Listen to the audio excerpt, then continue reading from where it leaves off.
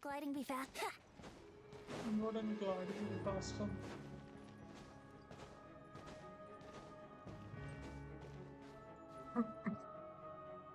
Oops, excuse me.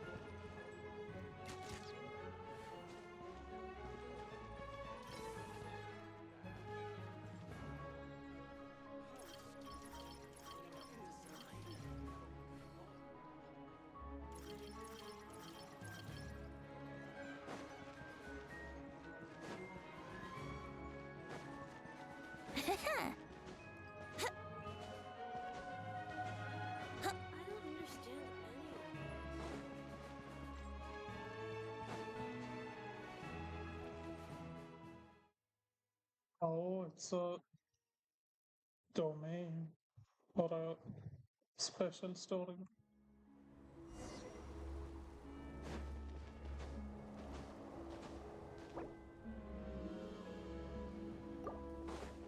Okay. Something's about to go down.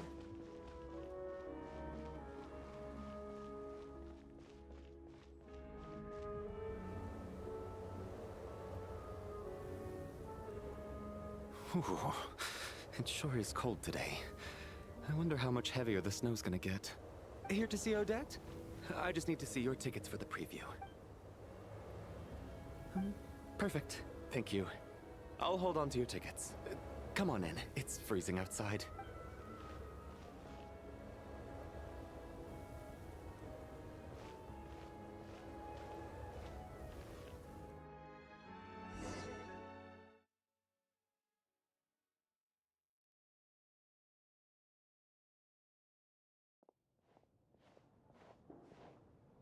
I think I'll leave the Lelic question until after the show's over.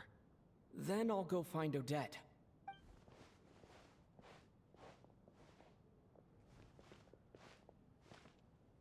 Child said he was originally going to come with Tonya. So I'm guessing Tonya's already here somewhere. Is there anyone here who looks like a Tonya? Let's see. It's a small audience. Makes sense for a preview. But wait. I do see some familiar faces. Mr. Chuganov's back again by the looks of it. Oh, and is that Mitya? And that Fatui officer, Valeri. Guess he must be playing cat and mouse with Mitya again. Oh no. It looks like the show's starting and I still haven't found Tonya. Never mind. I'll just have to take a seat for now and see if I...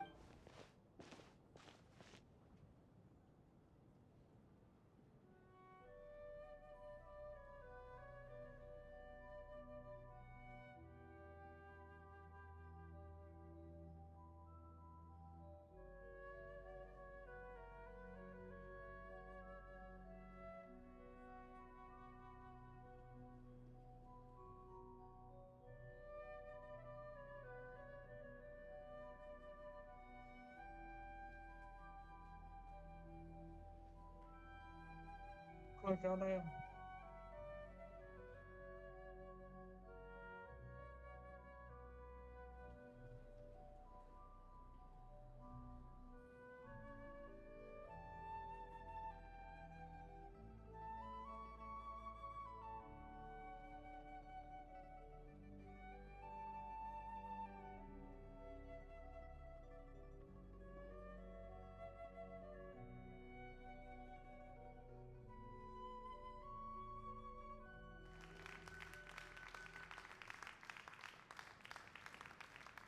Hello, members of the audience.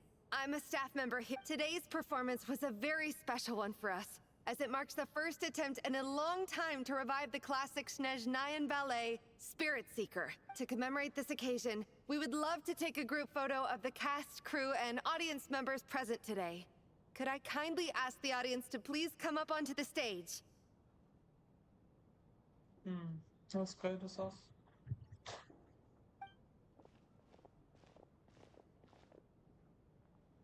All right, everyone, huddle in a little more. Now, look at the camera. 1, 2, 3.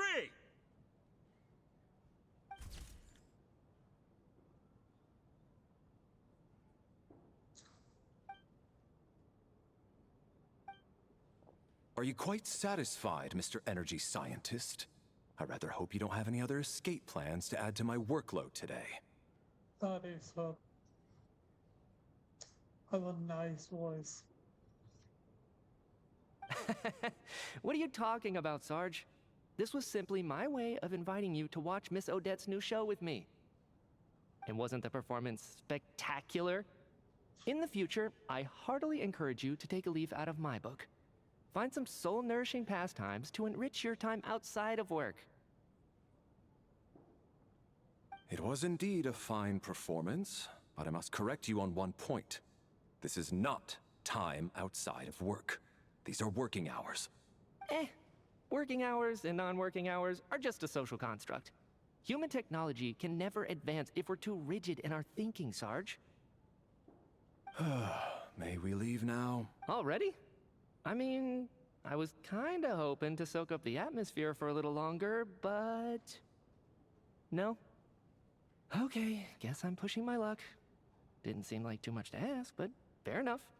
Off we go then, Sarge. Back to the land of working hours. Lead the way. Is that Tonya?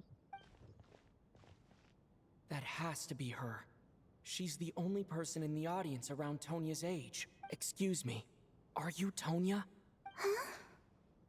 Your brother's busy today, so I took his ticket. Don't worry about him, he's fine. Oh, okay. Sorry for the trouble. What's wrong? Are you sick? No, I'm fine.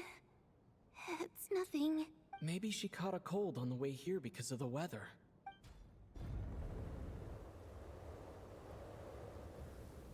I haven't seen snow like this in a long, long time. It's most unusual. I know. It's completely white out there. You can barely see a thing. I've never seen such heavy snow in my life. Let's wait it out for now. You'd be lucky not to freeze to death in this weather. Well, look at that. Maybe we shouldn't be in such a rush to get back after all. What do you think? Let's wait and see. Why do you need to take it so seriously? Fate has given us this wonderful chance to take a break. We owe it to ourselves to make the most of it. Come to think of it, there's a small inn not far from here that always keeps plenty of extra blankets on hand for guests. I know the route well. Shall I head over and borrow a few blankets? That way, anyone in a hurry can wrap up warm for the journey back. Just remember to return them next time you're over this way. Sir, there's really no need to go to all that trouble. Hey, it's no trouble at all. Wait here, I'll be right back. What a kind gentleman. Very good. My wife and daughter are waiting for me at home, so I shall be heading back as soon as I get my blanket. So... Are you expecting us to go back to the Armory Palace wrapped in blankets too? Don't worry about that. I made arrangements in advance. Should I not return to the Armory Palace within 3.5 hours after Operation Showtime begins, an armed squad will be sent to collect us. They will escort us back.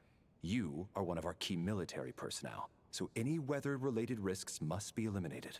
Operation Showtime? So, wait. Every single time you drag me back to work when I sneak out, it's a whole official operation? I gotta say, you've really turned this into quite a moral dilemma for me. It's snowing pretty hard out there. I think you should stay here for now. You seem a little under the weather. Sure. My brother might come pick me up in a bit anyway. Time to get to work.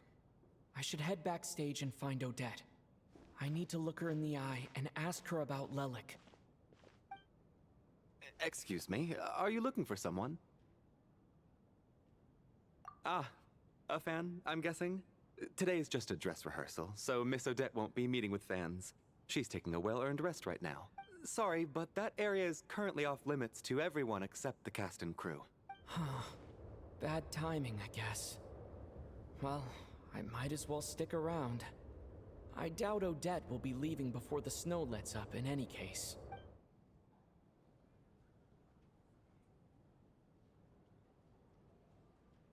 What happened to the gentleman who went to fetch the blankets?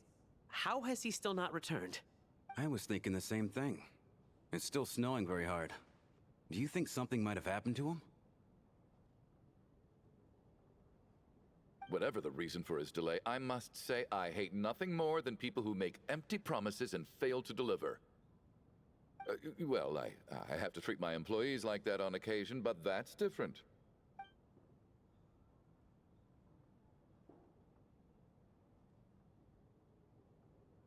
You seem anxious, Mr. Valeri.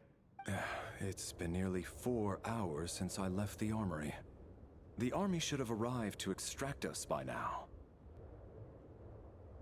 I think they all froze to death. They know how much I despise tardiness and disrupted plans. There's simply no reason that they shouldn't have shown up by now, barring exceptional circumstances. Surely a snowstorm like this one counts as such. Few things in this world can stop the Snezhnayan army, Mr. Mitya. And a snowstorm is certainly not one of them. Why don't you go out and take a look? They might be right outside, waiting for your orders before they dare come in. An absurd hypothesis. I have no intention of leaving your side for even a moment until I have escorted you back to the Armory Palace. This doesn't look like an ordinary snowstorm to me. That guy who left earlier, it looked like he just vanished into thin air. Either that, or my eyes were playing tricks on me. A man-eating snowstorm? Come on. Night hasn't even fallen yet. Spare us the ghost stories.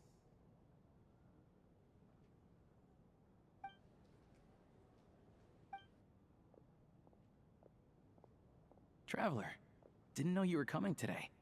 How come you didn't say anything? Oh, right.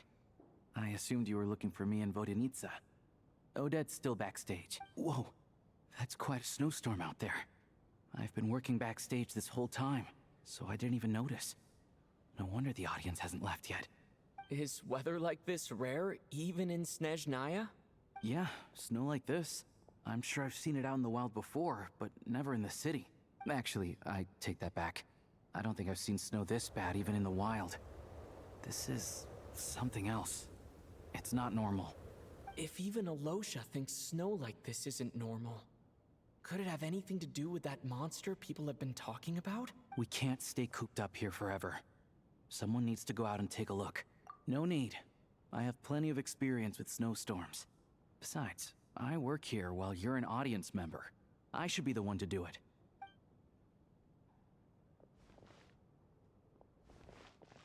Everyone by the door. Careful not to let the snow soak into your shoes. In a snowstorm, you gotta look after your toes above all else. Heading out, my man? Be careful. I've been told the snowstorm eats people alive. Thanks for the advice. I am planning to be careful. I just want to take a quick look at the situation out there.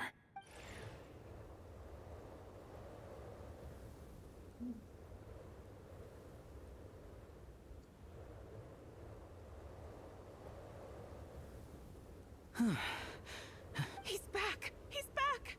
How was it? What's going on out there? Did you see any soldiers patrolling the area? Something about this storm isn't right. There's no one out there. I didn't see a single soul.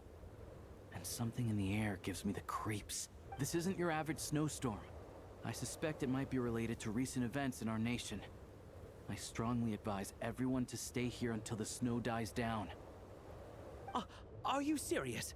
So all of us are trapped here now? That sounds a little far-fetched to me. You want to go outside and see? I, for one, am not risking my neck in that weather. This just turned from a minor delay into a major hassle. We can only hope that our friend who went to fetch the blankets just ditched us and went home. Is it really that bad? But my daughter, I won't be able to read her a bedtime story tonight. Huh?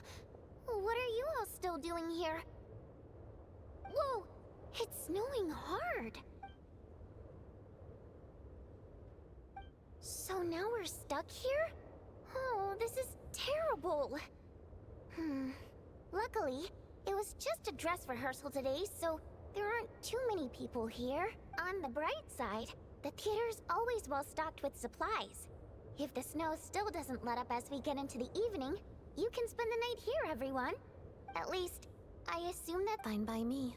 This seems like a sensible backup plan under the circumstances. My thanks to the theater for being so accommodating. What are you staring outside and praying for, my man? You anxious to get home too? Oh, Your Majesty the Tsaritsa, I beg you, please do not let tonight's snowstorm stop. This is a golden opportunity to spend the night under the same roof as the 2 top stars in all of Snezhnaya. It's a I think I've changed my mind. Sir, if you so much as look at us funny, you'll be seeing stars in a whole other way. Behave yourself, or you'll be begging for that blizzard. It's getting colder. We need to keep the indoor temperature up. Close the door and lock it tight. Let's head somewhere warmer.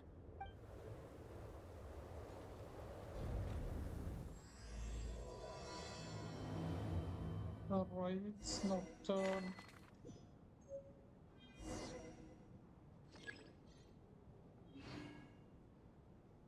Oh. Oh damn, you can actually...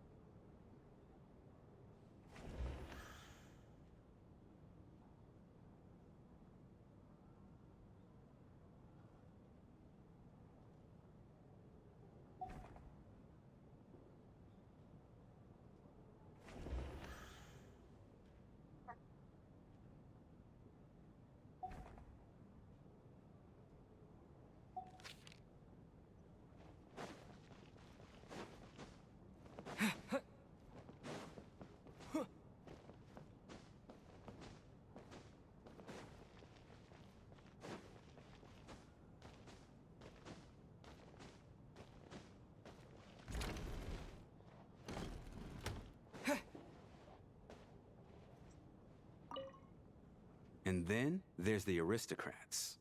Easiest of all to deal with. You don't need to use any force whatsoever. All you have to do is show them the rope you plan to tie them up with. Do you know why? I don't. Because nothing horrifies them more than the thought of a cheap, coarse rope leaving creases on their precious million more coat. They'll do whatever you ask to avoid that fate. Unexpected, but funny nonetheless. Tell me another one. Well, look at that. I got myself a new listener. Hey there. Let me introduce myself. The name's Shram, and I'm a mercenary. The kind that gets paid to do odd jobs for rich folks. And I am Chuganov, an entrepreneur.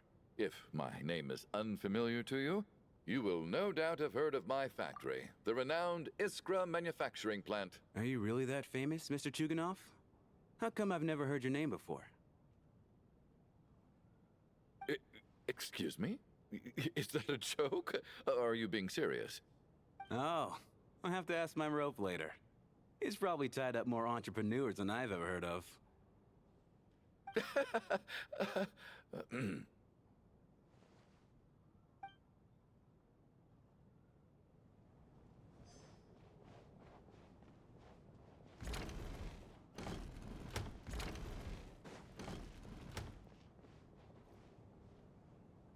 I have to say, even though today was a rehearsal and there were some hiccups along the way, Miss Odette's performance was one of the best I've ever seen, even compared to an actual show.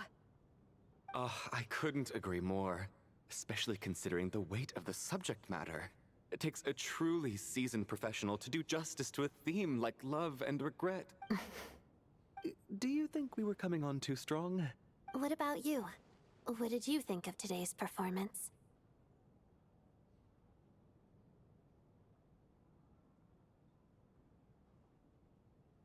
Huh.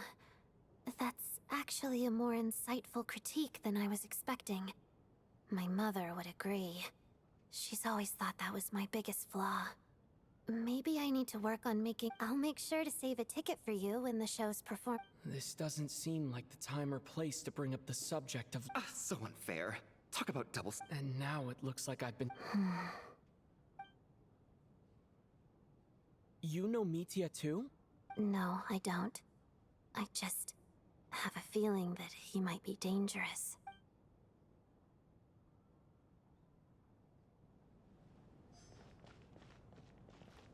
This is highly irregular.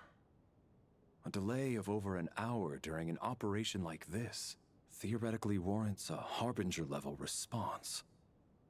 I wonder what the issue is.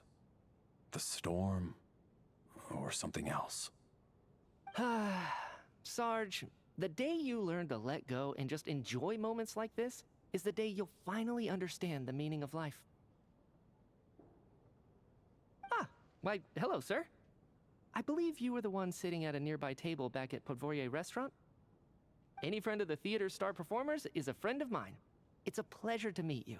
I'm Mitya, from the Energy Commission. Greetings. Major Valeri, head of the Special Assignments Battalion. Armory Palace Royal Grenadier Guards, 1st Regiment. I am here to ensure Mr. Mitya's personal safety. Please let me know if I can be of any assistance. Mr. Traveler, I cannot help but notice that Miss Odette is stealing glances at me. Any idea what that could be about? I've racked my brains, but I can't think of anything I might have done to offend her. Perhaps she noticed me spacing out during her performance? What? You mean I really did do something to upset her? Well, thanks for letting me know. So, Mr. Mitya, is your work related? Yes, that's right. The higher-ups in the Fatui transferred me from the Energy Commission to the Armory Palace because they wanted me to... Really? I can't even talk about that? Pretty sure it counts as part of my private life. All right, I won't say anything. Sorry, Traveler. As you can see, I'm afraid this pleasant chat will have to end here.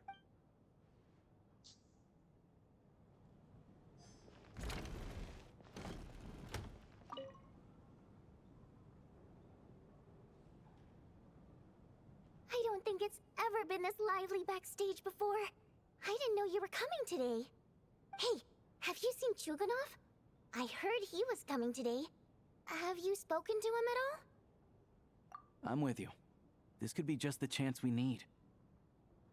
Yeah, I gotta figure out a way to coax some more intel out of him. I want to know why he suddenly changed his stance on Project Stuzha. What exactly happened before the most recent Vecha vote? For the Rokad, or just out of personal interest? Shh! There are other people around. The artwork.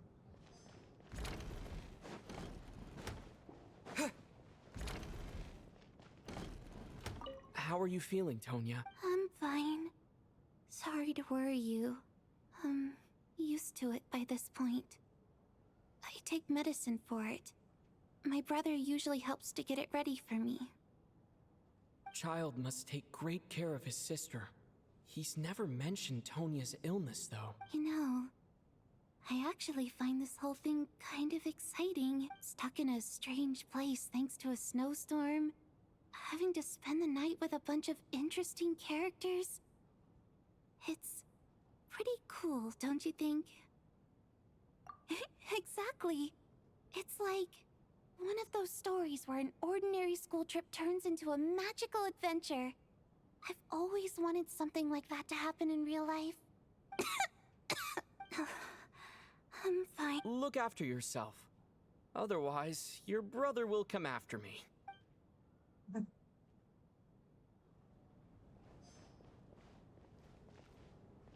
My husband has major trust issues.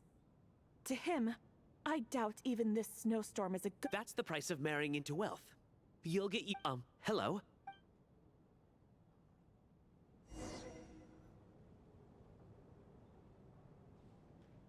How's it looking, Alosha?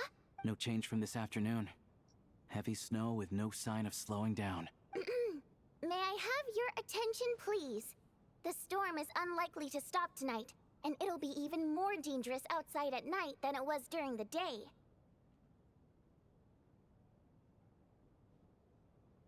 We at the theater owe everyone here a duty of care. Therefore, we strongly suggest that you stay on site overnight and avoid going outside unless absolutely necessary. In a few short moments, we'll give you a tour of the theater's various quarters. You can choose to sleep in the VIP room, the office, or backstage. Or on the stage if you'd prefer. We won't mind. I'll pass on sleeping on the stage. What if the snow is stopped by tomorrow morning? The early birds in the audience might think we're part of some experimental new show.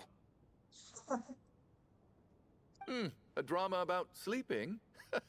That could be fun. Maybe we could come up with a title for the production. Sleeping Beauty. Oh, damn. Not bad. Clear selling point, at least. Could be a big hit. Anyone who doesn't wish to sleep on the stage, please follow me. I'll show you to the rooms.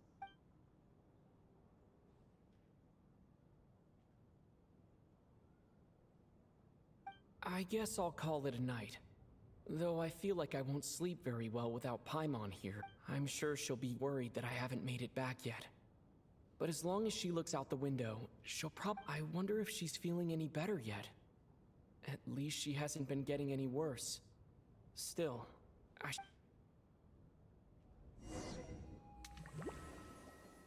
Oh. What?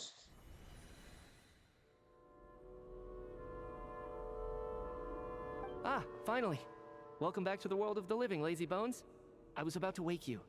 The black mist is almost on us.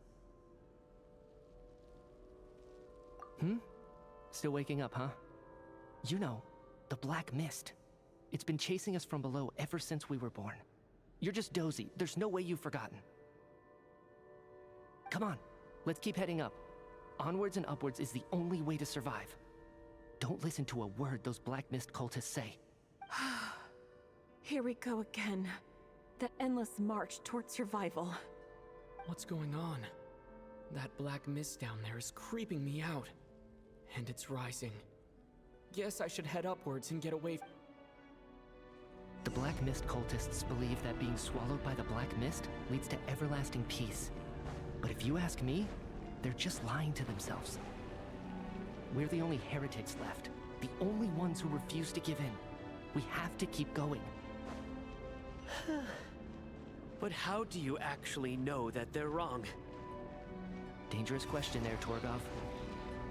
The moment your faith wavers, you start a chain reaction that ends in the collapse of your will. Put the question out of your mind.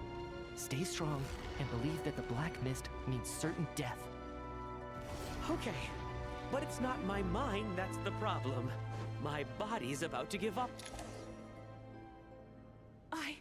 I can't do this anymore. I've had enough of being forever on the run. All this will pass eventually, I promise. Keep... You accuse the Black Mist cultists of being liars. But you're lying too. There is no end to this path. It keeps going up forever. There was never any hope to begin with. The cult of the Black Mist has poisoned your mind, Sobolova. Are you... I am. I think I'll take my chances with the Black Mist over this perpetual torture. As much as I detest the Black Mist cultists, I'm just too weary. Then I bid you both farewell. Let me put my personal opinions aside for a moment and say, I hope that you both find peace within the Black Mist. Fate always appears so impossibly complicated. But at moments like this, its raw simplicity is laid bare. So weird. Their fate was sealed from the instant they entertained doubt. From then on, the outcome was both inevitable and irreversible. Let's go.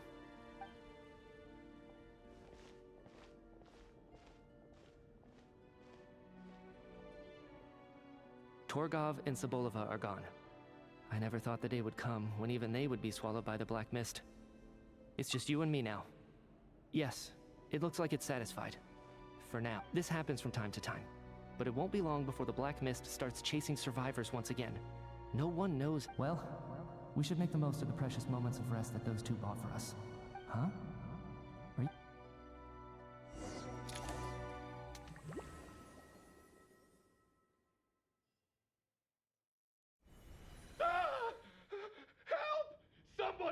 What is it, Chuganov? Is it morning already? Sounds like it's coming from next door.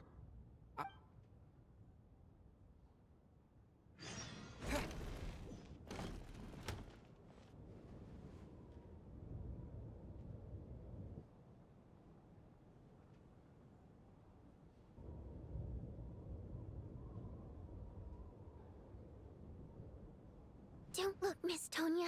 Stay here. Oh. What happened to them?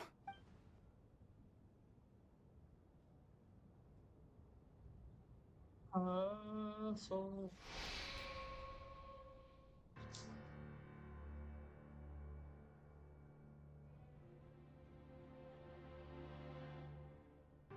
These two people have passed away. And the strange thing is that somehow, I knew this was going to happen. I knew that they would be the ones to die. Have I seen this moment before? Or did I have some kind of premonition? I can't remember what it was. final destination. Let me take a look.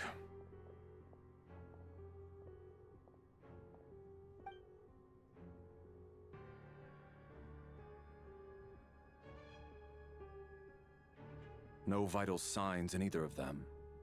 They're dead. The cause of death, however, remains unclear. No wounds on the bodies, no signs of a struggle, and no skin discoloration caused by the buildup of toxins. But just last night, they were chatting and joking away. This is so sudden. Could they have had pre-existing medical conditions? Even then, the odds of them both dying of sudden complications on the same night are extremely low. It's hard to believe that they died of natural causes, nor does this appear to be a suicide. Who was the first to discover the bodies? It was me. But these deaths have nothing to do with me, officer. I got up early because I wanted to see if the snow had stopped. Then I noticed that the door to this room was open, and it looked like there was a man and woman inside. I just went over to see what was going on. I had no idea they were... I can corroborate this. I was doing my morning exercises near the stage. When I saw Mr. Chuganov heading this way, I followed him. I can also confirm that I didn't see a single person approach that room before him. The snowstorm was raging all night, and it's still going now. There's no way someone could have come in from outside, correct? You mean an intruder? No, not possible. I slept by the door last night as a precaution. There's no way I wouldn't have noticed if anyone had tried to open it. Everyone, split into pairs and search the theater for anyone in hiding, or any signs of suspicious activity. I'll follow up with a full search of my own shortly. Go. There is no time to waste.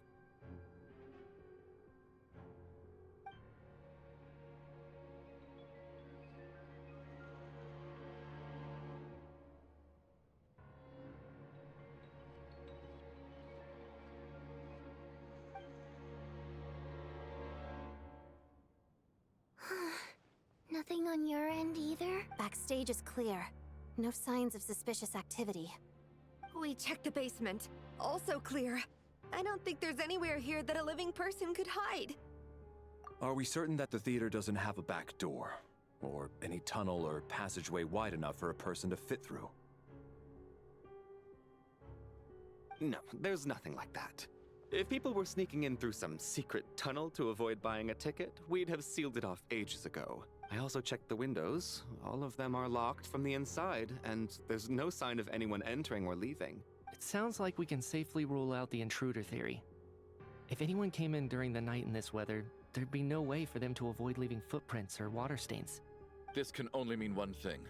It's like one of those murder mysteries you see in novels and plays, isn't it? The ones where the killer is one of us. We can't quite jump to that conclusion just yet. Could he be right? It's hard to imagine something like that happening in real life. Set in a theater during a snowstorm, a murder takes place, and the killer is among us. It's such a classic trope that it seems unbelievable. Looking at who the killer targeted, and the clean entry and exit, it all adds up. I know what this is. It's obvious now that I think about it. What is? What have you figured out? Both victims were wealthy, well-known local merchants. And the door was deliberately left open so I would discover the bodies and witness the crime scene first thing in the morning. Such ruthless methods. This was your doing, wasn't it, Lelik? Lelik? You mean Lelik is among us? And he's the killer? Lelik. I know this code name. Member of the Rokot, anti-Project Snezhnaya. Always works alone. I've read the case files at the Armory Palace. Walk me through your reasoning, Mr. Chuganov. What do you know about Lelik? What now, huh? What now, Lelik? What more do you want from me? I already voted against Project Snezhnaya at the Snezhnograd Vecha. You snuck into my house the other day while I was asleep. Left a threatening letter. And I did all that you asked. But Project Snezhnaya cannot be so easily shaken. Not with the rooster in charge. So he really was threatened by Lelik. That makes sense. And now you're resorting to murder to threaten me. Isn't that right? I knew it. The Rokot despises the rich. The lives of the wealthy are but refuse in your eyes. Show yourself! Which one of you is Lelik, Tell me! I'll do whatever you want! Just stop playing these mind games! Was this really Lelik's doing?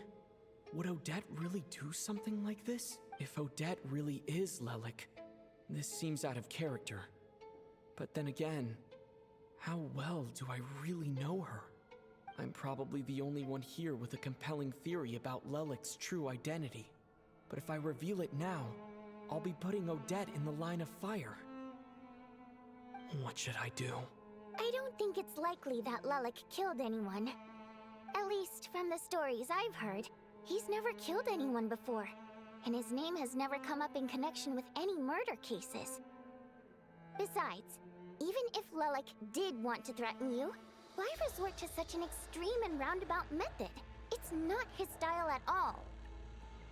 Vodyanitsa doesn't know that Lelik might be Odette, but her assessment is pretty much identical to mine. Miss Vodyanitsa, why do you suddenly feel the need to speak in Lelik's defense? Defense? Oh, no, it's just... I'm worried that we're jumping to conclusions here, so I wanted to share my point of view. Also, I don't think the Rokot is as bad as you're making it out to be.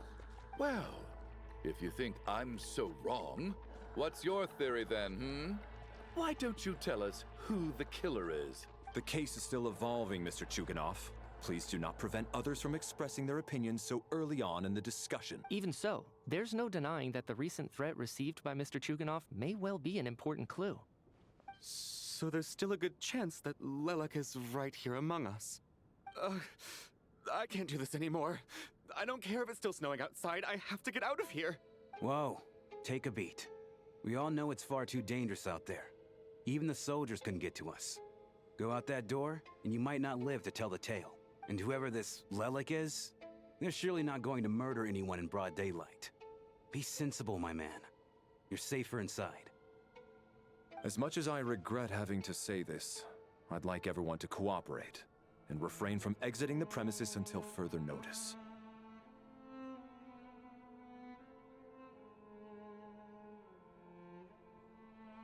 Because as things stand, every one of us is now a suspect. Unless anyone has further information to share, let's adjourn for now. Feel free to keep searching for clues, but make sure you don't go off alone.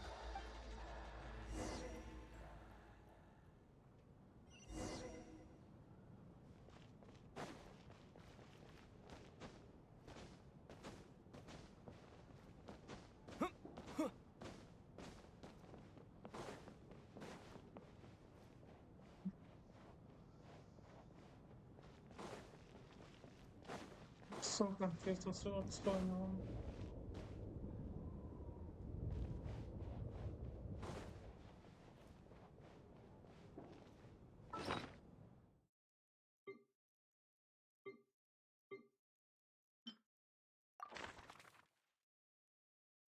Goddamn. Disease.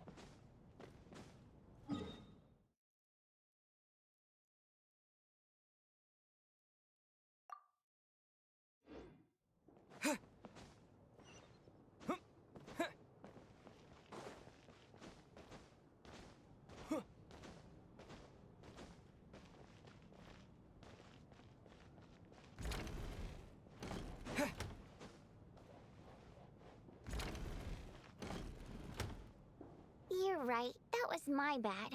It was a knee-jerk reaction. I didn't think it through. Luckily, no one suspected my identity. Oh, phew. It's just you. I thought someone was eavesdropping. Since Vodianitsa and I were on the same page earlier, I think I should share my thoughts with the Rokot members first.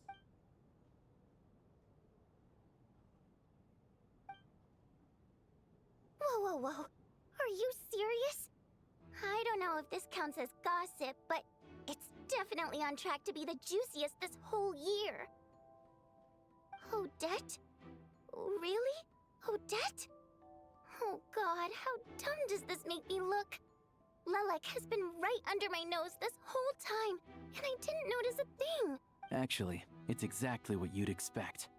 Sometimes, hiding in plain sight is the best strategy. And now that you mention it, the more I think about it, the more sense it seems to make. It all adds up. What are we up to now? 1, 2, 3, 4... Odette's identities. She's my coworker, specifically a ballerina, and also a Fatous, a member of the Rokot. Now, Lelek.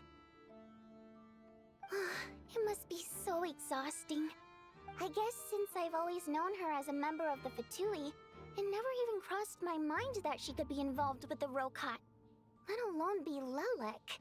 I don't understand. If she's with the Fatui, what reason could she have for being so opposed to Project Stusha? Probably best if you ask her that in person. Well, since you waited until now to bring this up instead of announcing it to everyone earlier, does that mean we're all on the same page here? Yeah. Lelek may not follow orders from the Rokot leadership, but as far as I'm concerned, she's never crossed the line. If anything, her actions benefit the poor. We need to confront her face to face. Do you think she'd really admit to being Lelek? I don't know. We'll have to see how it goes. For now, we'll work on the assumption that she didn't kill anyone, and see how much she's willing to tell us.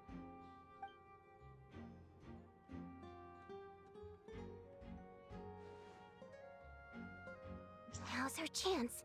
Hey, Odette! What is it, you guys? Shh! Keep your voice so, Alright, fine. You don't have to say anything or explain yourself. Just none of us believes you'd kill innocent people. Whoever murdered those 2 people, the Traveler was the first to figure out your identity. But he kept quiet during the discussion just... Still, it's clear where the group consensus is heading. Everyone believes Lelek is the culprit. If your identity is exposed, you'll be in a really bad spot. We're your colleagues, and we know what kind of person you are. I don't want so... Can you clue us in? Tell us everything. The more we know, the more easily we'll be able to cover for you. Alright.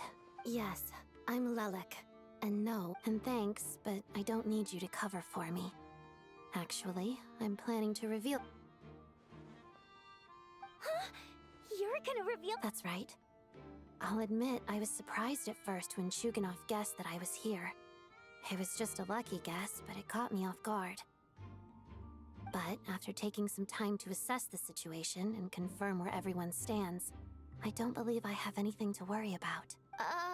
Are you sure you don't need a second opinion? Given the circumstances. Mr. Valeri! What?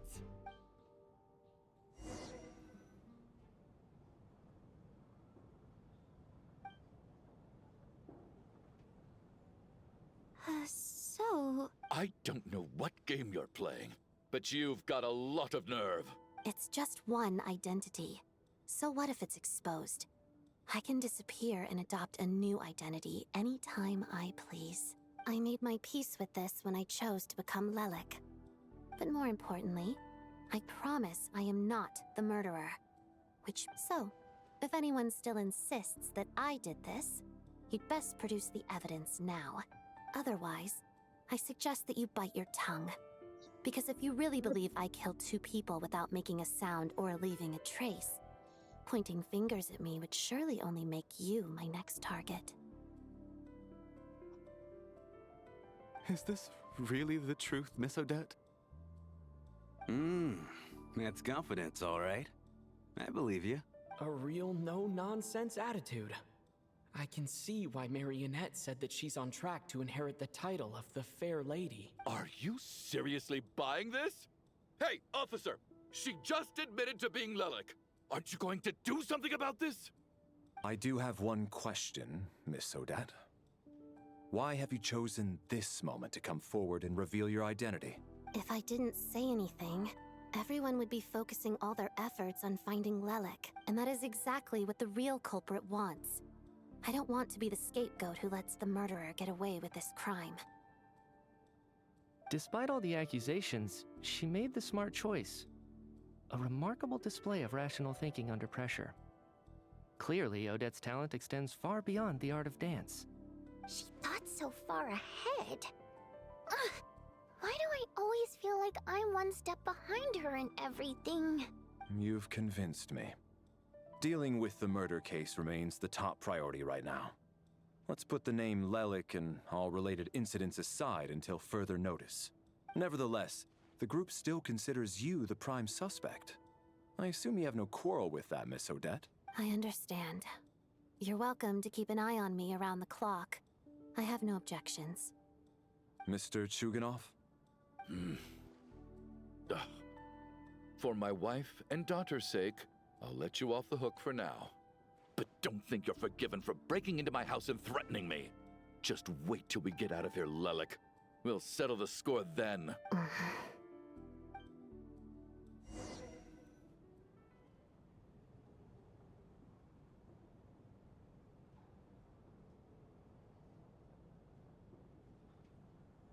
Good work, Lelik guard team. And Lelik too. Here, have some hot water. Turns out Valeri knew about my exploits. So now I've been told I have to guard Lelik with him. Shouldn't you be facing my way if you're guarding me? At the moment, it looks more like you're my bodyguards. If the true culprit is indeed still at large, as you have claimed, we must keep our guard up against them also. Don't worry, Tonya. We'll get through this. Once the snow stops, the officials will step in. The investigation will get easier, and then we'll be safe. But... once the snow stops... You're gonna miss us, huh? Well, some of us work at the theaters, so we'll still be here. Really, Miss Vodyanitsa? Aw, you're so cute. All right, let's swear to it. I promise to give you the pass, and you promise. Don't indulge her, Tonya. You don't have to swear an oath over things like that. You really do get carried away sometimes, don't you, Miss Vodyanitsa? Hey! Mind your own business! Don't be nervous, Miss Water Imp. Everyone's here. There's nothing to be afraid of. Excuse me? Do I look nervous? No. Oh. Wait, but how... Okay, plenty of people know that I'm a water imp, but still... How come you understand our primary mode of Primary mode of expression. I've not come across that concept before. Well, it's just... We water imps tend to communicate our emotions to each other by singing, rather than facial expressions. The emotions we convey through song take precedence over our facial expressions. So, we think of it as our primary mode of expression. I'm impressed, Shram. I didn't take you for a man of culture, but you're clearly rather... It's not about being cultured or not. The thing is, this mode of expression can usually only be understood by other water imps. It's not a simple case of a song sounding happy or sad. And yet, you're clearly human, Mr. Shram. It's really not the big deal you're making it out to be. I think I just have a knack for it. Plus, I have a... very close friend who's a water imp. A delightful lady. But keep that a secret. Anyway, we spent so much time together that before I knew it, I noticed I could understand her expression. Oh, I guess that makes sense. Still, the fact that you have a water imp friend is even more surprising. I'd better... Hey, what are you implying? You're not secretly insulting the audience in your songs, are you? Heavens! Why would I do a thing like that? It's getting late. We should discuss our sleeping arrangements for tonight. To guard against the killer, someone needs to keep watch. I suggest that we don't sleep in separate quarters tonight. It will be safer if we all stayed together. As long as someone keeps an eye on Lelik, I'm quite sure we won't have any trouble. Are you saying that you wish to bet your life on Miss Odette being the killer? Nonsense. Of course not. Then I propose the following arrangement for tonight. The Traveler, Odette, and I will form the Night Watch. We'll sleep in shifts, but 2 of us must be awake at any given time. An excellent idea. This allows us to handle the Night Watch while also keeping an eye on Lelik. Meanwhile, the rule of taking shifts in pairs resolves the other issue.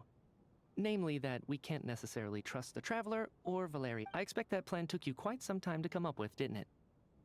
Actually, our field combat manual outlines a similar approach.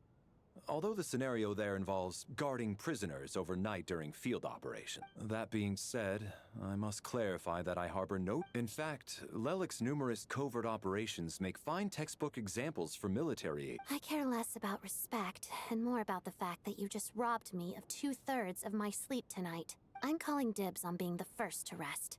Good night.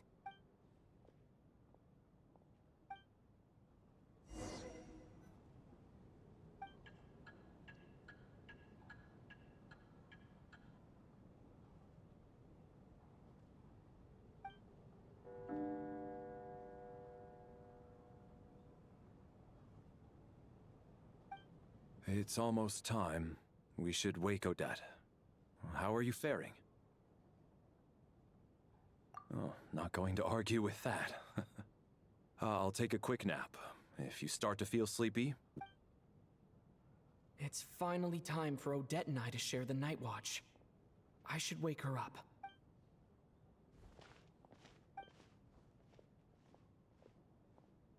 I came here to get information from her in the first place. Maybe I should think about what questions I want to ask before she wakes up. How long are you gonna keep staring at me?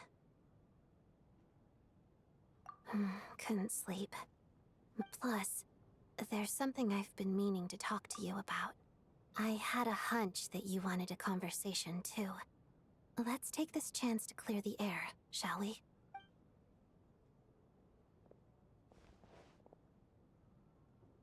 I just had a simple question for you, really. It's Rosaline.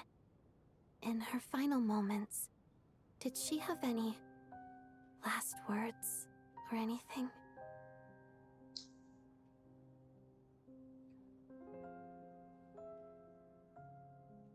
I think you lied, sort of, yeah, something like that. She said. I see. Well, that was all. I have no other questions. No. She was utterly ruthless in pursuing her goals. That kind of person should be hard to miss. And yet, Even though I never approved of her methods, and she was an abrasive person, the fact remains that I am indebted to her. Oh, she told you. I guess that makes sense. I think she and Rosaline were on pretty good terms. Yes. Rosaline wasn't the kind to gossip about this sort of thing. Not that it's any huge secret to me, though.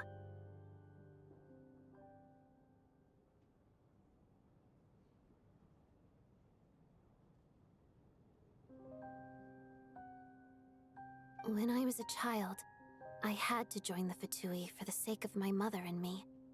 I trained under Rosaline. It was extremely grueling, and it didn't exactly come naturally to me. All I could do was try to ignore the biting cold and practice, practice, practice. I was a newcomer who'd managed to make a good first impression on a harbinger. There was pressure to live up to her expectations, to be worthy of the fair lady's reputation. Every day was a struggle against the cold, pain, and fatigue. And most nights, after enduring all that, I've become almost immune to the sensation of pain. I suppose that was the cost of survival. Surely, any child who had to experience that would grow to hate her lot in life, don't you think? I guess this is a built-in story thought. So, I put an equal amount of effort into my ballet. Because in my young mind, that was the only way to defy my fate. It was my way of telling her, the Fatui's demands and your expectations of me are not what I wish for.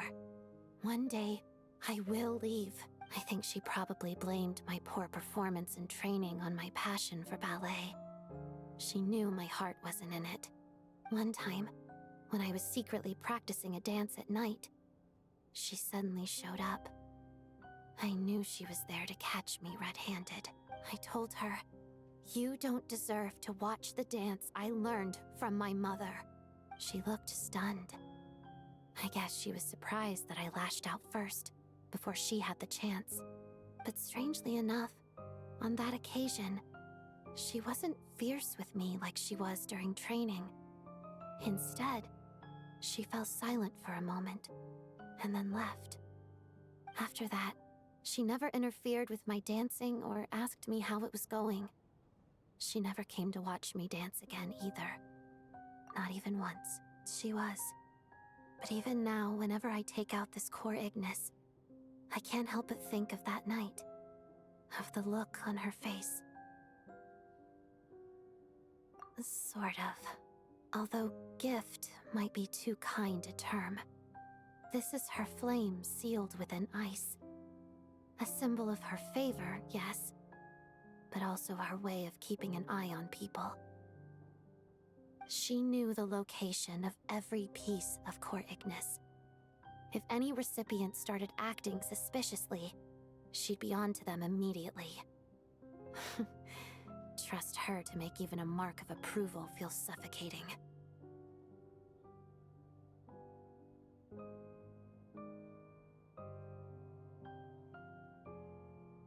So, when news of Rosaline's death reached Snezhnaya, many people immediately crushed their core Ignis.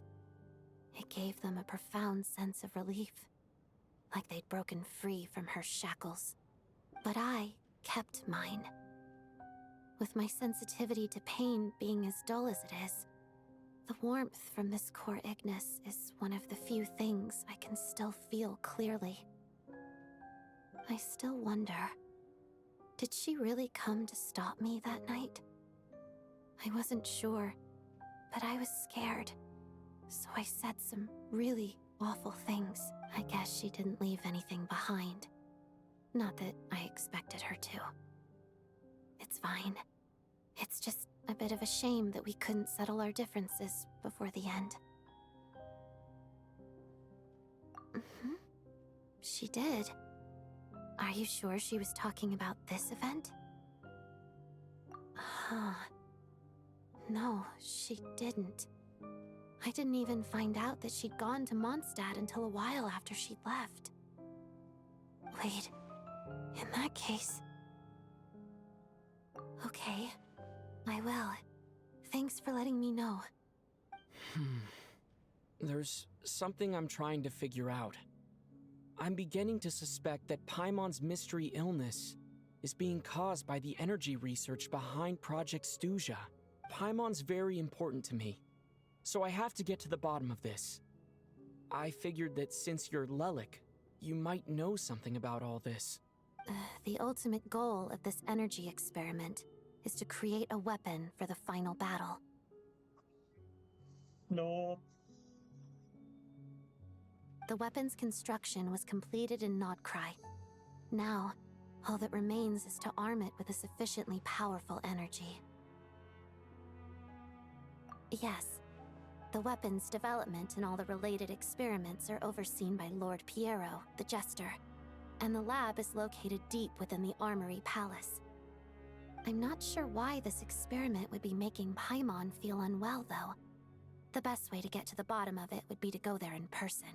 Once we get out of here, I'll help you apply for an entry permit. And I'm hardly the organization's proudest member, as you know. You answered my question about Rosaline. I want to do you a favor in return. It's that simple.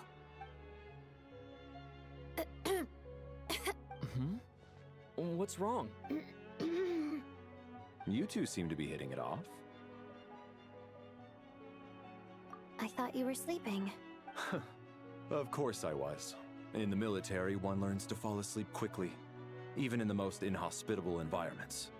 It's vital to staying alert and energized. Why? Is something wrong? Even if he was awake, he can't have overheard us. Well, thank you both for keeping watch. Traveler, I'll take over for now. It's your turn to get some sleep. Sure.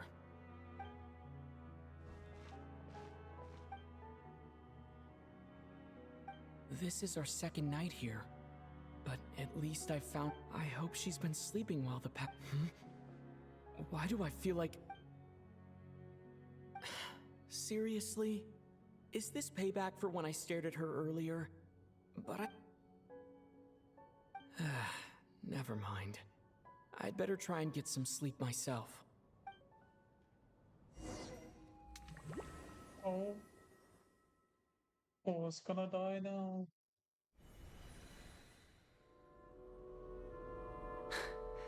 Hey, what are you spacing out for? Are you reaching your limit too? How long have we been walking for? Do you remember? Time's lost all meaning. Ever since we noticed that thing above our heads. What was it called again? A star key? Or key star? Anyway, the person who named it was swallowed by the black mist. Whatever it's called, ever since we noticed it, we've been walking up and up, hoping that as long as we reach it, we can find a way out of this place. But it seems like no matter how far we walk, we never get any closer. Well, we've come this far. You never know. Maybe we're almost there? Come on, enough moping. Let's go. The black mist is catching up.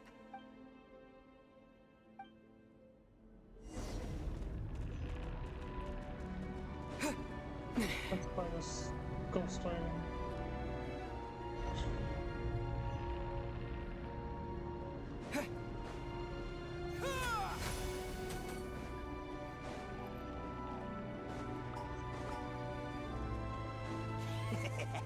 Monsters! Watch out! Not again! I've lost count of how many times we run into them. Be careful.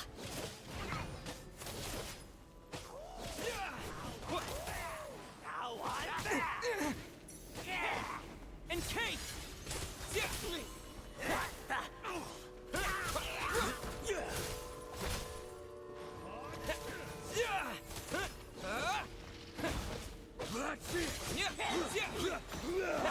Here. Cryostorm! Condense! Nice.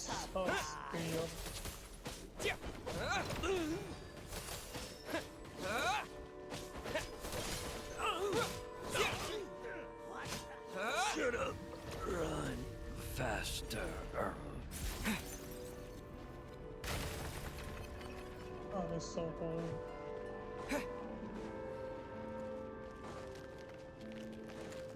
Here they come again! Get ready!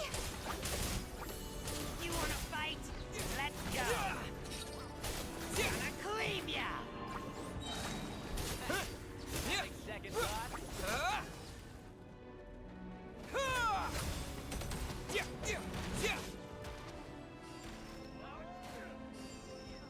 Backup is here. And Kate!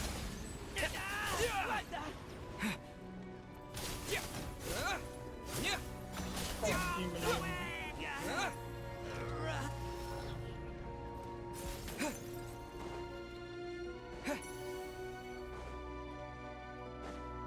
Monsters ahead of us. The black mist behind us. Feels like there's no escape.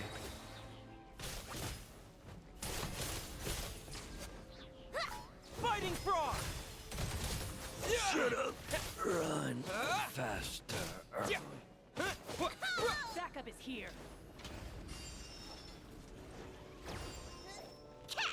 And Kate!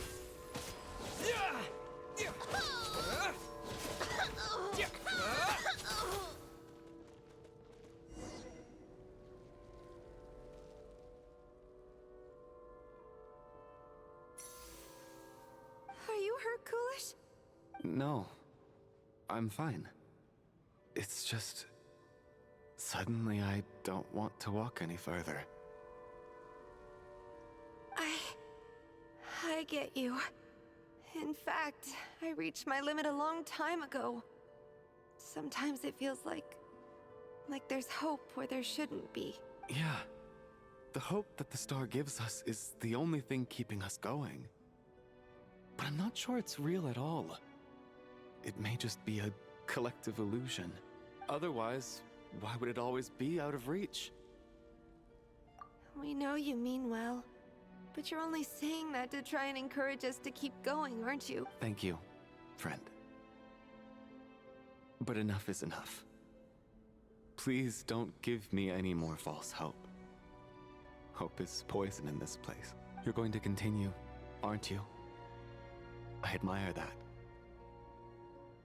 I've given up, but I wish you the best. May there come a day that you catch up to the star. God-forsaken place.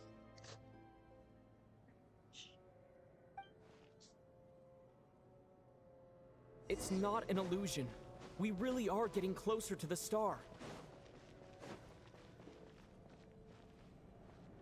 Congratulations. You're the first person to make it here. I'm the star's envoy.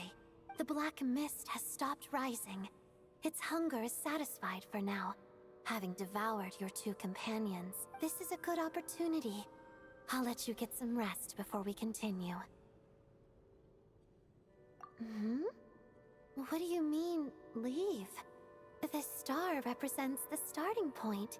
It's the waypoint for the beginning. Congratulations on reaching the starting point. Once you are ready, we will head out and walk upwards. I will be right by your side the whole way. Huh? What's wrong? Hey.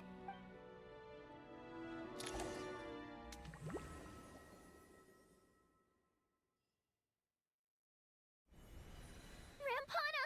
Rampana!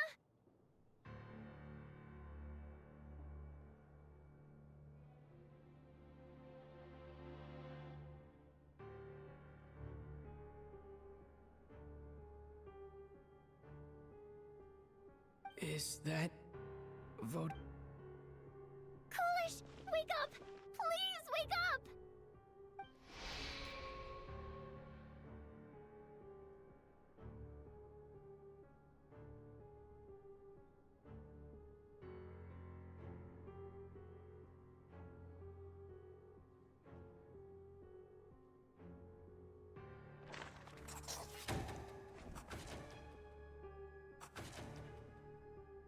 The situation is identical to that of the 2 casualties yesterday.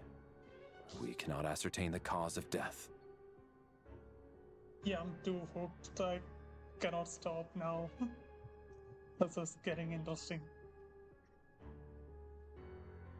At least there are some elements that we can rule out this time. They slept on the stage with everyone else. So I suppose the surrounding environment can't be a relevant variable.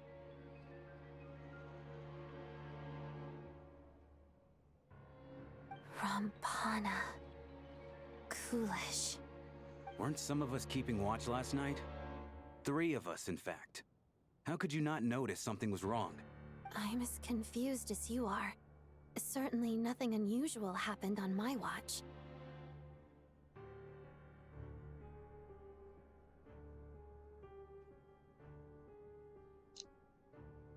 Likewise, and from what I've observed so far, both Miss Odette and the Traveler can be trusted. To be honest, I didn't get a wink of sleep last night. I couldn't help but think I was the target, so I just laid there with my eyes closed. I heard the Traveler and Lelik chatting, but otherwise I don't recall hearing any commotion during the night. Me too. I didn't want to wake everyone up, so I was concentrating hard, trying not to cough. I hardly slept at all. If anything had happened, I'm sure I would have noticed. Then, what could possibly be causing this? Once was bad enough. I can't believe it happened again. I worked closely with Rampana and Coolish for so long. I never imagined that one day they'd... And on this stage of all places... Florianitsa... But if something happens to Tonya, I'm completely shutting it off. Like right here, she dies. Like, come on. We waited so long to see her run out. 4 victims in just 2 days, and we still don't have a single lead. I need to get to the bottom of this as soon as possible. And above all, keep Tonya safe. I'd never be able to look Child in the eye again otherwise. Still snowing? Yes, I just checked. Still no sign of anyone outside either. So we only have ourselves to rely on. If you ask me, this killer can clearly strike whenever they please. The Night Watch was a useless endeavor from the start. Lelik must be an expert in poisoning. Clearly she used some poison that can't be detected on the corpse. Here we go again. Listen, I was already thinking to myself last night, was Lelik's reason for revealing her identity the real story? Well, now I have my answer. It most certainly was not. She's been playing us for fools. You get off on this, don't you? Revealing your identity, only to carry on with your killing spree? That's a hideous thought. One that only a hideous mind like yours could dream up. How dare you? That's enough! Yesterday, you named Lelik as a suspect because the victims were both wealthy merchants. Lelik might have had a motive then, but today's victims were just ordinary people. Not to mention that they were colleagues of Odette and mine. What reason would she have to murder them? Let me guess, just to scare you? Who knows? Maybe you don't know her as well as you think. I implore you all to ask yourselves, how many people are there really in this world that have what it takes to kill another person? Not many, I'd wager.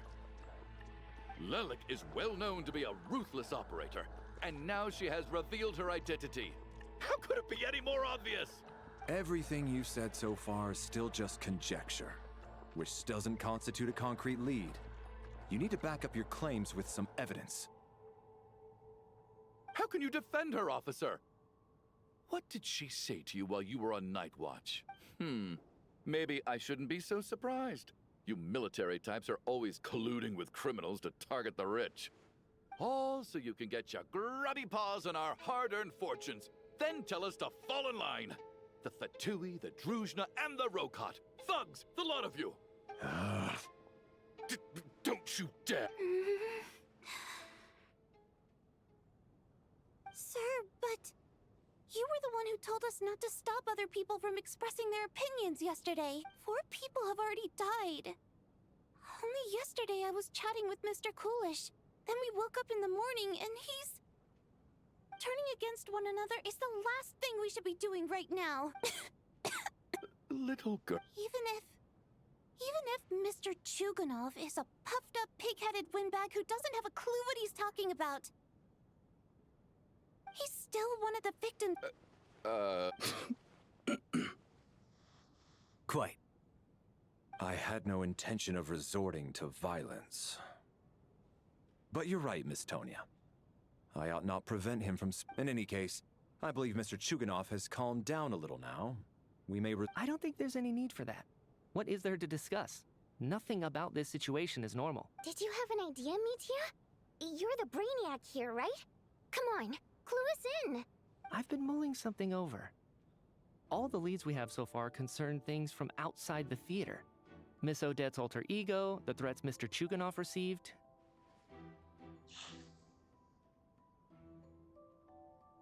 But then there's the 2 double murder crime scenes themselves, which have given us absolutely nothing to go on whatsoever. That's highly unusual. Even with the most careful killers, there's always some evidence left behind. So what are you suggesting? I think this could be a supernatural event. It isn't characteristic of human-on-human homicide at all. Correct me if I'm wrong, but aren't you supposed to be a scientist? That doesn't sound like a conclusion someone like you is supposed to make. I got into scientific research because of my insatiable curiosity. But if the present situation defies all known scientific explanations, I don't mind shifting my curiosity toward the paranormal instead. Now that you mention it, I remember when I first came to the theater. I heard rumors about this place being haunted. Haunted? Yeah, I think I heard the same thing. But I mean, they're only rumors, right? We've worked here for years. Surely we would have noticed any spooky goings-on by now. Well, this has taken an unexpected turn. A haunted theater? If Paimon were here, she'd probably be hiding behind me in fear right now. Why don't we take this opportunity to look for clues again with a more open mind? Maybe a different perspective will help us see something different.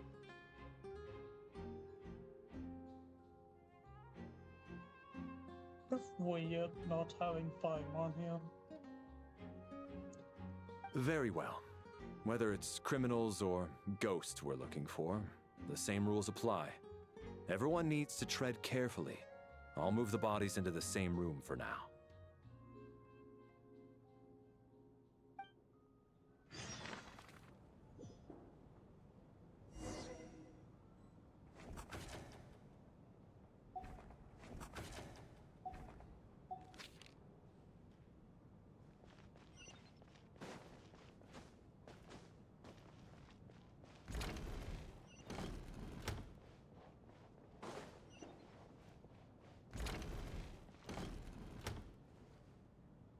Valeri, come take a look at this.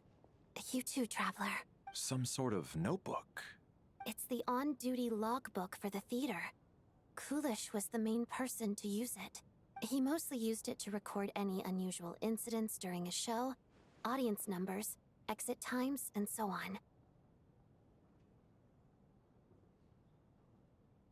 Yes, he'd always have this logbook with him when he checked tickets at the entrance.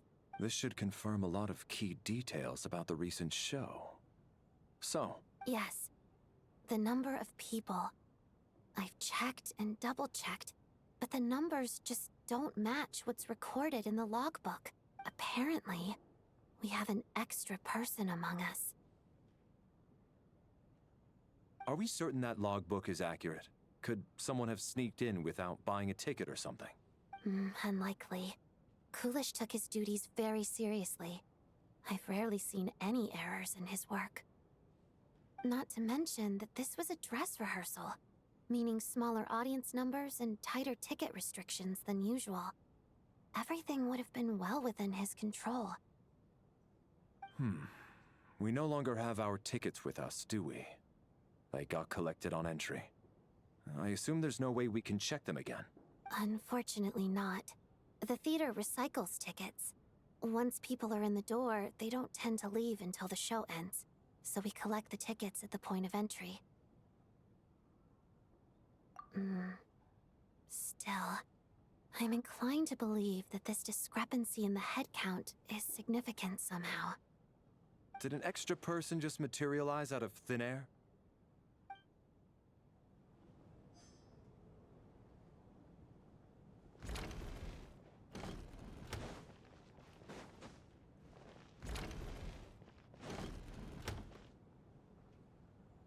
Ah, Traveler.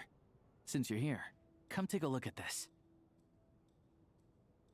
Alosha found it. We're both curious to hear your perspective.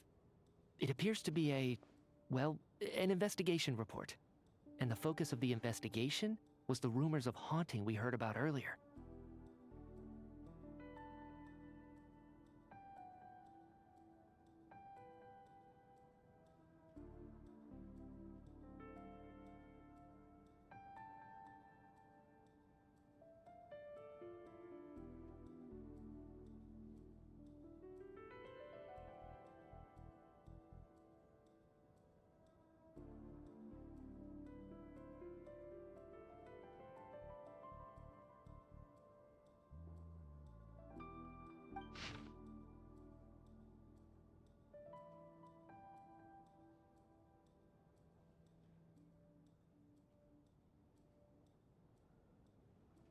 An investigation report, huh?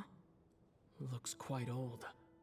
This person's name looks to be of Sumeru origin to me. Was the investigator from Sumeru? The theater manager must have hired an investigator once specifically to look into this issue. But it doesn't look like anyone ever looked at the report.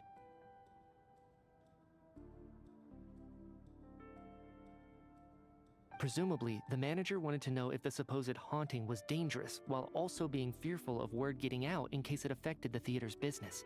Anyway, the bottom line is, the haunting is actually real after all. It's caused by an obstruction in the ley lines. Is there any chance this is the key to finally making some progress with the murder cases? Ley line problems are pretty unexceptional to me by this point. And while it certainly offers an explanation for the ghosts,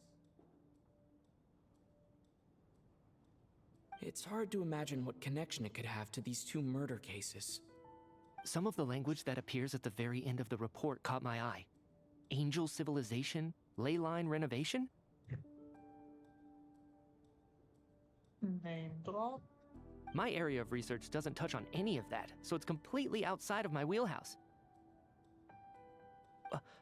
Huh? A piece of paper just fell out from the report. It landed right by your feet.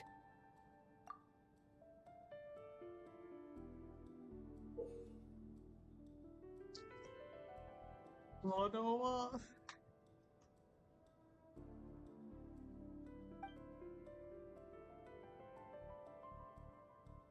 How unnerving. It was tucked inside the report, so it must be a note left by the author.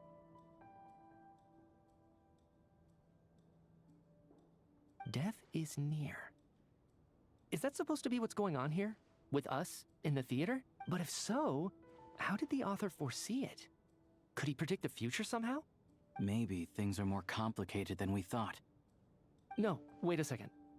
If we take the report and the note at face value, they completely contradict one another. The report definitively concludes that the hauntings in the theater are harmless and cannot affect the real world. But the note seems to be warning of potential danger. The question is, what exactly does the note mean by death?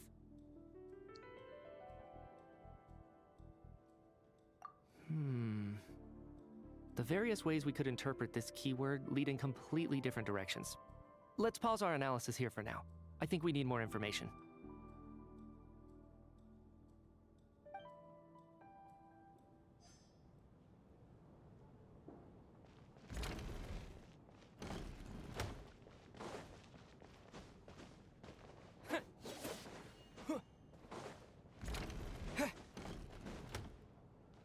Tonya, did you find anything? Not yet. Still looking. So... Are we supposed to be looking for something paranormal? I think I'd prefer teaming up with you than looking around on my own. This looks like somebody's notebook.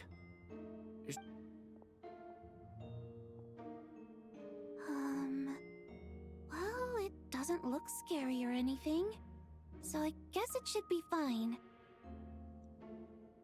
Alright, let's read it together.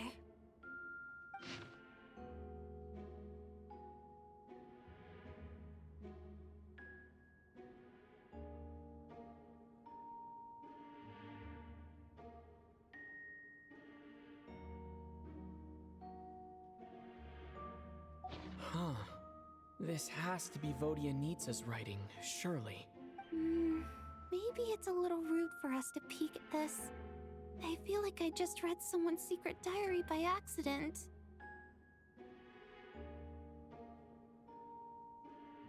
It sounds like she's writing this for her parents, right? I don't understand.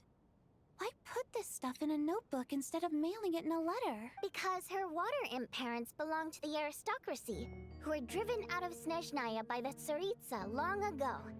And now they live somewhere new, where the postman can't get to. We're sorry. It's fine. My fault for not storing it properly. I can't leave things lying around and expect them to get ignored when everyone's scouring the place for clues. All right, give me my notebook back. I'll take over the investigation in this room.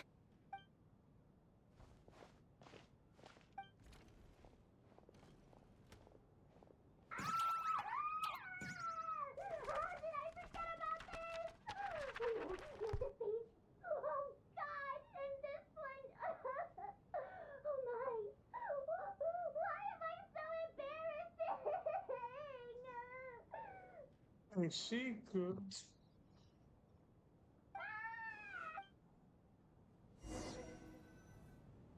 If we take all this together, it's not impossible, is it? If anything, it's the natural conclusion. Oh, I beg to differ. This sounds to me like a product of a researcher's vivid imagination. And perhaps it's because I'm still viewing this through the lens of a typical murder investigation. But still, I'm struggling to be persuaded by your theory. Does it really sound that far-fetched? Alright, well, let's treat that as speculation for now. I do agree with what you've said, so let's go with your idea for now.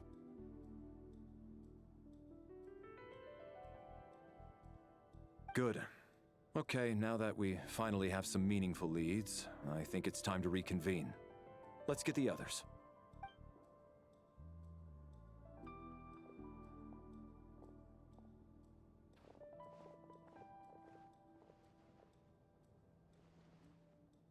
So, that's about everything we've discovered so far. I'll share my theory first. Based on what we've learned from the logbook, I believe the extra person among us is most likely the killer. If the killer had simply bought a ticket, it would have greatly increased the risk of their identity being exposed. I expect he or she either hid in the theater ahead of time, or found a way to slip past the ticket inspection. They then blended in with the group and waited for an opportunity to strike. What about the note found in the investigation report? Any thoughts on how that fits in? The killer may have simply planted it there as some sort of sick joke. I've seen my fair share of psychopathic killers. They love playing cryptic mind games. So, it has nothing to do with the haunting of the theater after all. This theory makes sense to me. If we have an audience member unaccounted for, chances are they didn't come here to watch the show. Could it really be that simple? So, in other words, all we have to do is find out who got in here without a ticket, and all our problems will be solved? Then let me make one thing clear. All the theater staff should be well aware that I came here for the rehearsal legitimately, yes? There's no way I'm the one who didn't have a ticket. It's true. I hear you used every trick in the book to get a hold of that ticket, too. Everything short of throwing a temper tantrum and rolling around on the floor at the entrance. I most certainly did not degrade myself in such a way. Probably a stupid question, but I might as well ask. Did anyone here get in without having their ticket checked? Hmm? Guess it was naive of me to expect them to just admit to it. Especially after the unprompted Lelik reveal. Once was already a miracle. Twice would be unfathomable.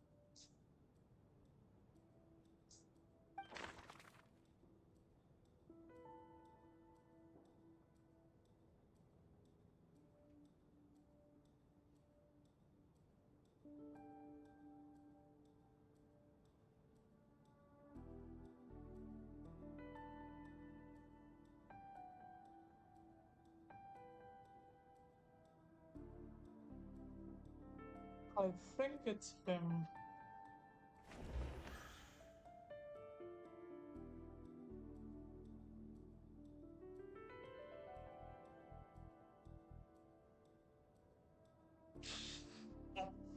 Really a playable character? I don't know.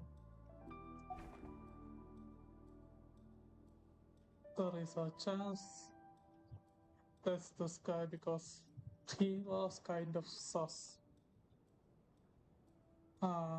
With him knowing what she is and stuff.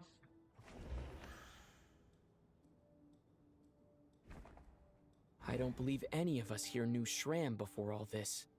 If no one can verify Shram's identity...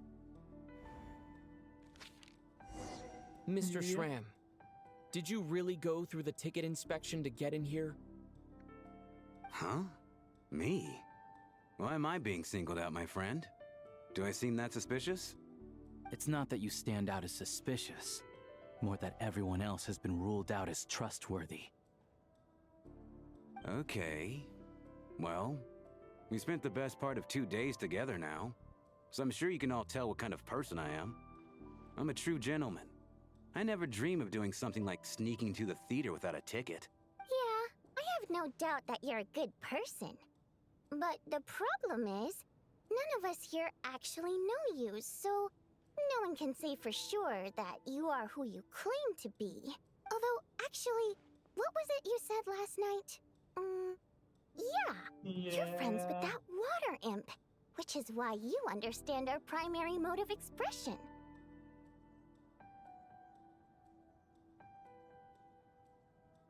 Last time I checked, there were barely any of us remaining in Snezhnaya, since most of the water imps left. Could you tell me a little bit more about your friend? There's a good chance I actually know her. And I suppose it's also kind of a way for everyone else to get to know you a little better.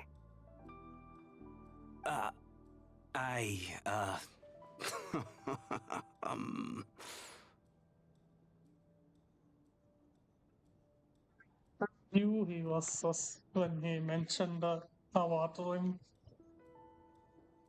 Good grief. Are you blushing? Pull yourself together, man. Stop giggling like a teenage boy. It's revolting.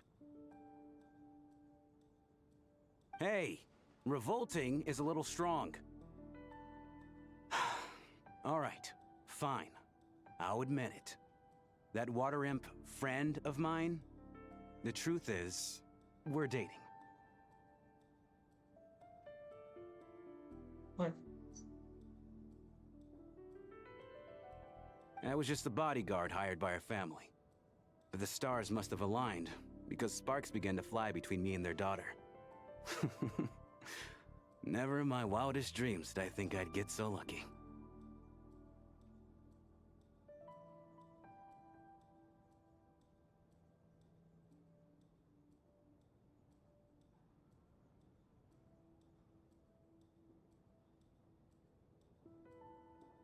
Oh yeah, it's like 5 p.m. or something. Yeah. Thank you though.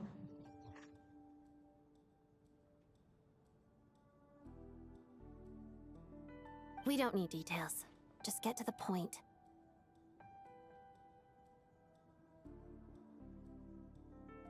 Yeah, around 5:15 p.m.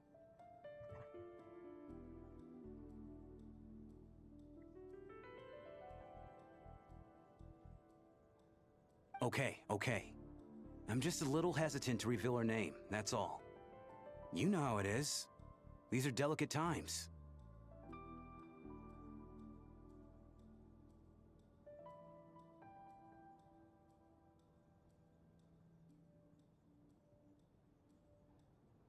Even with me to protect her. If word gets out that she's dating a human, both the Fae and human factions will give her a hard time.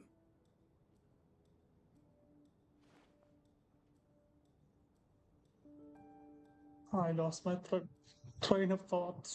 Whoops. Really? Wait, no. That can't be.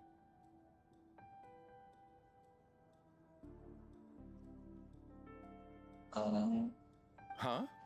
Shram, what the devil are you talking about?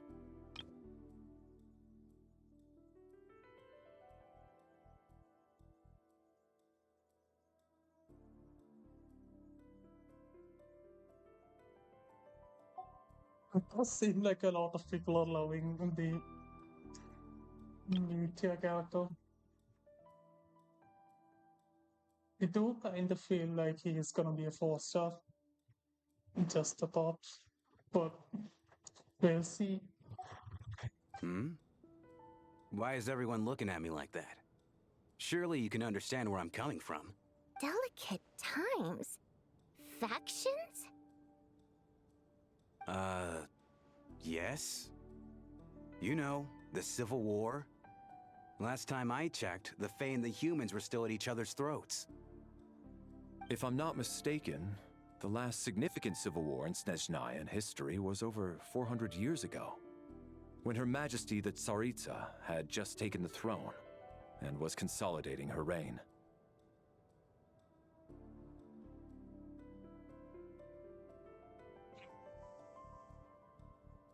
I don't know if that's new information or not. I might be a lore skipper. What do you mean, 400 years ago? What's going on here? Is Shram from the past? All right, Mr. Mitya, you win this round. As far-fetched as it is, it appears that your theory may be correct. I'm just as amazed as you are. I didn't even believe it myself, to be honest.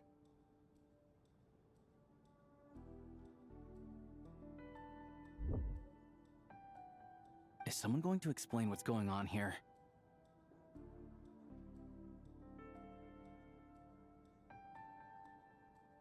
From the look on your face, you figured it out too, haven't you, Traveler?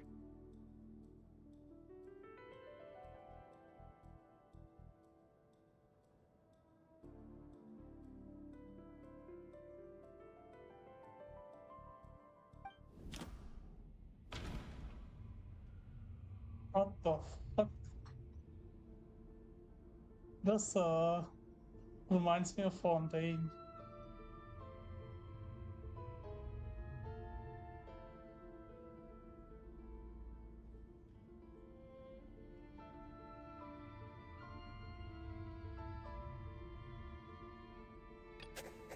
That seems to be the case. Shram's the extra person, but there's no way of learning his identity from this clue.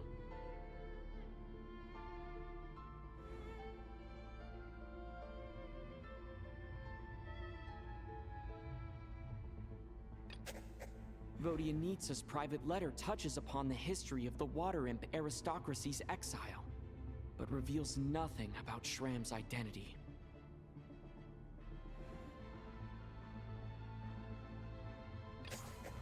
The theater's ley lines have been modified to block souls within its grounds from returning to them.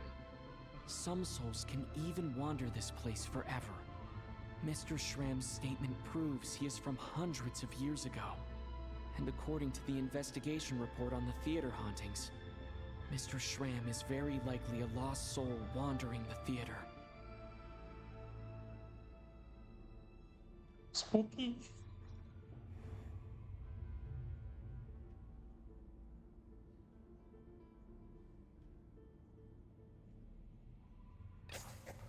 For some unknown reason, the soul that has been wandering the theater due to the ley line issues has joined our group and blended in. Yeah, that must be the immediate reason why the ticket count doesn't match the number of people present.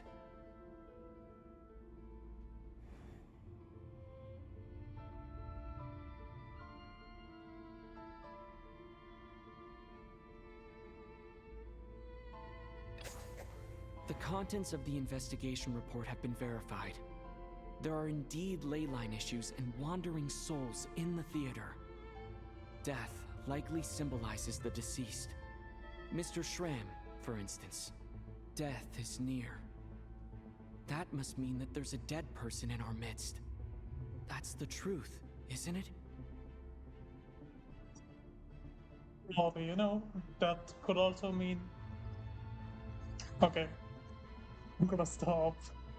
I really want to know what to appeal.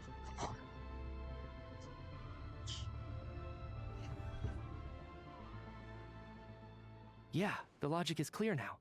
The investigation report said that there would be souls stuck wandering around the theater because the ley lines were cut off.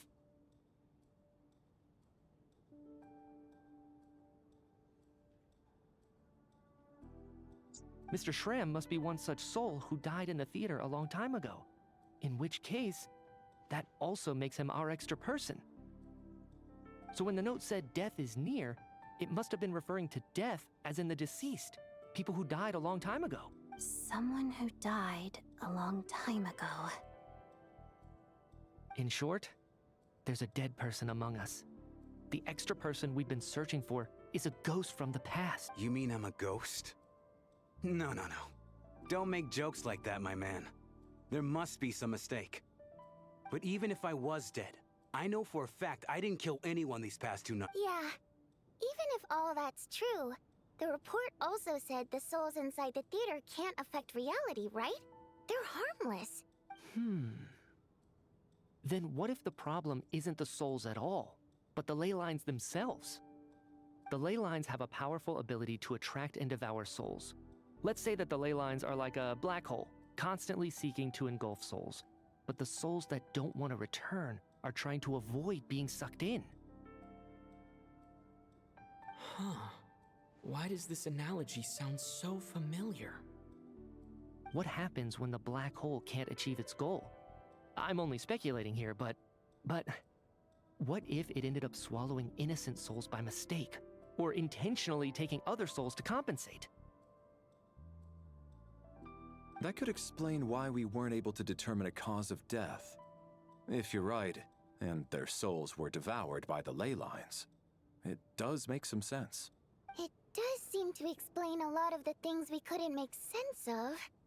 Does that mean it's true? Except there's no concrete evidence.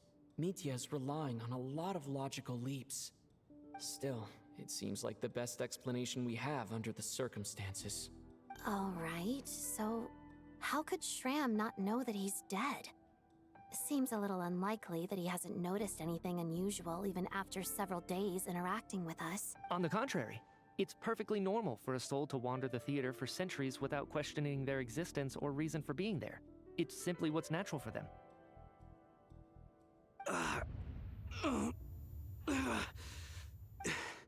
You know what, Mr. Brainiac? I think you might actually be right after all. I'm trying to remember and... even though my head feels like it's going to explode, I think... it's all coming back to me. I was the one who didn't want to remember my own death, so I forced myself to forget. Well, I'm sure those are painful memories. My lady and I snuck out to go on a date one day. We bought tickets for the theater. It wasn't really my thing, but I was just happy to be together.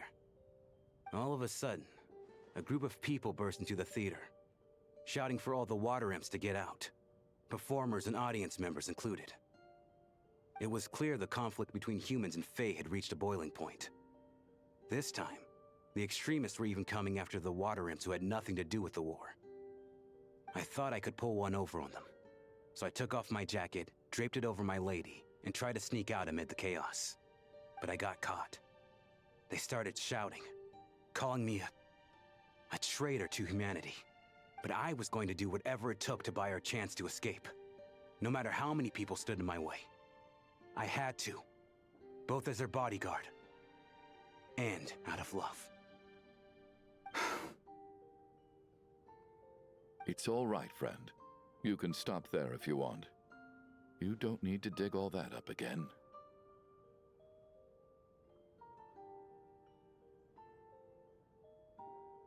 not gonna question how he can touch him even though he is dead and a ghost. Teyvat has its own laws. It's just... Even now, I'm still struggling to accept the truth. How could I be dead? If I'd known I was a dead man walking, I wouldn't have dragged you down with me. If I'm the cause of all this death, then punish me however you see fit. But... No.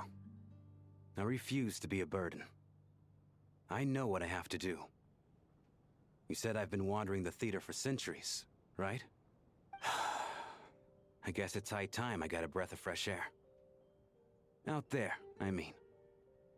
I'll leave this place, and take all this death with me. Go out on my own terms. Mr. Schramm, I'm sure we can figure out a different course of action. My good sir, we both know I'm not supposed to be here. I should have accepted my death long ago. One way or another, this has to end. Unless you're saying this goes against another one of your military principles somehow.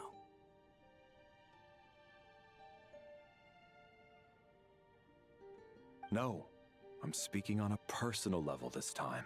Let it go, man. Oh, wait. One last thing. Miss Wateramp. My lover. Her name was Litia. Litia Ozarova. Do you know what happened to her? Ozarova. Oh, Auntie Ozarova. That's what we all called her. I remember her as a very kind elder. She had a bunch of kids, too. I'm so glad she survived. And she had lots of kids? Good. That's... good. I could hardly expect her to stay single just because of what happened to me, right? You know, now that I remember, Fontaine also had a similar situation with the Melusines. It's just the same cycle over again. As long as she went on to be happy, that's all that matters. Besides, I'm dead. My soul's been wandering around here for so long because I was worried about her. But now, I can go without regret.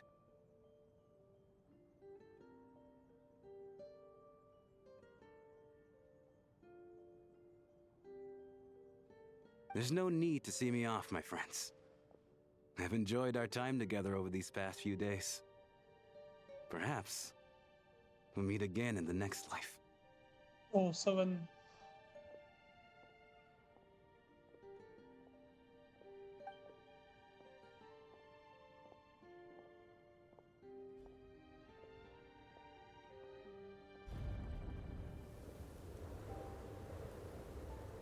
Take care, my man. I knew Mr. Schramm was already dead, but... Death is cruel, no matter how we might try to make sense of it. So, was the conflict between Fae and humans really that bad back then? I was only little, so I don't remember much. It's terrible to think that so many innocent people had their lives turned upside down. Even the historical records about that time period don't say much about it. All people know is that the Tsaritsa founded the Fatui, drove out most of the Fae aristocracy without explanation, then used her terrifying power to suppress the humans. It seems to me like the Tsaritsa chose to make herself the enemy. She downplayed the conflict, directing whatever animosity both sides had for each other at herself instead.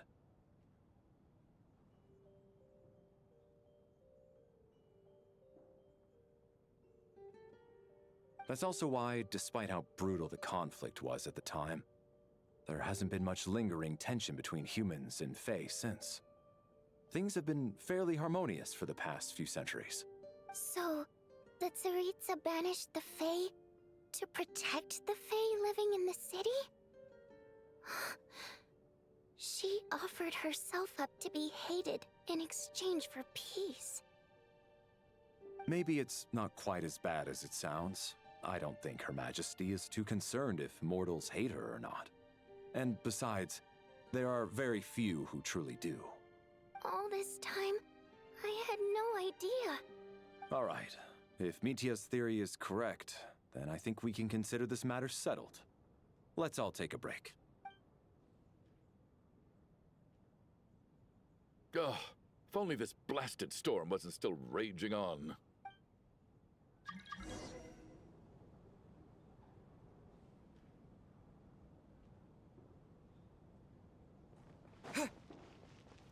Another dream sequence won't happen, right?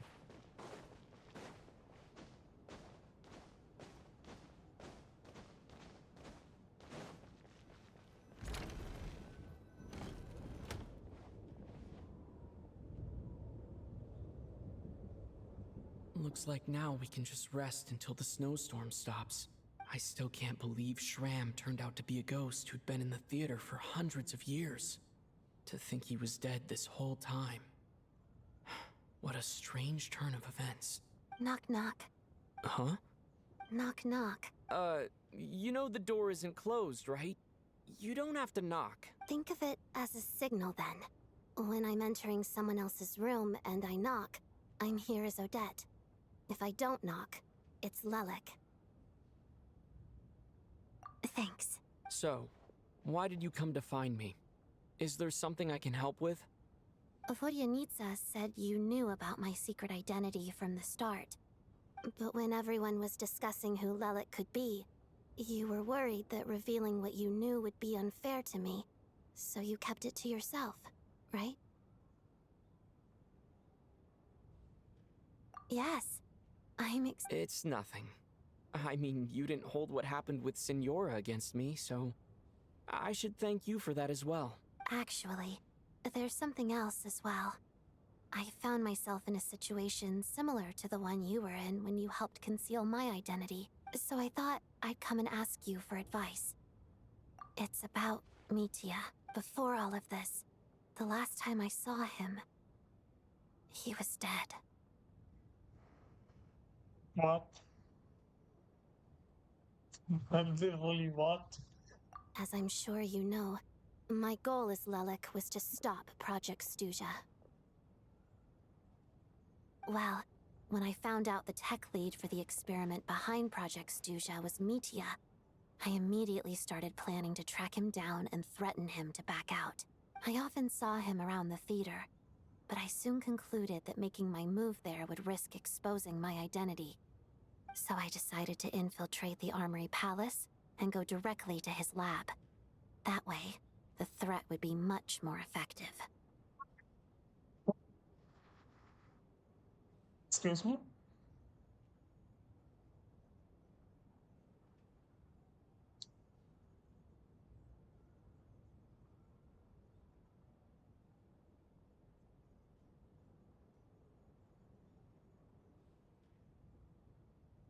Well, I suppose there was a bit of luck involved. But I am a Fatus, so I already had some familiarity with the building's layout. But when I finally made it to his lab, Mitia seemed to be dead.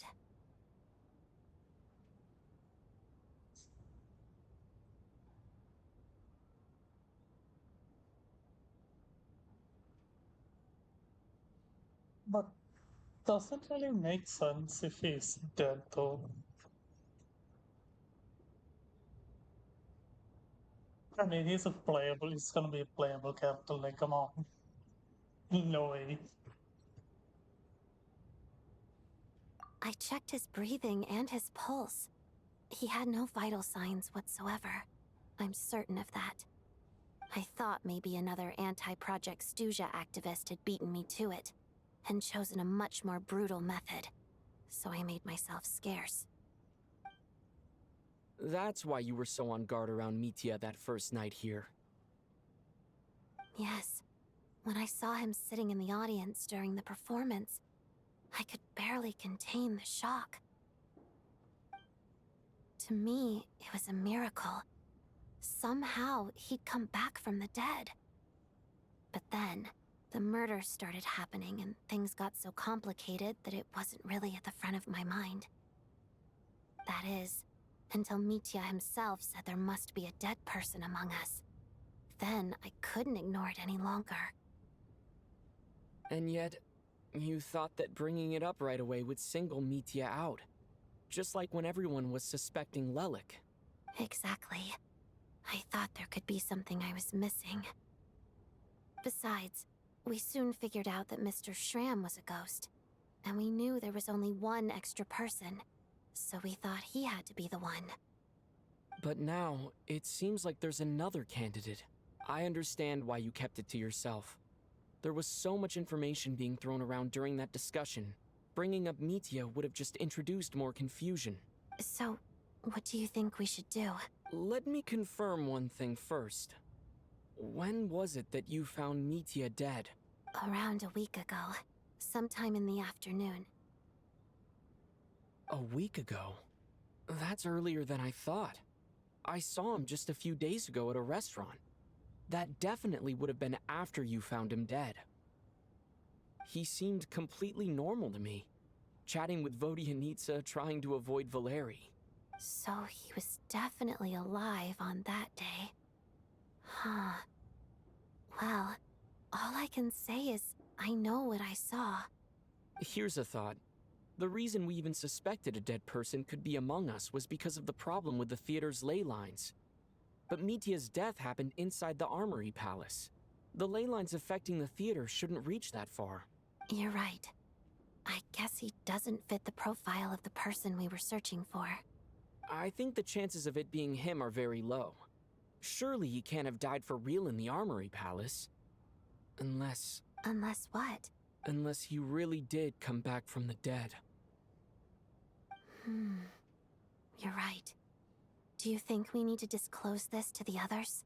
Huh, what's this? A private meet and greet? Where do I line up? A great timing. That's not what's going on here. Well, I was just making the rounds. Thought I'd try to lighten the mood a bit. Vodyanitsa's handing out food if you're hungry.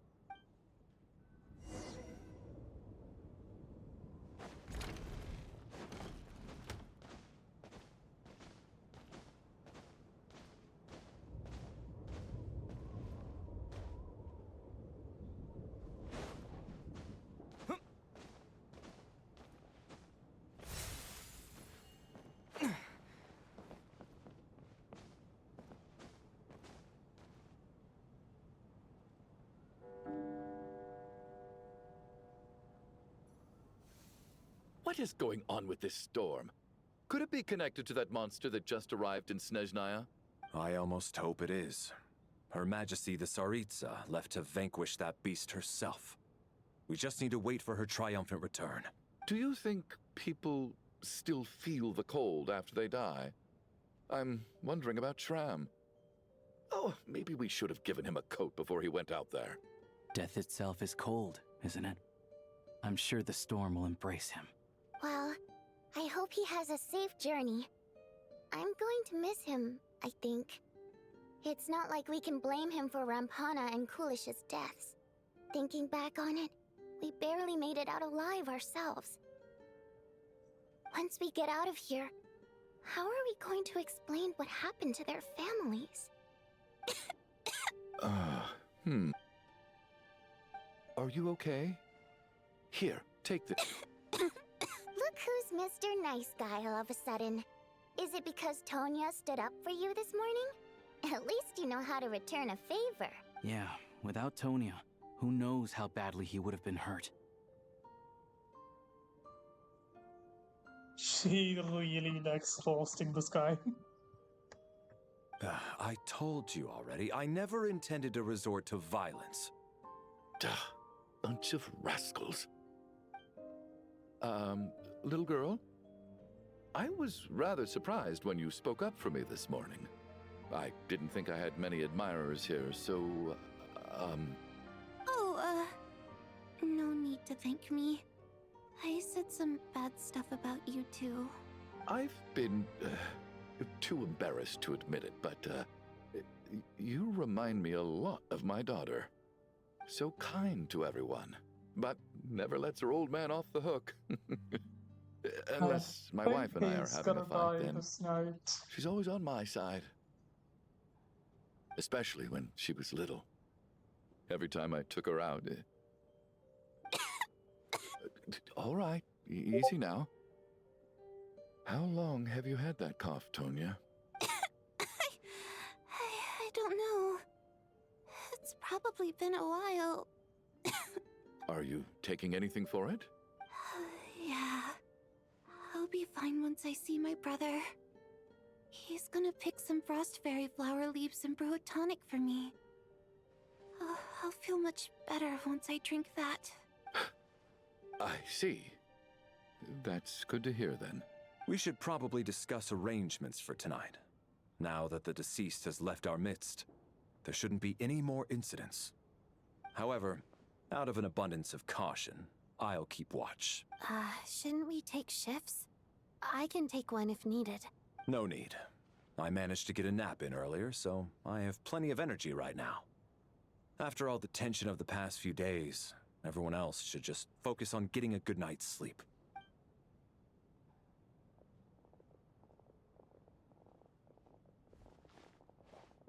What a long day. This whole situation turned out to be way more complicated than I expect, but Valeri's right. I should just try to calm down and get some rest. The last thing I want is to give myself nightmares. Oh no, here we go again. He's awake. He's awake! Get over here, you big lug, and take a look. I knew he was gonna die. If you must call me something, call me Mr. Door. The Black Mist is coming. You need to go. Are you all right? Can you walk? We just got attacked by monsters on our way up. That Mr. Door fellow protected us. He just seemed to come out of nowhere. Not much of a talker, but when it comes to taking down monsters, that man doesn't hold back. So predictable. Curses! The Black Mist is catching up to us. We need to keep going.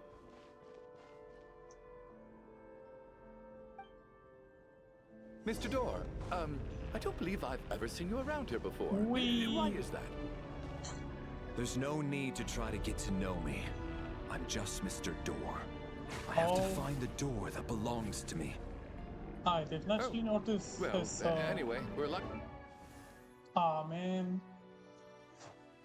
Missed opportunity, I guess. He's pen. No need to thank me. This is where my duty lies. I'm guessing he's gonna be a support. Looking for trouble. I can just push these ones off.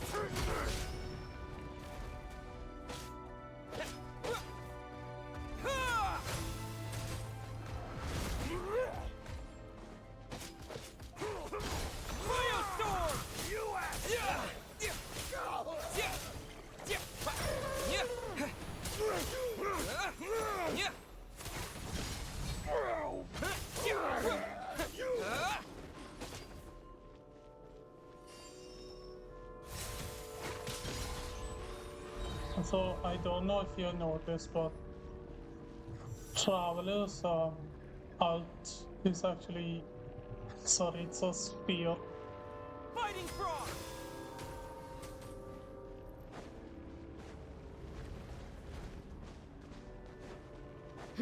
So we're doing this the hard way.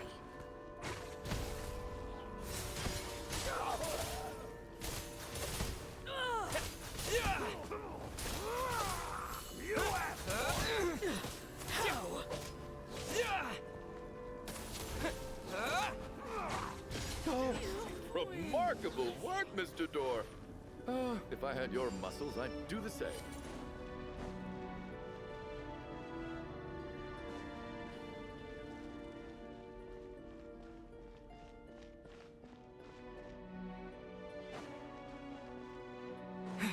Are none of these doors the one you're looking for? No.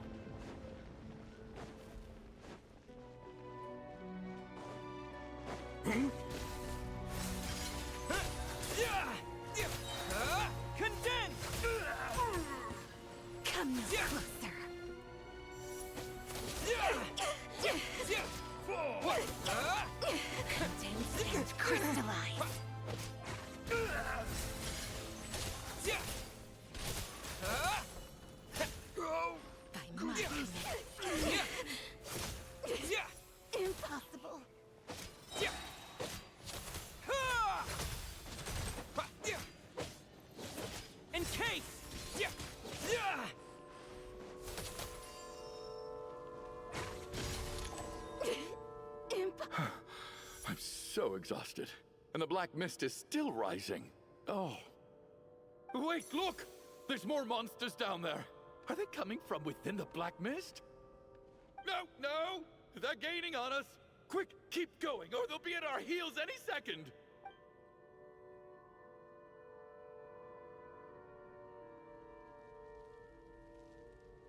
Mr. Door, what are you doing? We need to get out of here. They're coming!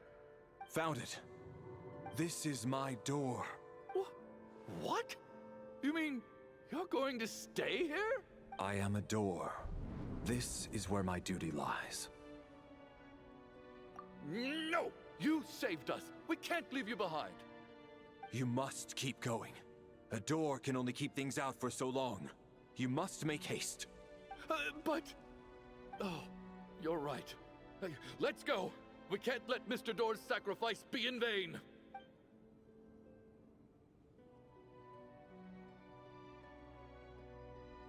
The black mist isn't moving anymore. Looks like both the monsters and Mr. Door are gone. I didn't just imagine all that, did I? Surely I wasn't so scared out of my mind that I hallucinated a door as a human being. Oh, okay, good. There's no way we both hallucinated the same thing.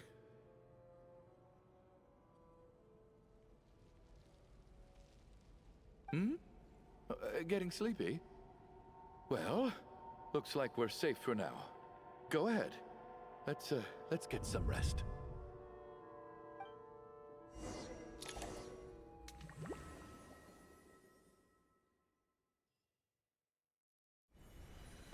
What time is it? Is it morning? I think I had a nightmare. I guess everyone's still asleep? These past 2 days have been exhausting. Valeri's keeping watch though, so he's probably the only one awake. Valeri?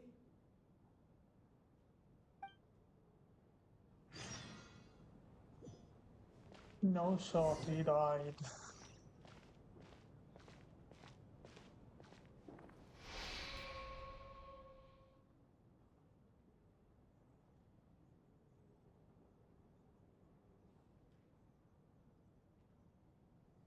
Wake up! Everyone needs to wake up!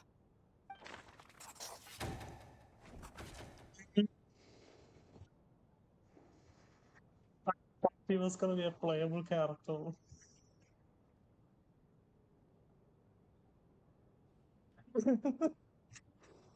Yeah, about that. But he had a vision though. Just like the last 2 nights. No clear cause of death. I've been a real thorn in your side, haven't I, Mr. Valeri? Now you can rest in peace. But for me, life will be all the duller for not having to run away from you, my friend.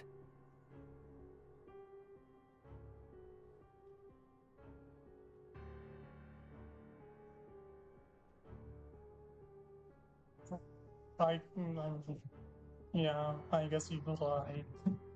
In that sense. How's Tonya? Is she okay? I just checked on her, and it doesn't seem like anything serious. She's just exhausted from the past couple of days, and she's still recovering from her illness. We should let her sleep a bit longer. That means Valeri was the only one who died last night. If Valeri was awake and keeping watch, it would have been impossible to kill him without waking everyone else up. That much is certain. This is so frustrating. Why has nothing changed since yesterday? I thought we already dealt with the dead person causing all this. Actually, one thing has changed. There's only 1 victim this time, not 2. Does that mean...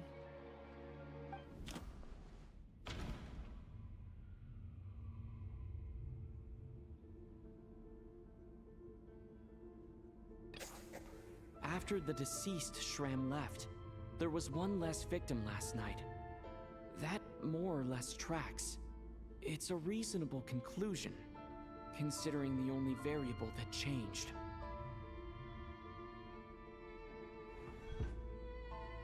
The number of people who die each night is equivalent to the number of dead among us. That's your theory, right? Exactly. We identified Mr. Schramm, and the night after he left, the death toll dropped from 2 to 1. By that logic, there must be one more dead person left among us. Another one? But there was only one person unaccounted for in the ticket checks, right? The head count should match up now. Having an extra person was definitely a cause for alarm, but being one person short isn't nearly as unusual. Someone could have left in the middle of the show, or made it out before the storm hit. One more dead person among us. If Mitya's theory is right, then what Odette told me seems a lot more relevant. It's just, at the time, we had no reason to think there was more than one dead person. If only we'd taken it more seriously as a possibility. Maybe this could have been avoided. I'm sorry. This is my fault. I had information that could have been helpful, but I held back. I should have brought it up right away. I'm partly to blame as well. I was too quick to dismiss Odette's concerns.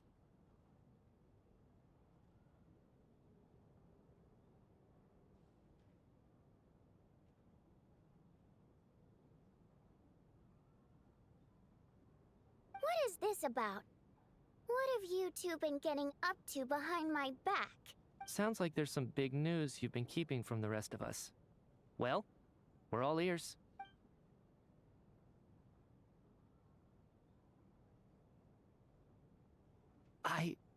I'm the dead person? Wow, that's certainly news to me. Odette and I talked about it yesterday, but we thought it just wasn't possible, so we left it at that. Yeah, I don't blame you. If I'd been there, I probably would have reached the same conclusion. It just sounds too unbelievable. Yeah, the scarf is funny. Let me just try and verify this. I just scoured my memories trying to think back to the afternoon Miss Odette mentioned. But I honestly have no recollection of dying. That's where I'm different than Mr. Schramm. Having seen Mr. Mitya a few days ago myself, I also find it hard to believe he could be the other dead person among us. Well, if it isn't Mitya, then who? Do we vote on it? If you don't mind me asking, Traveler, I believe you mentioned that you know Tonya's brother. Had you ever met her before all this? No, never. Wait, are you saying... Now just 1 minute. I know where this is going. You can't just randomly point a finger at anyone you want. You're in the hot seat, and all of a sudden you want to divert our suspicions onto somebody else? Trying to pick a fight, Mr. Chuganov? Whenever you open your mouth, all you do is attack people, and I've had enough of it. If you don't want to engage in a civil discussion, you can shut up. You little brat! Did Mitya ask about Tonya because he suspects her? I suppose I only identified her by age, and nothing else. Could that mean... No shot. I'm just saying, you're going around casting suspicion on people for no reason. How could Tonya be dead?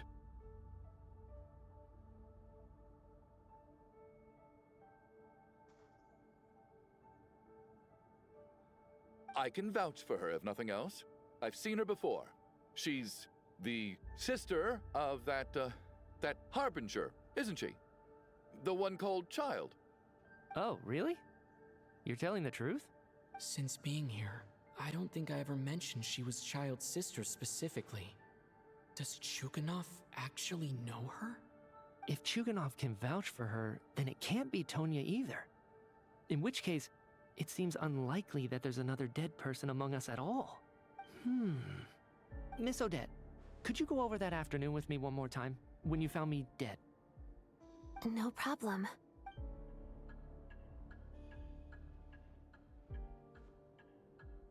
The clock in the background is a nice added detail.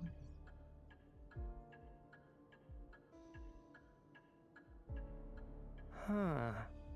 No matter how hard I try, I just can't remember anything about dying. But I do remember something else. Miss Vojanitsa, During our last meal together, I told you how some of the researchers were suffering from temporary memory loss. Do you remember that? Oh, yeah. You said it was hindering the progress of your experiments. You thought they were just under too much stress or something. Right.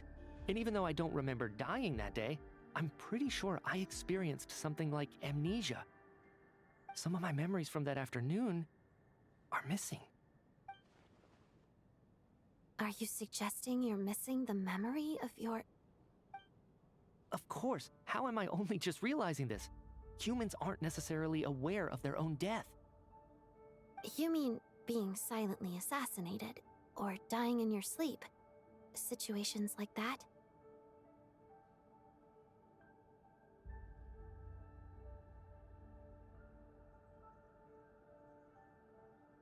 The researcher's amnesia. Suddenly it all makes sense. I must thank you, Odette. I think your perspective just helped me reach a breakthrough on a series of issues that have been troubling me for quite some time. All right. It's decided then. I'll be the one to leave today. Oh, leave? Hey, wait a minute. Aren't you rushing into this? What if you're wrong? You'll pay with your life. Come on, kid. Aren't you gonna fight for your life? This seems like a rash decision. I have other reasons beyond what's been discussed. In fact, thinking back, I remember during Miss Odette's performance, while I was sitting in the audience stalls, a brilliant new idea for my research popped into my mind. But then, my train of thought suddenly cut off. I can't remember it now at all, and I didn't take any notes. I guess that must be another instance of temporary amnesia. No. Hold on. I see where you're going with this. You're suggesting that each instance of temporary amnesia is a death, right? There's a glaringly obvious flaw in that idea, no? How can one person die so many times? I believe Miss Odette's account. During the period where my memory is blank, I must have been either dead or in a similar state. All it would take is for the same thing to happen in the theater, and I would come under the effect of the ley lines in this vicinity. This increases the likelihood of me being the deceased, does it not? But... There's no evidence to suggest that anyone other than me is a candidate for the deceased. So allow me, as a scientist, to treat this as an experiment. Please relax, everyone. I don't think things are as bad as they may seem. If I really am the deceased, then to leave the theater will be a relief for me. If, on the other hand, I'm still alive right now, well, apparently you've all witnessed my resurrection recently anyway. Who's to say I won't return from the dead again this time? Mitya's right. This is the only thing we can try right now. I think he's deliberately downplaying the gravity of the situation, though. He probably doesn't want to burden everyone. What is a scientist if not someone who gambles on experiment after experiment in an attempt to obtain the truth? With this snowstorm, the ley line phenomenon, ghosts of the dead, and my amnesia, we've been paralyzed by not knowing and powerless to do anything about it. It's a terrible feeling. But if I do get resurrected, you can be sure that I'll come back with the truth of all this. Just you wait.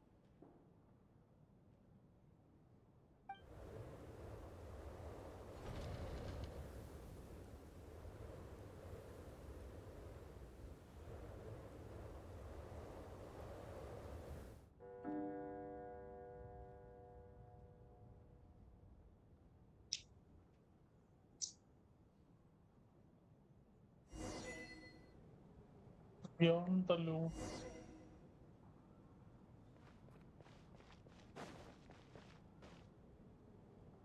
Poor Mr. Mitya.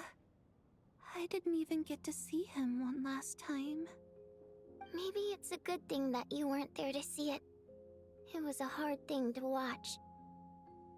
I hate goodbyes. Why does it feel like everyone around me is slowly disappearing? Not just in here, I mean. In the outside world, too. Maybe it's the realization that, at the end of life, everyone has to face it alone. Damn, that's a crazy line right there. That's so true, though. Come to think of it, the main reason we're still alive right now is pure luck. Each morning here, for every one of us, there's the chance that we might not wake up. You could take it a step further and say that the same is true outside, too. Who can never be 100% sure when they drift off to sleep that they'll open their eyes again in the morning? If I make it out of here, I'm going to cherish every moment that I'm awake and live without any regrets. Without regrets. I feel like a strange sense of anxiety has been quietly growing inside me over the last 2 days.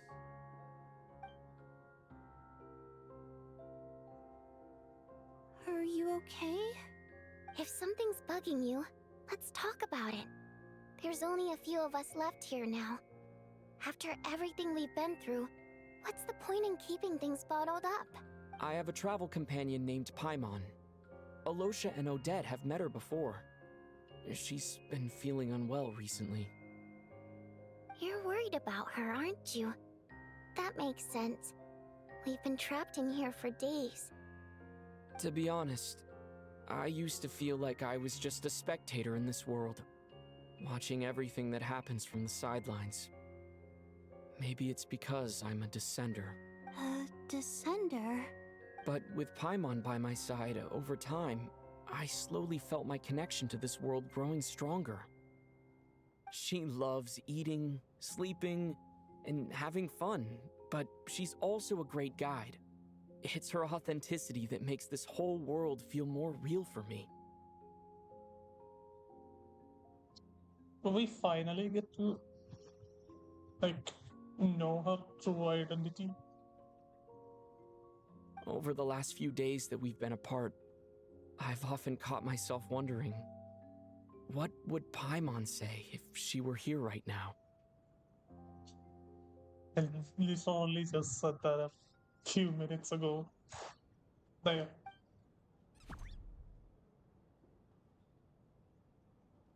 But by the time I snap out of it, the conversation has already moved on, and I'm still in my own little world. I'm trying to overcome this sense of detachment, but I really miss Paimon. I guess, in a way, she means the whole world to me. I bet she misses you when you're not there as well. Maybe you're her entire world too. I don't know if this will make you feel any better, but back when the water imps left Snezhnaya in droves, I also felt like the whole world was suddenly empty. I could be surrounded by people all smiling and having fun, and still feel completely separate from it. So, I totally understand how you feel. I'll be back in a minute.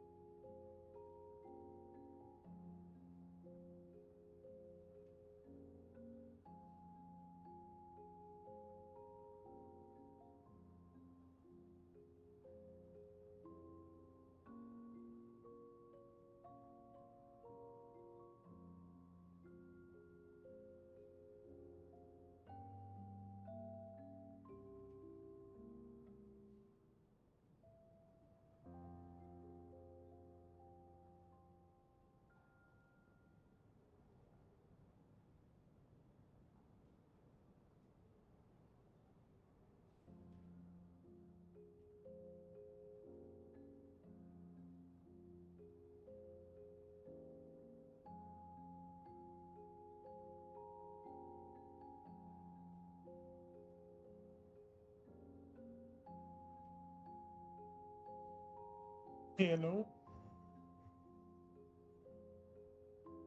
Later on, I started to think maybe accepting the fact that our loved ones won't always be with us is something that takes a lifetime.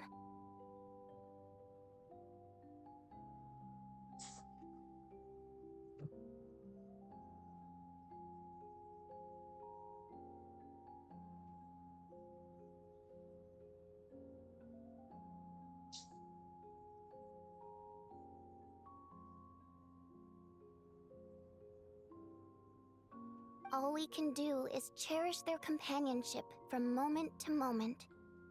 So, once we get out of here, you better hurry back to our side as fast as you can.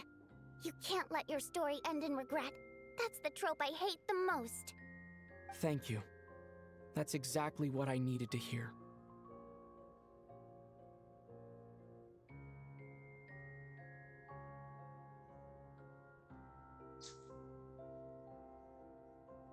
You know, you still have your sister. Well,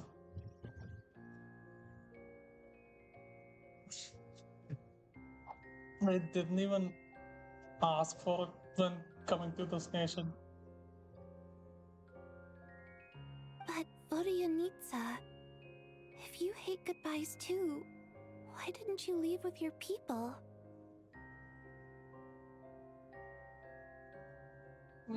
Valid question. That's just the choice I made. I used to regret it, but I don't anymore. Like I said before, singing is a water imp's primary mode of expression. It's how we convey our emotions.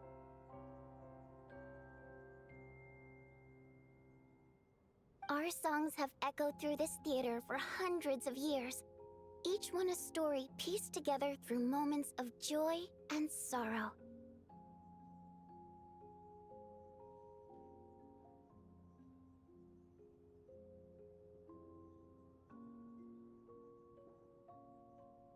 But does a story exist without someone to read it?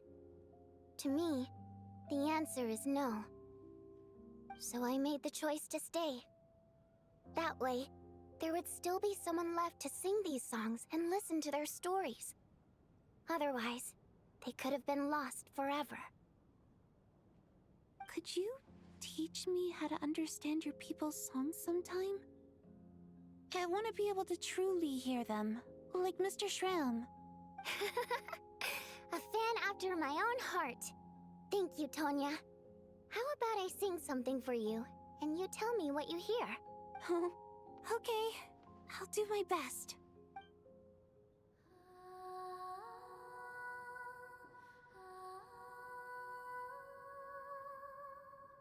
Listening.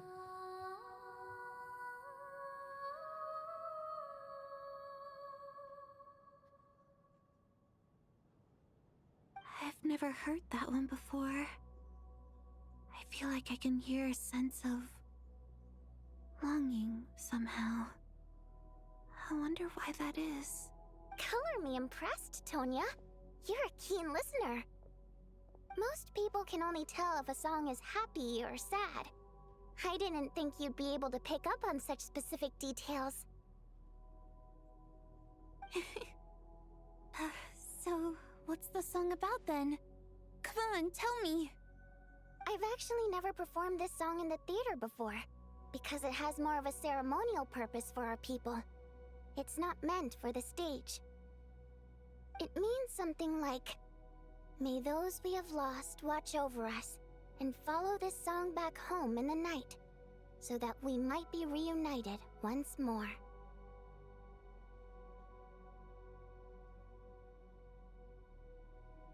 Reunited, you say? No wonder I could hear that sense of longing. You sing it for loved ones who have passed away. I hope it reaches them. It's getting late, Tonya, and you're not well. We should all turn in early. I suppose there's no reason to keep watch tonight. Okay. But, before I go to bed, Could you sing that song a couple more times for me, Vodyanitsa? Of course. Anything for my #1 fan.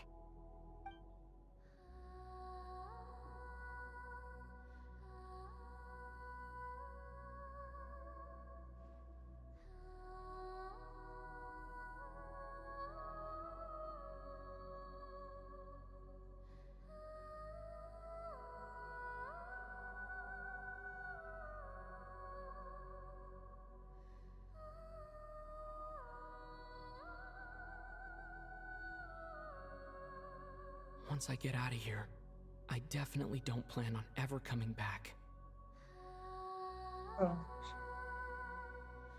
But I guess that means I'll never get to hear Vodyanitsa sing again. That's a sad thought. Before I fall asleep, I should cherish this moment of companionship while it lasts. Here we go. Back into another dream sequence.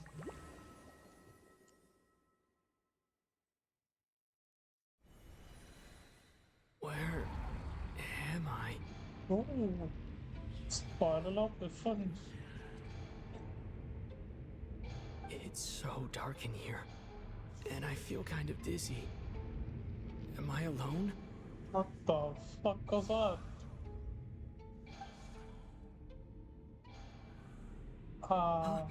What was that noise?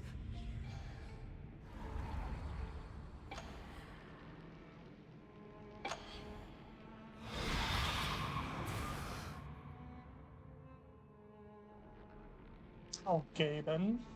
Return, O spirits. Fulfill your oath of protection.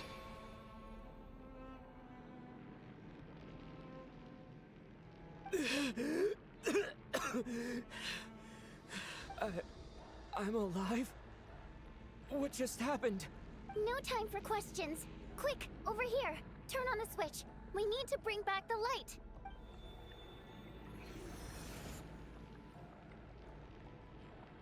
All right, we're safe. The spirit just now is called Night Prayer.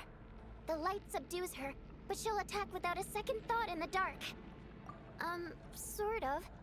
I know it's hard, but you can't let this place go dark, or she'll kill you again. Yep. Luckily, I was here to resurrect you. Otherwise, that'd have been a real bummer. Bro. Genshin's ending. A bit more than a bummer, I'd say. Wait, so you have the ability to resurrect people? Is that foreshadowing to her kid when she becomes playable? Sure I do. I'm your guardian spirit after all. I specialize in soul recall. Oh, it's nice to meet you, by the way. Thanks. It's nice to meet you too. All right, there's no time to waste. The black mist is already catching up. We need to avoid it at Night Prayer at all costs. Come on, let's go. We need to reach the next switch before the place gets too dark. If we bring the light back, Night Prayer won't be able to get to us. Sweet, sweet light! It's back! Now that's a sight for sore eyes. Shh! It's Night Prayer. We need to move quick, but don't let her notice you. Look out!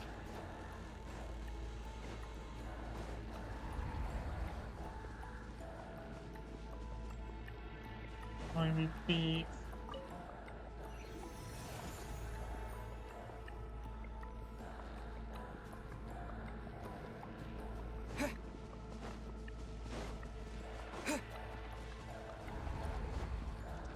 The next switch is...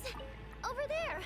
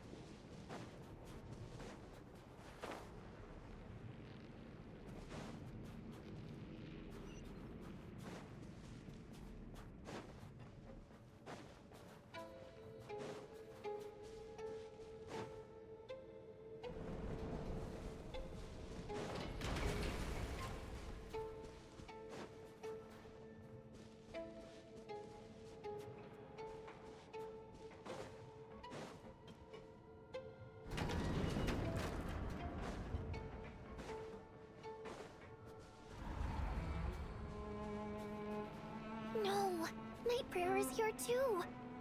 This can't be the only path. Let's head up there and take a look.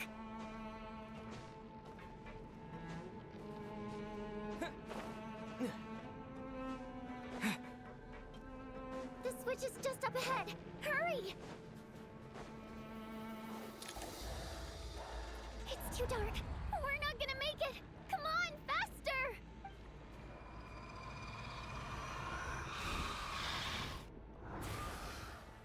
Traveler! I won't let you die like this. Not on my watch.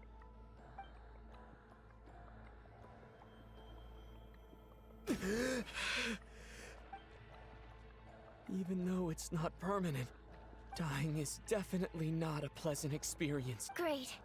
You're back. Yeah, thanks to you. Time for you to get out of here. Quick, before the light runs out. What about you? You're not coming with me? I can't. I've already been used up. A guardian spirit's skills are finite. I can only resurrect someone so many times. I might not look any different, but my essence has been exhausted. Now, I will slowly start to fade away.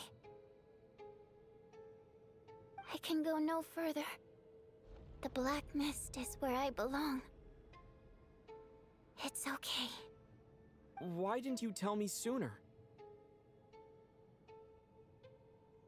Okay, so these characters are not dying, I know that much, because they are playable. Because it wouldn't have changed anything. That knowledge would have just burdened you.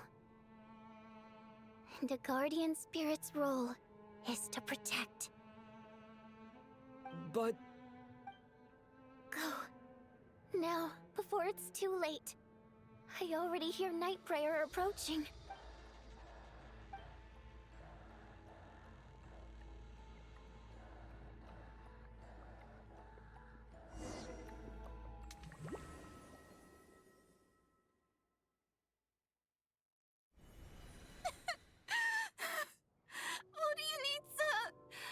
How could this happen?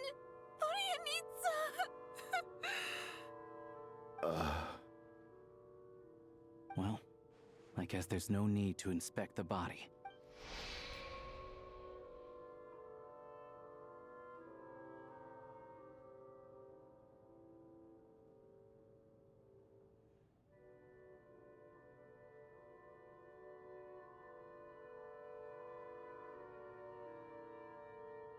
Scary games. There's actually horror games in the Mini Astro now.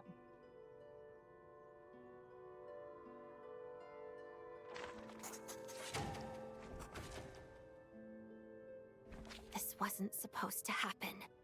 You lied to us, didn't you, Chuganov? You've been lying from the start.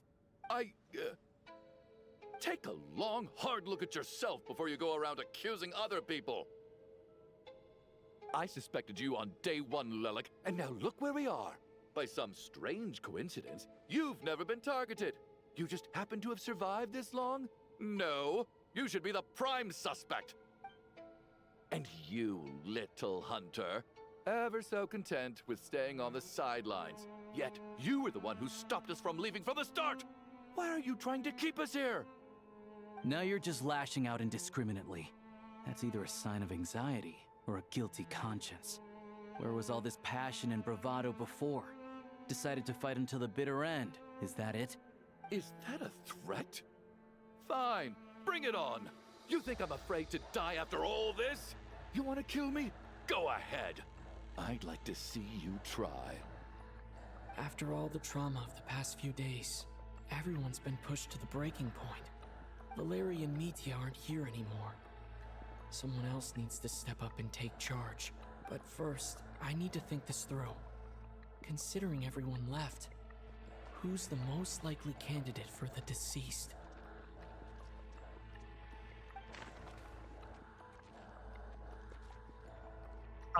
It's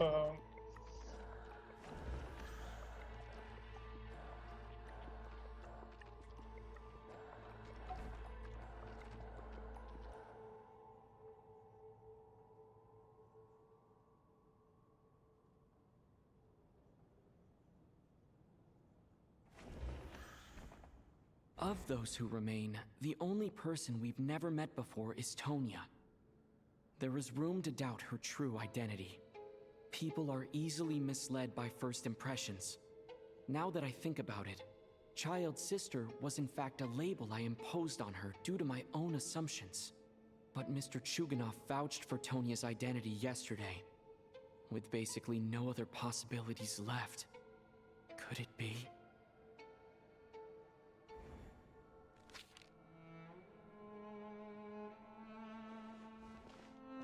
Tonya, how's Tusser been lately?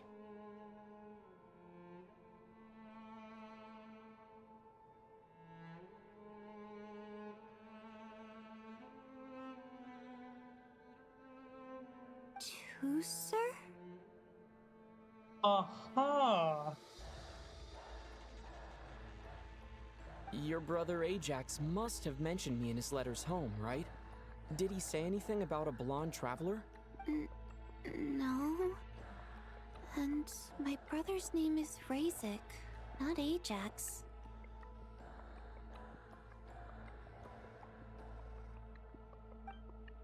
Oh. Chuganov, looks like it's your turn to do some explaining. Yesterday, you said you could vouch for Tonya. Why did you give us a false testimony? I knew you were behind this, Chuganov. You've been lying through your teeth from the start. Everything about you is fake. Down to the wife and daughter you're always talking about. Your entire family man persona is a charade, isn't it? That night, when I infiltrated your place as Lelik, I noticed you were home alone. Didn't think much of it at the time. Just thought everyone else was out. But thinking back on it now, that doesn't seem very likely. My guess is, you live alone, don't you? Even that was a lie? But why would he lie about having a family? The curses! Oh, why is there no end to this blasted snowstorm?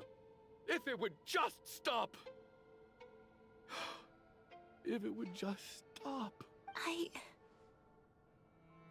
think I remember now. I know how I ended up here. It feels like a distant memory. But at the same time, it's just like it was yesterday. The reason I'm always coughing is because I got sick with frostbite. The locals usually call it the snow cough. It's not a very common illness. It's partly genetic and partly caused by the cold climate, but it can be fatal. They sent me to the hospital as soon as they found out I had it. And I spent so long lying there in that hospital bed. After a while, I felt myself growing weaker and weaker. Nothing seemed to be working anymore. Neither the treatment that the doctors were giving me, nor the medicine my brother was brewing from frost fairy flower leaves. So one day, I told my brother that I wanted him to take me outside for once, so things could be like they used to, just for one day. I wanted to meet loads of friends, experience new things. He agreed. He snuck me out of the hospital, and we escaped. We got to the theater, bought tickets, and went inside. Oh, it was all so exciting. I remember the show very clearly. It was amazing. But I found myself getting sleepier and sleepier. I see, that's why Child didn't mention about any illness. Good lord, this is... my brain is melting. Oh, Tonya.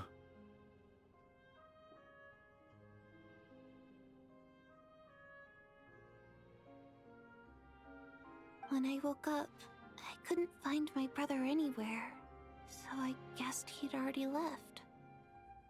When I woke up, I was riding in a flower carriage. I'm traumatized.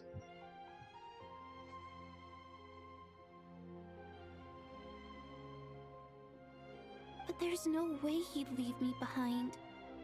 So I decided to stay here and wait for him. At the time, I figured he'd probably gone to brew some more medicine for me. I was planning to chew him out for abandoning me when he got back.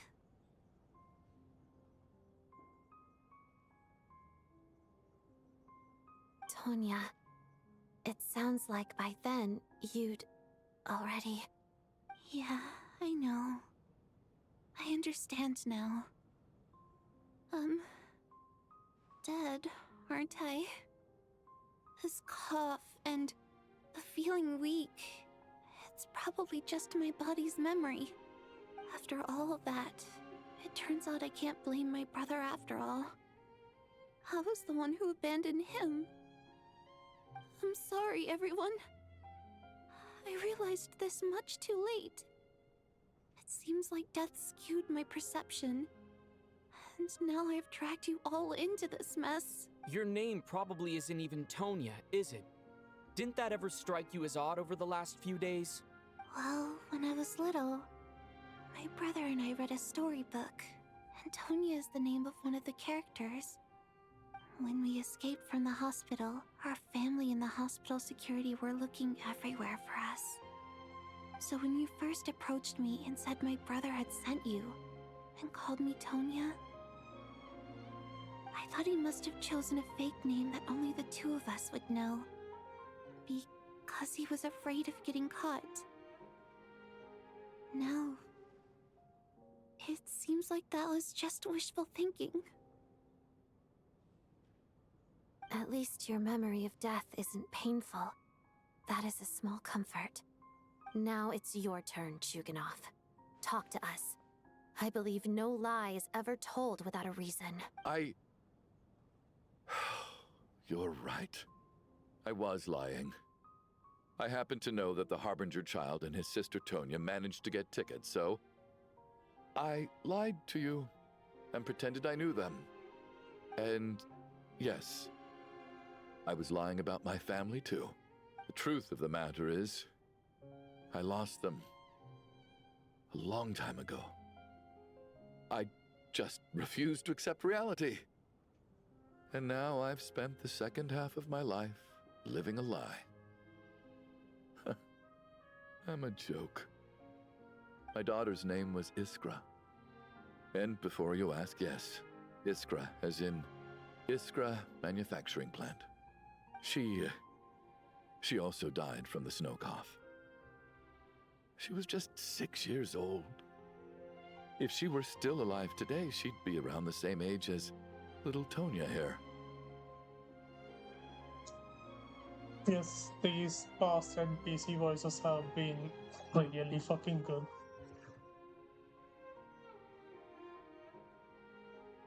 After Iskra passed, my wife couldn't bear to face those memories either. So she chose to start a new life without me. One day when I came home from work and saw the empty room, I felt like I couldn't breathe. Subconsciously, I started to imagine that they were still there. I soon discovered that this was the only thing that made me feel any better, so I just embraced the delusion.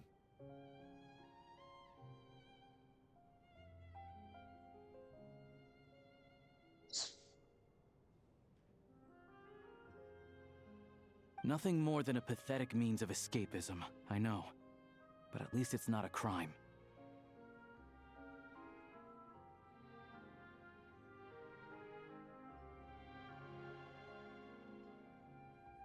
So explain your false testimony, then.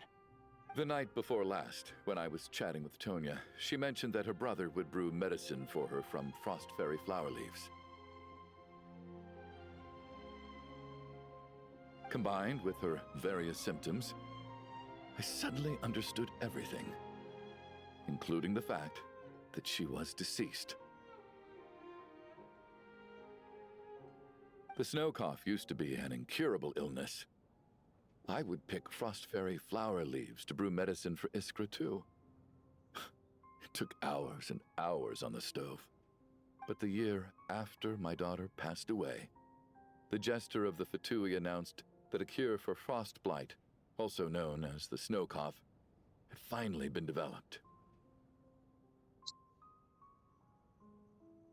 That's kind of depressing, but yeah, well,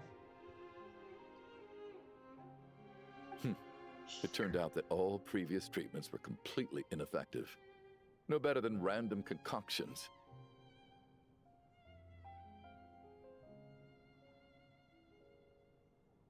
That was the final straw for me. I just couldn't take it anymore. Just one more year. One more year, and everything would have been okay. So, more than anyone, I know full well that in this day and age, no one in their right mind would still be using frostflower leaves to brew medicine for the snow cough. Poor Miss Tonya, therefore, had to have been from an era when snow cough was still a terminal illness.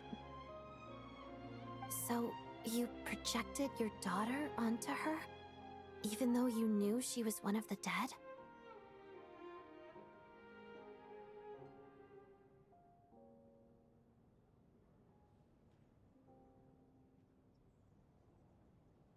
That doesn't make any sense.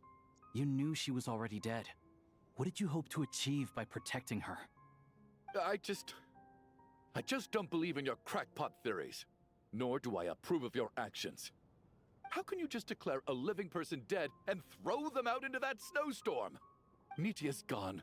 My good buddy Shram's gone. And now it's Tonya's turn, isn't it? The others I can make my peace with, but little Miss Tonya, here she is, standing right in front of us, alive and breathing, and fighting her own battles. Yet you're quite happy to say she's dead? I just want her to live. Once this snowstorm is over, the very moment it stops, I'm going to march out that door and find someone who can fetch the very best medicine for her snow cough. I'll be damned if I'm gonna let you cast her out into the snowstorm before I have the chance to cure her. Not again. Not this time. Not when the cure is right within our grasp. I'd never be able to forgive myself. Mr. Chuganov, stop. I can't let you do this. Tonya. By the sounds of it, you've known I was dead since the night before last, right? I really liked Mr. Valeri, Mr. Mitya, and Miss Vodyanitsa. And now they're all dead because of me. I'm not happy about that. The reality is, you've been trying to fight your own demons through me. But all you've really done is trap me inside your delusion along with you.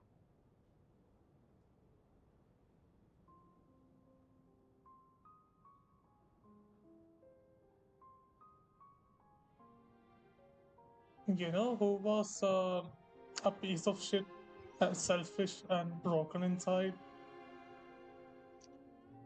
Raiden Shogun. I said it.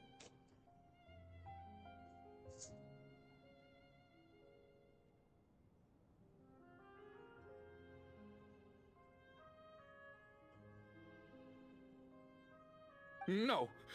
Listen to me. I want to save you. I do. Well, at this point, I'm quite sure that I'm dead. I don't need to be saved. The time I got to spend with all of you is more than enough for me. Despite all the bad things that kept happening, I got to meet so many interesting people and spend so many days and nights by your side. Since the day I escaped that hospital until now, this has been an adventure I never even dared to dream of. I'm very fond of you all. If it were only possible, I'd trade my soul to bring back the ones who died. If it meant things didn't have to end like this. And that's why I'm not fond of you at all, Mr. Chuganov. I'm sorry. It's them that you owe an apology to, sir. Not me.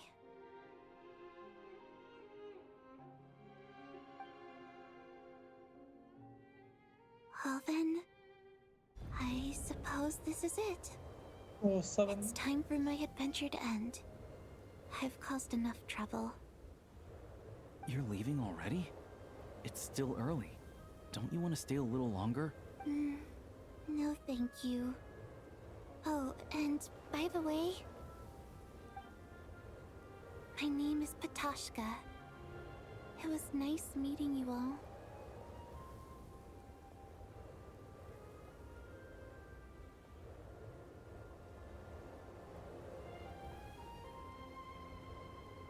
Feels strange that we're only being properly introduced now that it's time to say goodbye.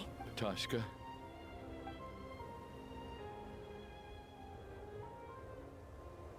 What are you doing, Chuganov? Are you crazy? Let me leave.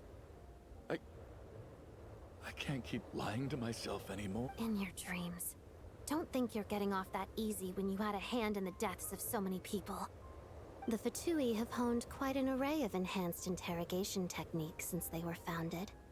Once we're out of here, Lelik will personally give you a taste of every last one.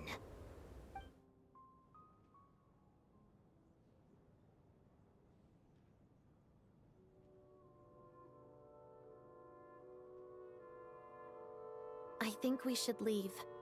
I doubt this snowstorm is ever going to stop. For all we know, this storm might have destroyed all of Snezhnaya by now. Maybe even the whole world. Wait, we finally solved the mystery of the haunted theater today. Maybe let's at least try to enjoy tonight? Fair enough. I don't particularly feel like dying in Chuganov's company anyway. And yet you won't let me die first. Hey, Chuganov, on a serious note, if we do make it out of here, you should close down that factory of yours. A lot of people are freezing thanks to you. Is this really the time to be discussing my factory? All right, fine. I'll shut it down. Doesn't matter to me anymore. Am I hearing things? Or was that a knock at the door? There it is again. But I don't understand. The snowstorm hasn't stopped, has it? Should we open the door? Is this it? Is this nightmare finally over? If the last few days are anything to go by, I probably shouldn't be getting my hopes up. Whatever lies beyond that door at this moment. It could be something even more terrifying than everything we've been through so far. See? Never mind.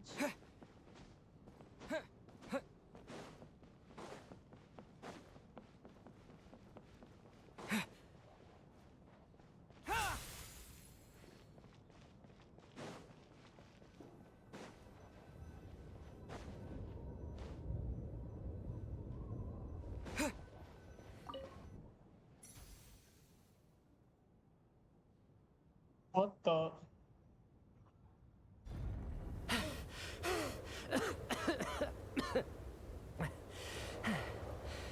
Hey everyone, I'm back.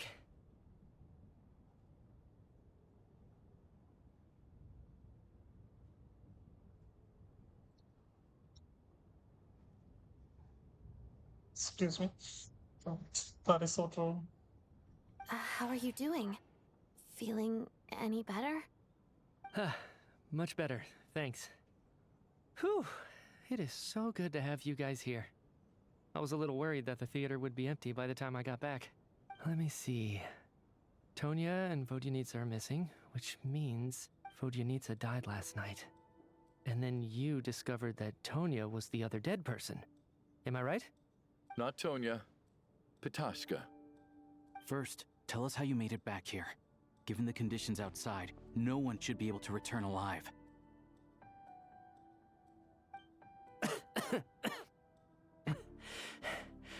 You're right. The thing that got me back safely was a song. I heard someone singing. After walking into the snowstorm, my mind grew hazy. I don't know how long I walked through the storm before my mind completely slipped away.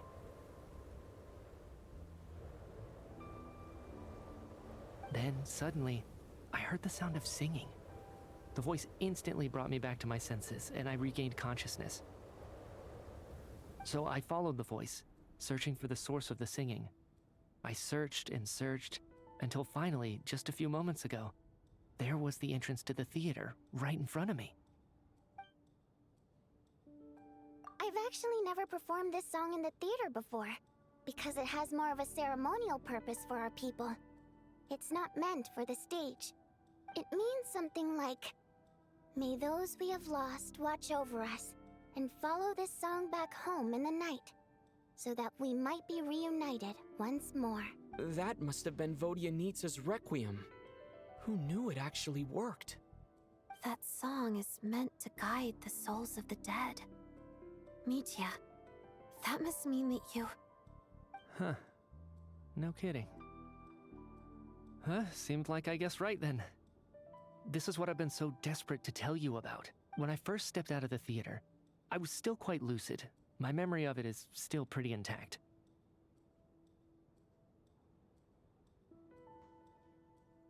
I remember the outside world being completely different than what I'd expected. It was like this was a world where only the snowstorm existed. There wasn't a trace of any humans or buildings ever having been there. I don't know how else to describe it, except to say that it just didn't seem like the real world.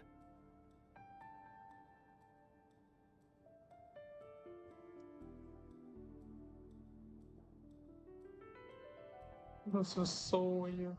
And as for the Requiem, if I was guided here by Vodyanitsa's song, it can only mean that I must already be dead. And this is my soul, not my body. But I didn't experience a clear moment of death while I was out there. Nor do I feel any different now than before I walked into the snowstorm. You don't seem any different to me either. In fact, this is something I've been wondering about for a while now. If souls aren't physical, shouldn't they lack tangible form? Both Shram and Patashka were clearly deceased, and yet their souls didn't look or feel like ghosts at all. They were visible, tangible, no different than you or me. This raises a truly terrible thought. Is that really what Mitya is suggesting?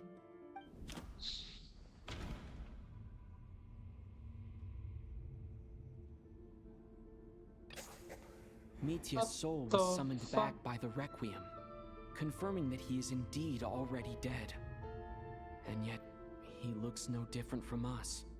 Of course, if even the long deceased like Mr. Shram can blend in with us undetected, then maybe we've all been dead from the very start. And all of us are now souls wandering the theater. Bro, what the fuck? Yes. I think that this is probably the afterlife. What did you say?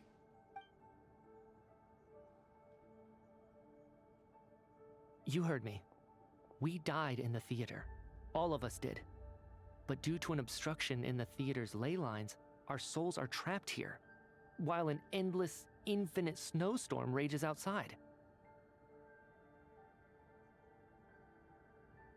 It's ironic, really. All that time, we were working so hard to figure out who the deceased among us were, when the truth was, we were all deceased. The only difference being some of us died more recently than others. Do you remember that note, "Death is near"? Seems like we misunderstood what it meant after all. Death was nearer than we wanted to think all along. The note simply meant that all of us were already dead. So all our attempts to survive, our search for the deceased, it was all for nothing? Hard to say. At the very least, we hope 2 lost souls find clarity and go to where they belong. The presence of those 2 is probably what caused our souls to be drawn in by the ley lines. In which case, the deaths we've awoken to over the past few days were just souls returning to the ley lines for good. If what you're saying is true, doesn't that make us the lost souls now? Huh, no wonder. This afternoon, when I was moving Vodyanitsa's body, I noticed that the other bodies in the room hadn't decayed one bit after all these days. That's further proof that those aren't physical bodies at all, but merely our shells here in the afterlife. Am I really dead? This doesn't feel real to me at all. No, that's impossible. This cannot be how it all ends.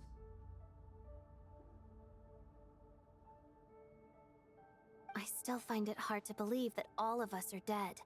How exactly did we die in the real world? None of us have any memories of dying, right?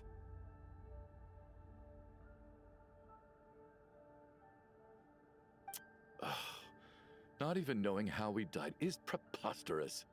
Good grief! Surely there has to be some reason. Exactly.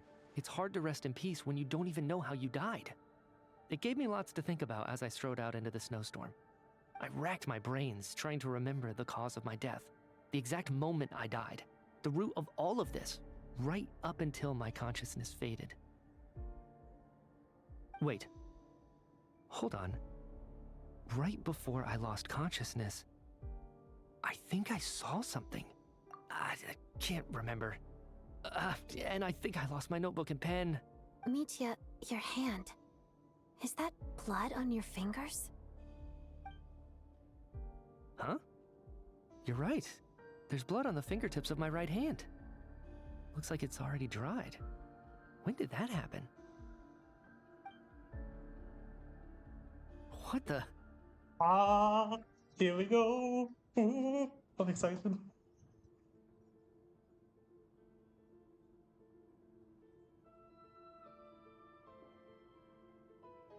I guess this was what I saw. I must have desperately drawn it in my own blood right before losing consciousness. What's wrong? Do you recognize the symbol? It's Renova, the ruler of death. Huh? Alosha, do you still remember that Snezhnayan folktale you told me about? It was about the Grim Reaper. When someone's about to die, he appears as an incarnation of someone familiar to guide their soul into the afterlife.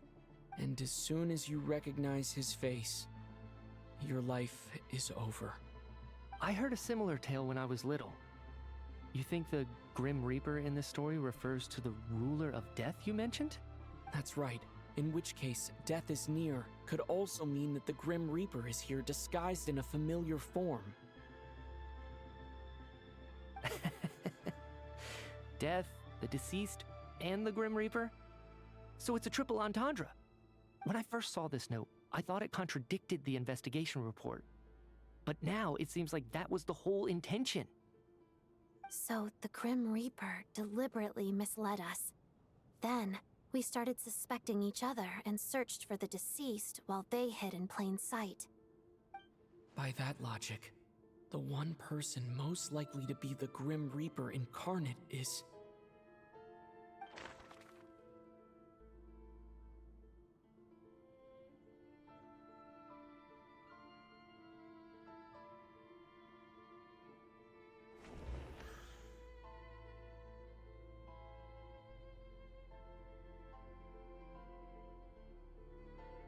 Another loss.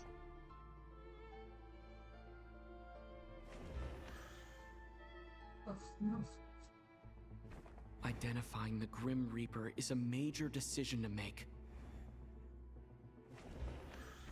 Identifying the Grim Reaper... That's not a day though. Oh my god, that's so creepy. No doubt about it.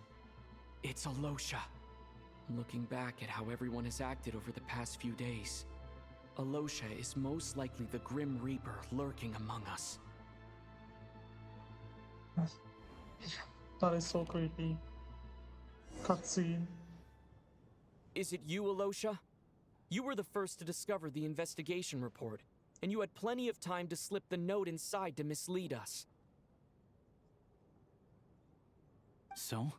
Surely you can't suspect me based on that alone. What if someone else found the investigation report first, slipped the note inside, and then put it back without telling anyone? There's no denying it. The note could easily have been slipped in much earlier than it was discovered. That's not all. I've also noticed that although on the surface, Valeri, Mitya, and sometimes I were the ones taking charge of the situation, looking back now, even though you didn't say much, you were always subtly guiding everyone from the sidelines. What do you mean? You were the one who emphasized how dangerous it was outside and insisted we all stay here. It was also you who suggested that we all sleep in the same place. And earlier today, you tried to convince Patashka to stay. I don't understand why, but it was out of character. So, you didn't understand my intentions, and now you're assuming the worst. Seems pretty unreasonable if you ask me. He still won't admit it. Fine. Let's see how he responds to the most damning evidence of all. The biggest question I have right now is, if the Grim Reaper is impersonating Alosha, then where's the real Alosha? When did they switch?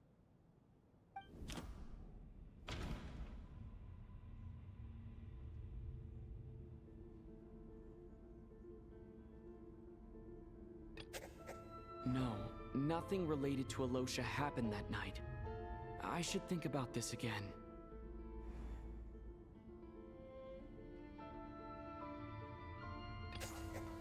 That's right. This was the moment. Right at the start. Before any victims had even emerged, Alosha was switched with the Ruler of Death while everyone's guard was still down. Oh my god, those years. When all this began, right after the performance ended and the snowstorm began to pick up, no one suspected anything unusual. We just assumed we were snowed in. It wasn't until we discovered the bodies the morning after that we realized something out of the ordinary was going on. But it's clear now that the oddities actually started earlier than that, when Dimov walked into the snowstorm and never came back. Right. So Mr. Dimov was the first victim, not Sobolova and Torgov.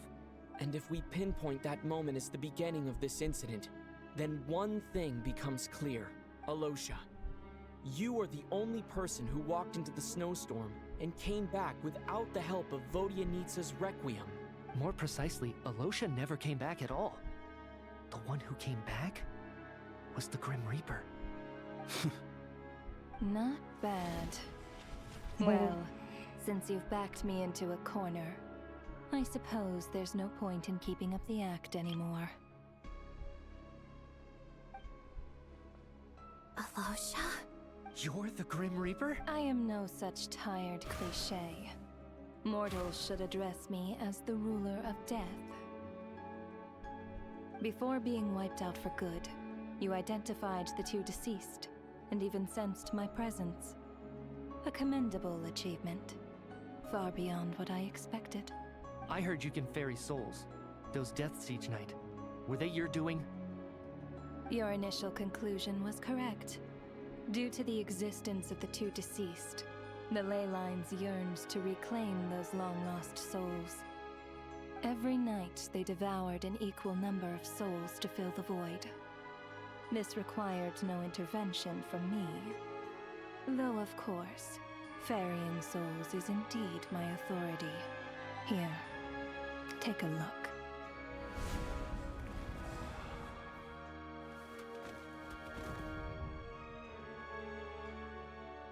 What are you doing? That takes care of today's two. Don't get so worked up. You are already dead, and your souls must return to the ley lines. I know we're already dead. You murdered us, didn't you? Murdered? No. Murder is when mortals usurp my authority. Death is my jurisdiction. If I require someone to die, I need not resort to such laborious methods as murder. You simply met the criteria to trigger my curse of death. I know about the curse of immortality. So there's another death-related curse too? You cursed us? When? And why would you do such a thing? So often, humans pray to me, begging to know when their death will come and what form it will take. But few people ask why. If you must have an answer, know that death comes simply because one's time has come. So you're not gonna tell us the truth? Hold your tongue. By all rights, you shouldn't even be allowed to speak with me. Those angels from the past are to blame for the reckless renovation of the ley lines here. It's made my work on this occasion infuriatingly complicated. Work? So trapping us here, making us watch our friends die, that's just another day at work for you? You clearly have a lot of questions. This is fucking crazy, I don't know. As a reward for your remarkable accomplishments over the past few days, I shall answer a few of your inquiries, provided they aren't too unreasonable. After the physical body dies, the soul must return to the ley lines for that person's death to be considered complete. My work encompasses the entire process of death, including, naturally, the guiding of souls into the ley lines, with which you are now so familiar. You must also be rather familiar with Natlan's Night Kingdom, I presume? It was I who supported the creation of the Night Kingdom. It provided a convenient means of guiding the souls of Natlan. Here, too, the ley lines connected to the theater underwent some modifications. The angels hoped to make them capable of accommodating the souls of some special creations. But this actually hindered their ability to accept ordinary souls to some degree. This effect manifested itself after you died from the curse in the theater, leaving you stranded in the afterlife, unable to achieve a complete death. But if souls who die from the curse of death fail to return to the ley lines within a short window of time, they will miss their chance for good. Then, they will remain forever suspended between life and death, no longer subject to the authorities of either. So if you don't resolve this matter soon, and see all our souls return to the ley lines before long, we'll escape your control. Mitya is sharp. This must be what Renova was worried might happen, and the reason she got involved to begin with. But if you have the authority to guide souls, why didn't you just show yourself and get it over with? Why hide among us in the form of Alosha? You seek to understand the mind of a god. Very well. This is a theater, and I decided I wanted to watch a show about death. That's why I encouraged you to take the events to the stage. I found myself getting quite immersed. I suppose the entertainment you provided makes up for all the trouble you've caused me by being so defiant in the face of death. There. Are you happy with my answer? Can't say I am. Really? But it fits the stereotypes you humans have about gods. Just moments ago, you were complaining about how infuriatingly complicated your work here has been. Work is work, I get it. There are times when it's a huge pain, but you just have to get it done, right? That's a rather unique perspective for a human. You are in fact correct. There is a pain point in this case. Due to the obstruction in the theater's ley lines, there is a hard limit on the number of souls they can receive each day, making it impossible for me to ferry all your souls at once. Revealing my identity too soon would inevitably have led to futile resistance, and there was a risk that any souls who chose to run would disappear. Then there was the issue of the 2 lost souls you called the deceased. The way you resolved that quandary was all part of my design. That's what I don't understand.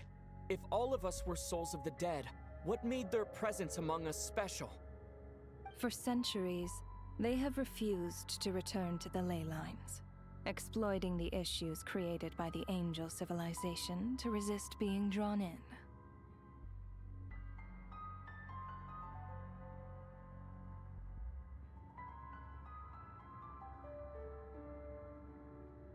Centuries of obsession accumulated during this process. You may think of this obsession as the resentment of the dead, and in this quantity, it was a bomb that could have detonated at any moment. It reached the point where I could not afford to leave it unchecked. But the only way to fix it was to help them acknowledge their own deaths, make peace with their regrets, and willingly walk into the snowstorm. Only then, with my guidance, could they finally return to the ley lines. Otherwise, you would not like to know what the consequences would have been.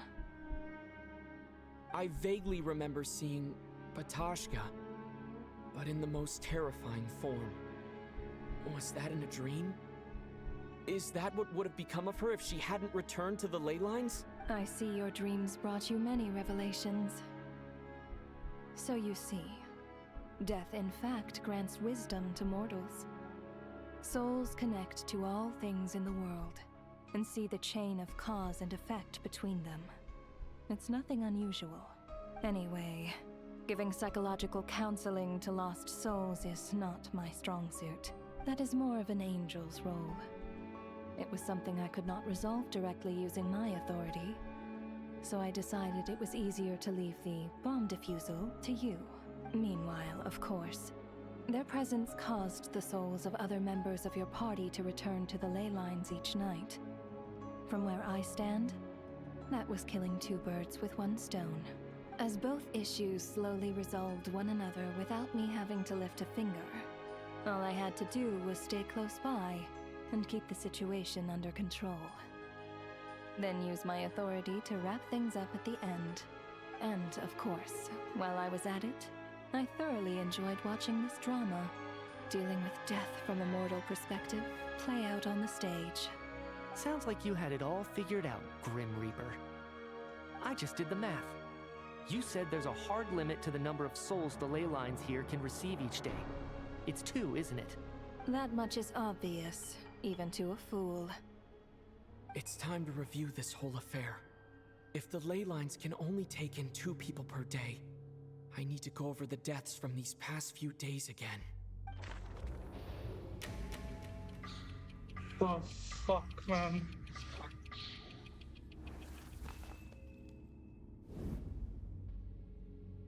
Looking back now, none of us had the faintest idea at the time. From the moment that staff member named Demoff walked into the snowstorm, the incident had already begun.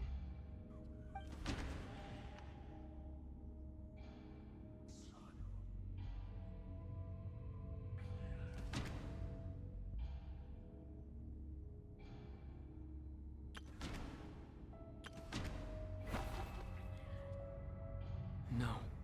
Let me go over this.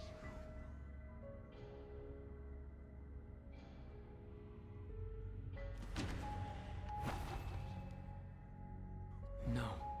Let me go over this.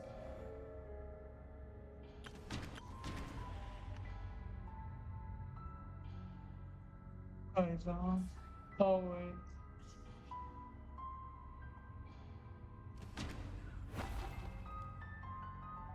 No. I'm confused. No. Let me.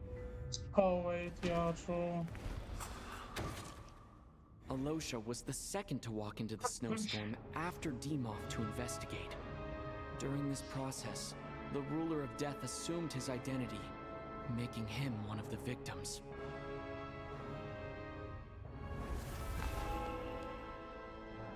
During our first night in the theater, everyone was caught up in the novelty of it all. No one could have expected there would be victims the very next morning. Despite all the confusion, and with the help of hindsight, we finally began to realize that something was amiss with the snowstorm.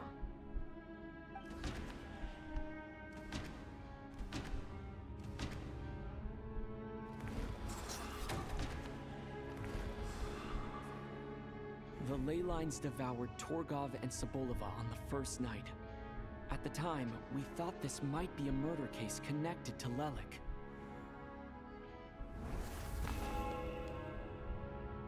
Odette and I spoke a lot that night.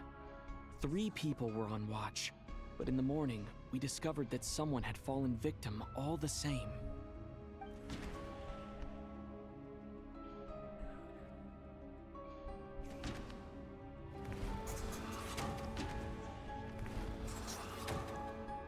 The deaths of Kulish and Rampana caused everyone to stop suspecting Lelik.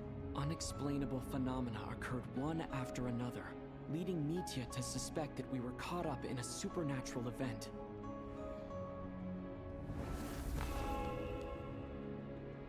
Later, we discovered that there seemed to be an extra person among us, and subsequently discovered the existence of the deceased.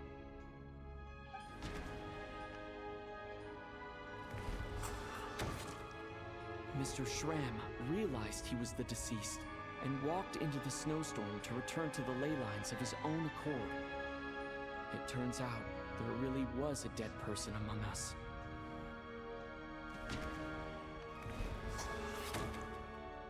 We thought it was all over, but Mr. Valeri's death was a rude awakening for everyone. The ley lines consumed him during the night regardless. A lot happened today. Mr. Valeri's death led us to discover the connection between the number of deceased and the number of victims during the night.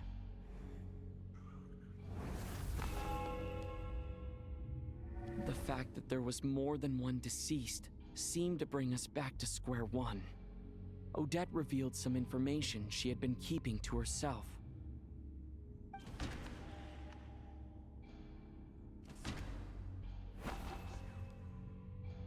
Although Mitya did indeed walk into the snowstorm that day, the void in the ley lines hasn't...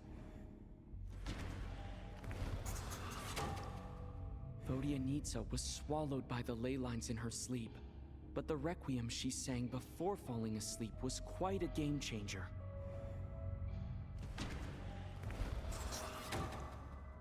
As it happened, Ptashka filled the void left by Mitya's return from the ley lines by walking into the snowstorm this morning. The girl I thought was child sister Tonya turned out to be another of the theater's deceased. Come to think of it, Ptashka was about to walk into the snowstorm at that time, and Renova, unaware that Mitya would return, was concerned that her soul would overflow from the ley lines. That's why she used Alosha's voice to try and persuade her to stay behind.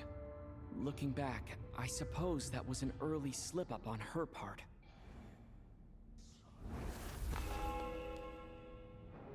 No one could have expected anyone who walked into the snowstorm to return. But just after nightfall, Mitya returned, bringing crucial information with him.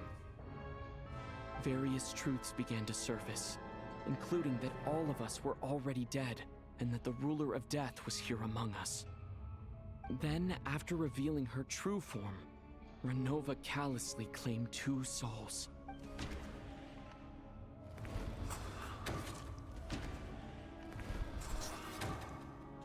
In fact, everyone was already dead by the time we took the photo. And in the days since, we've experienced many more partings in the afterlife. Now, only Mitya and I remain. And the true culprit behind everything still stands before us. In Mitya's eyes, I see the same anger and frustration that I feel. See? That covers everything. It's all clear now. Your work isn't finished here yet, is it? The Traveler and I are still standing here, safe and sound. The Water Imp's song threw things off a little, but it is of no consequence. The ley lines have already anchored your soul, and the first ray of light tomorrow morning will take you back. I, meanwhile, need to review my attitude towards the Water Imp race. So the reunion in the night that Vodyanitsa mentioned, I suppose that was never meant to be a permanent reunion. That just leaves you, Traveler. My power only allows me to temporarily separate your soul from your body. The ley lines of Tevat would not accept you. Oh, it's really getting interesting now. And your soul is firmly anchored to your body by your will. For a descender like you, who is not bound by Tevat's rules. Your death can only be brought through the most violent of means, such as directly destroying either your body or soul. I have no interest in involving myself with Descenders. For now. Although, this may change if Asmodee remains missing, or you insist on interfering with our affairs. One last question then. All our struggles and sacrifices here, they were meaningless from the very beginning, weren't they? Death abides no reason. Besides, what you call sacrifice is merely a concept created by humanity. To me, it is nothing more than a self-indulgent charade in the face of death. Mere mortals fantasizing that their actions could reclaim something from my grasp. A truly laughable idea. Cutscene here. Grim Reaper, you really know how to get on my nerves. I'm not here to ingratiate myself with you. I kill merely because your deaths are necessary. Oh, you've made that quite clear. But humans don't take well to being scorned. Not even by the gods.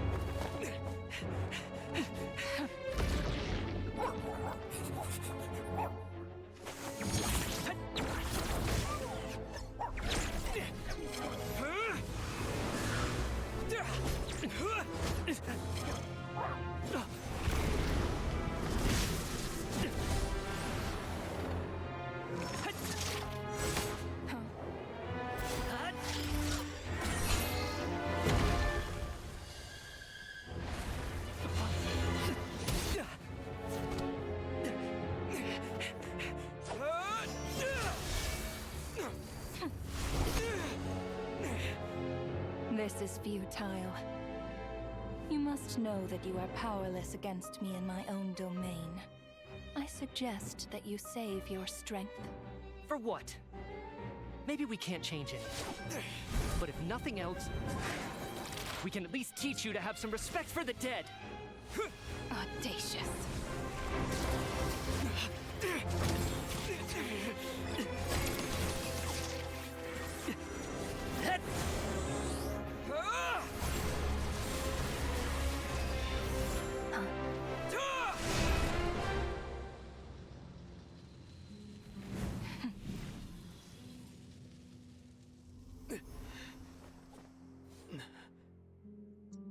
Oh.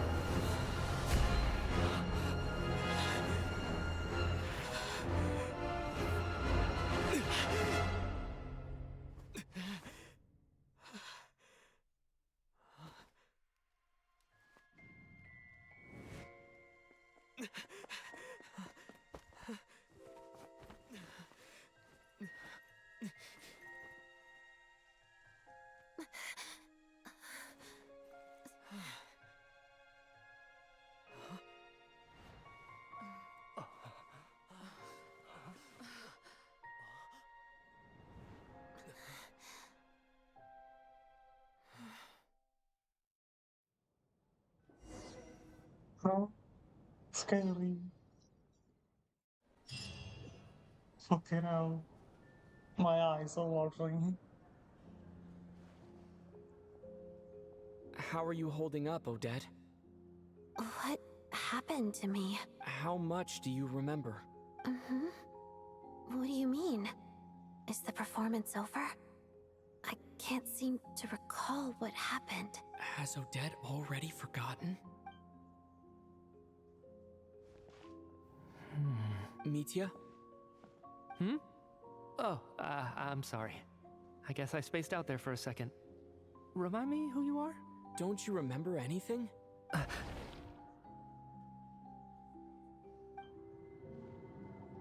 Yeah, I remember now, Conrad.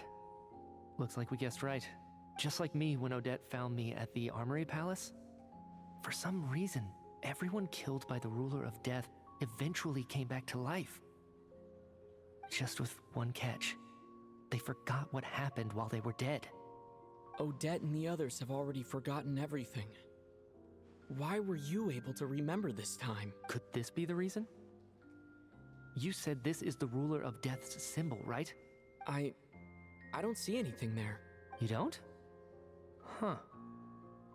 Okay, I guess that makes sense. I carved this into my hand in the afterlife, so it's not visible in the physical world.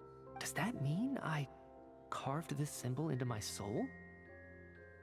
What an unsettling thought. Still, at least I get to remember what happened. I suppose it's a blessing in disguise. What about you, though? The Ruler of Death mentioned that you're a descender? Is that why you can remember? A full explanation would get complicated very quickly. But that's essentially it. Well then, now that it's all over, let's figure out what we've learned. The first thing I notice is that everything here is precisely as we left it, right before our deaths. This confirms that time passes differently in the afterlife than in the real world. They say that right before death, time slows down, and your whole life flashes before your eyes. That must be how you know you have one foot in the afterlife by that point. Anyway, clearly the few days we spend in the afterlife probably only amounted to a few short minutes in the real world. This also aligns with previous reports of widespread temporary memory loss among the Armory Palace personnel. Now it seems likely that those were all brief deaths caused by the Grim Reaper's so-called curse of death. To those unaware of the truth, dying and coming back to life must feel similar to a short bout of catatonia. This leaves me with a couple big questions. What are the conditions that trigger this so-called curse of death? And why are we resurrected after we die? If nothing else, I think it shows that killing us wasn't her ultimate goal. We still don't know her true reasons for subjecting us to death. Right. This time only got complicated because of the situation with the theater's ley lines. That's why she had to approach it differently. If the previous incidents of amnesia among the researchers are anything to go by, killing us is usually a pretty routine matter.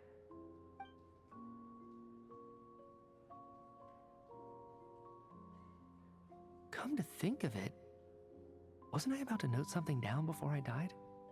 I can't remember what it was, but I think it was something related to my research project. Sorry, Traveler. I'll catch up with you again later. Right now, I have to make a trip back to the Armory Palace. Sir, if I may, no one of your description has ever shown up in my investigations into Mr. Mitia's friends. Yet, you two seem very familiar with each other. Could you perhaps tell me where he was in such a rush to get to? And, by the way, have we ever crossed paths?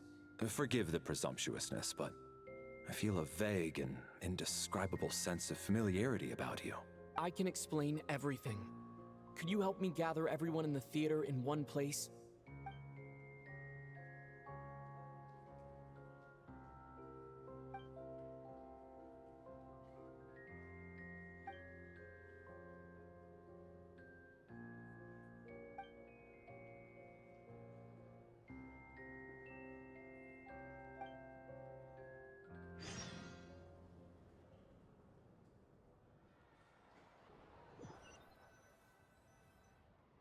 So, Chuganov really is going to shut down the factory. I guess this theater incident actually did us some good after all. So, you said I promised to take you to the Armory Palace while we were in the afterlife, yes? I believe you. I think I even have a vague memory of it. Agreed. Let's check in on her first. The whole reason for our trip to the Armory Palace anyway is to figure out what's going on with her health.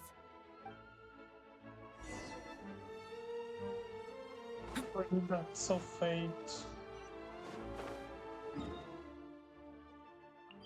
Oh man, what a quest. Okay.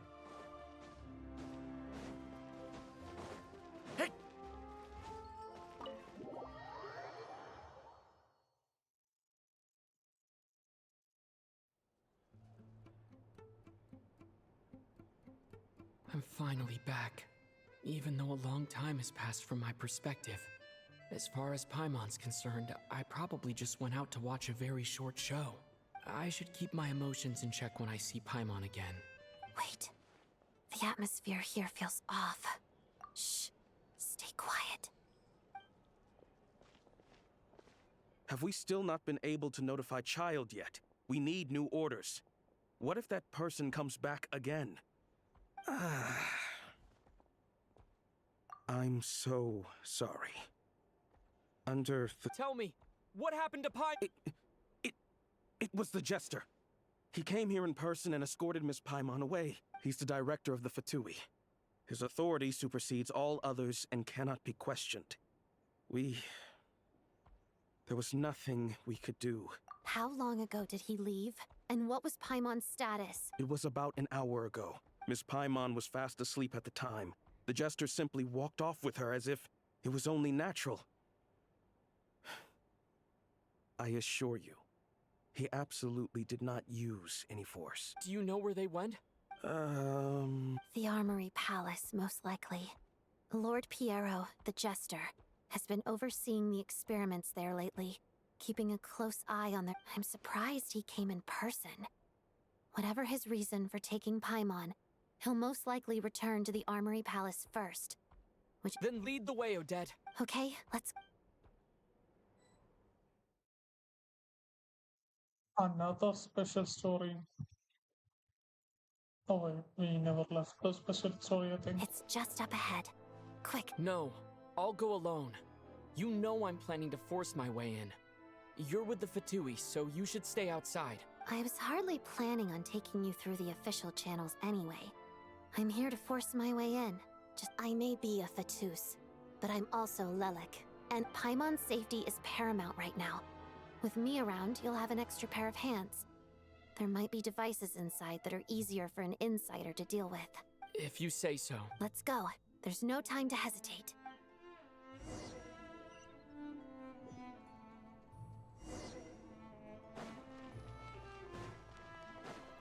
I got my party back. Hey, who are you?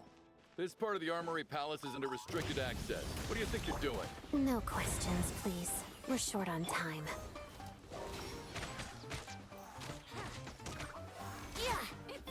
Shadow me. Pirouette.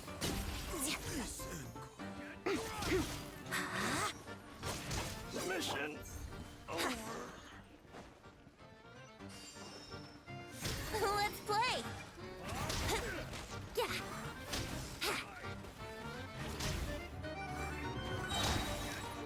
Cryostorm! Time for takeoff. Yahoo! Such defiance. Pot of death.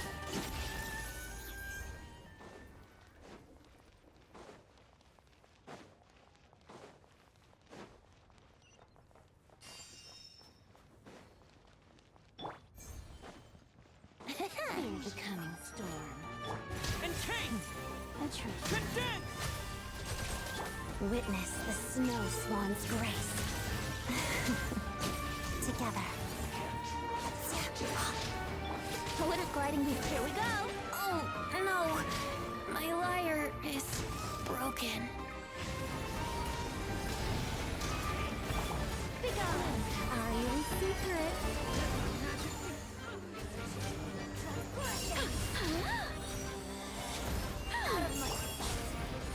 Yahoo! Behold. Shatters.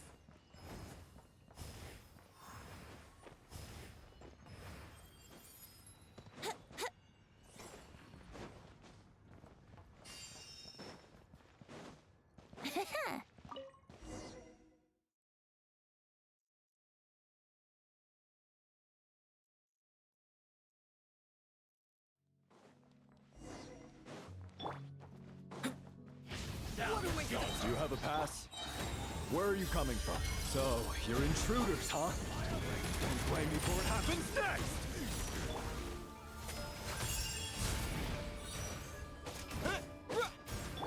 Shadow me. Harida. Didn't take too long.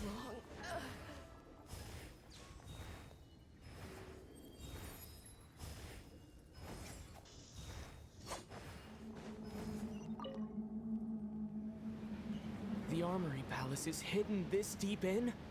This place is much bigger than I imagined. They're conducting top-secret research after all. The deeper it's hidden, the better, is standard Fatui logic. The style doesn't really look like the Fatui's handiwork, though. They must have requisitioned some structures from a past civilization. It also... Intruders! Stay alert!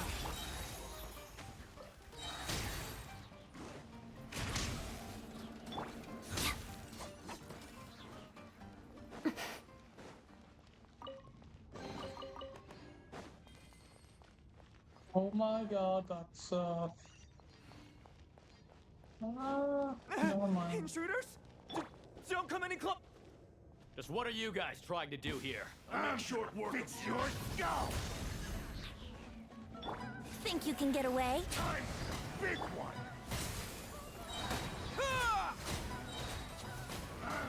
It's your skull! Pirouette. No one interferes with a jester's work.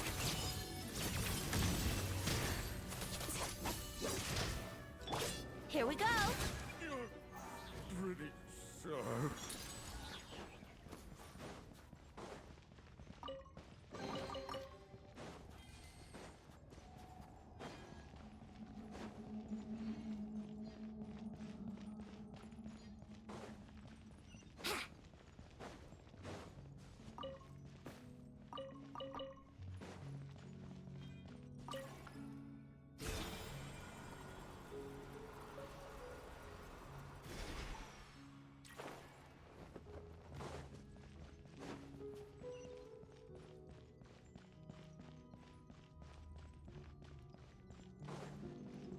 Looks like no one's guarding this place. There's something off about that decoration over there. Look out! Let's deal with these before we move on.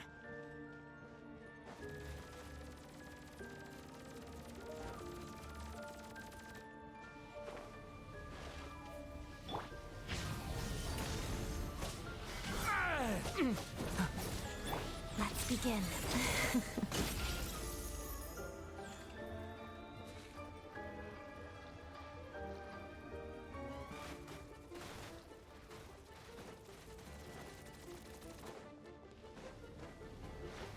Together.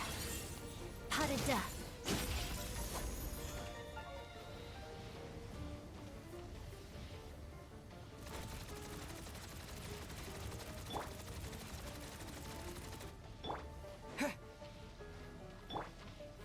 Shadow me.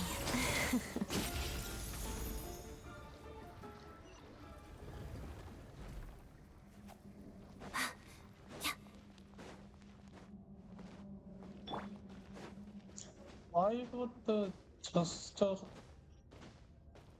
bring time on here though?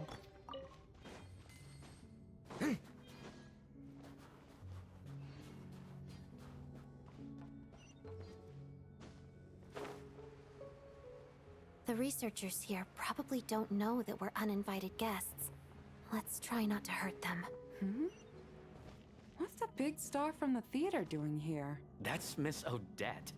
She's a member of the Fatui. Don't tell me you didn't know that. What the fuck is happening here? Was the whole reason for Project Stuja to support the research here at the Armory Palace? Just what are the Fatui and the Tsaritsa planning?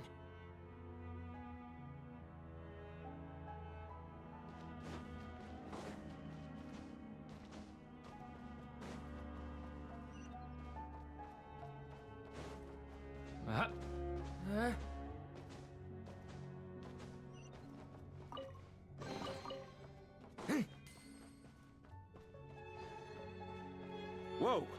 Who are you? Never seen you around here before. Looks like there's no way through here. Maybe using the power of this prism could help? Well,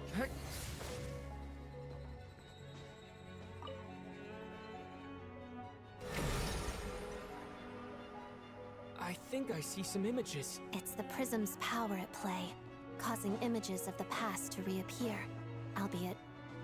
Paimon. And the Jester. Is this another scene from the past? Yes. It looks quite old, though. I don't think it happened in the recent past. my god. What's going on here? What happened? The source seems to be the Armory Palace. They must have started some large-scale experiment. Wait, what if this has something to do with Paimon? We need to hurry!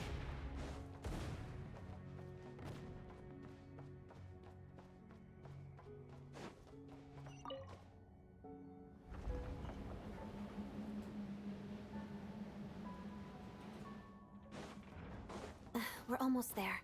The Armory Palace is just up ahead. Paimon, please be okay.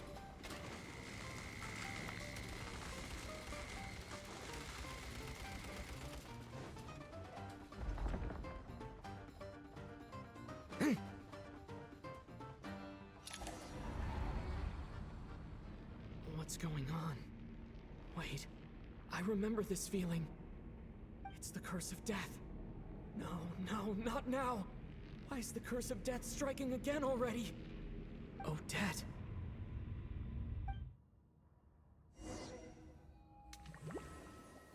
Oh, fuck me. Is this the afterlife again? I need to find a way back to reality. Is that Odette's core Ignis? Could that be what just woke me up?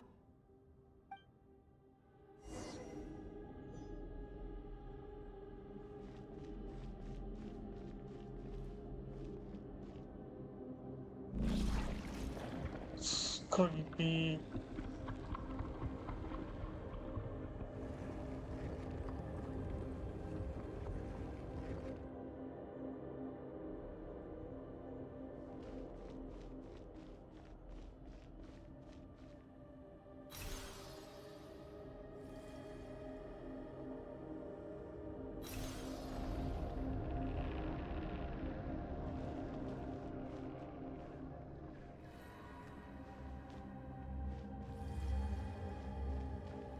The eyes are tracking my move. That's so creepy.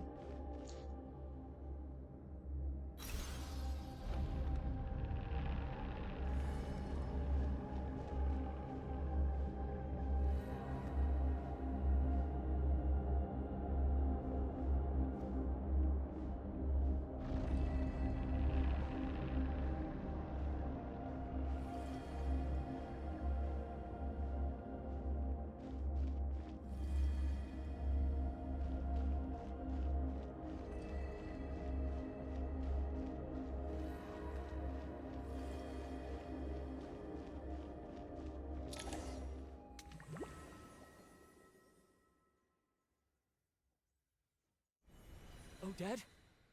Odette! No signs of life. But past experience says that she should be resurrected before too long.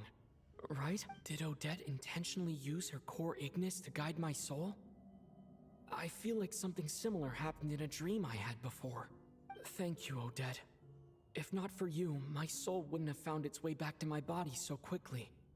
And I might not have woken up so soon. Oh, welcome morning.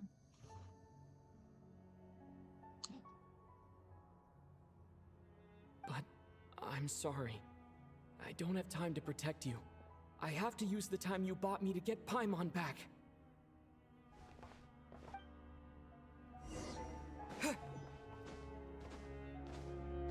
Sure enough, everyone here has been affected. Paimon! Paimon! No, wait. Paimon probably didn't escape Renova's curse either. She won't be able to respond to me right now. I'll have to find her myself.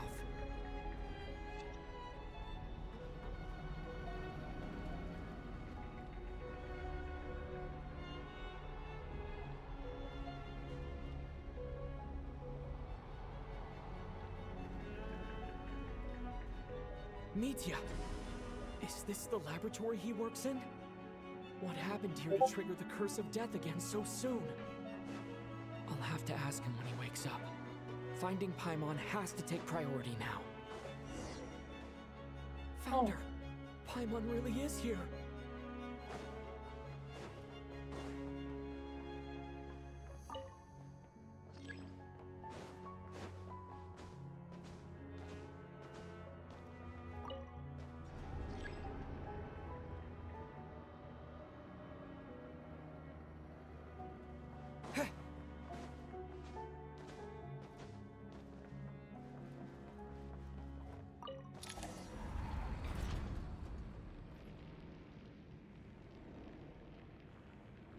My god, it's all.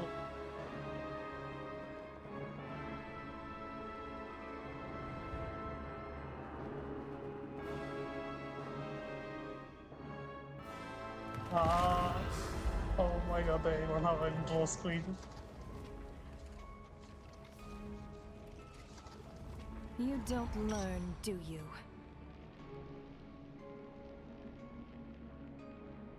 You've already been involved in one mass death, and now you show up at the scene of another.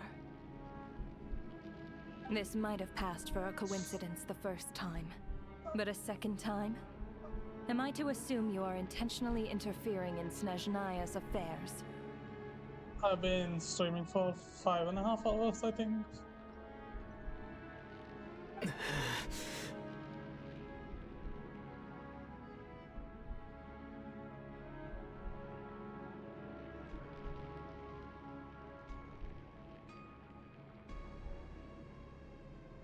Judging by your expression, it seems that you understand little of what is going on here. I don't know why the alerts are not working, but thank you for the follow if you did follow.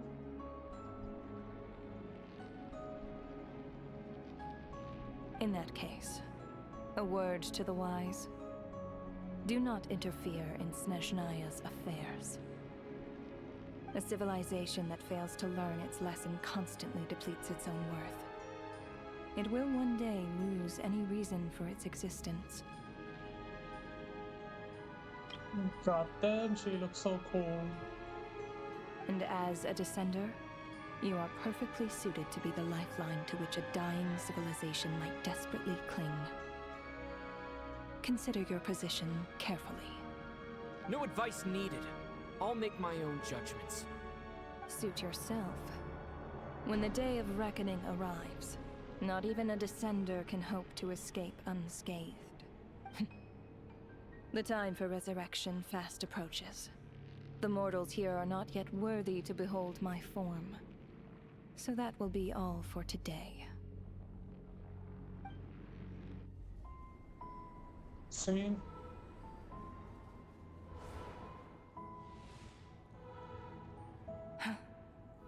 That thing is coming with me.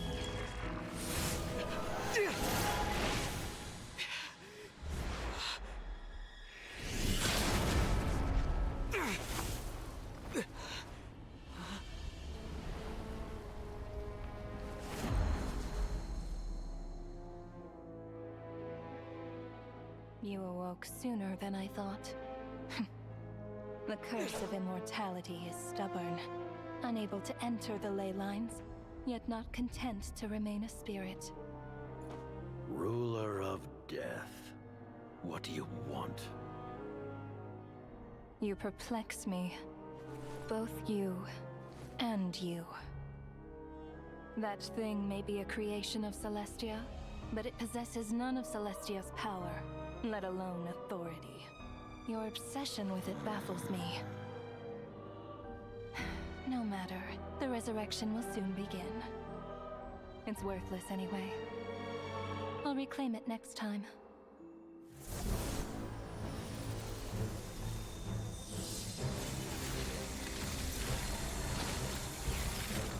Hey, who says there'll be a next time?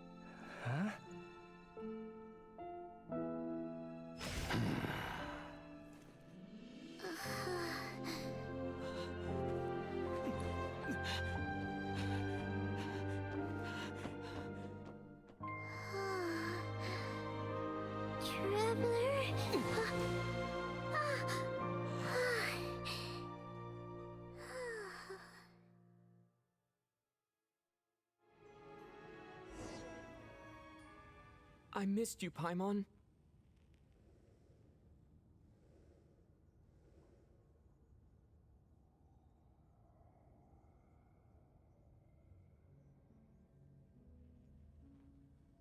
That was crazy.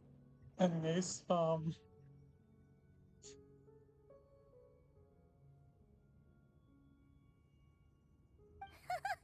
you talking about? We haven't even been apart for that long, have we? It was different this time.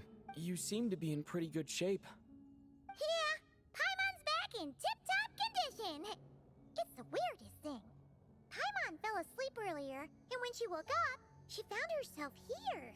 The Jester and that guy talking to him used some kind of energy on Paimon, and she could kind of feel it canceling out that other thing that was making her feel unwell. So, Mitya helped too?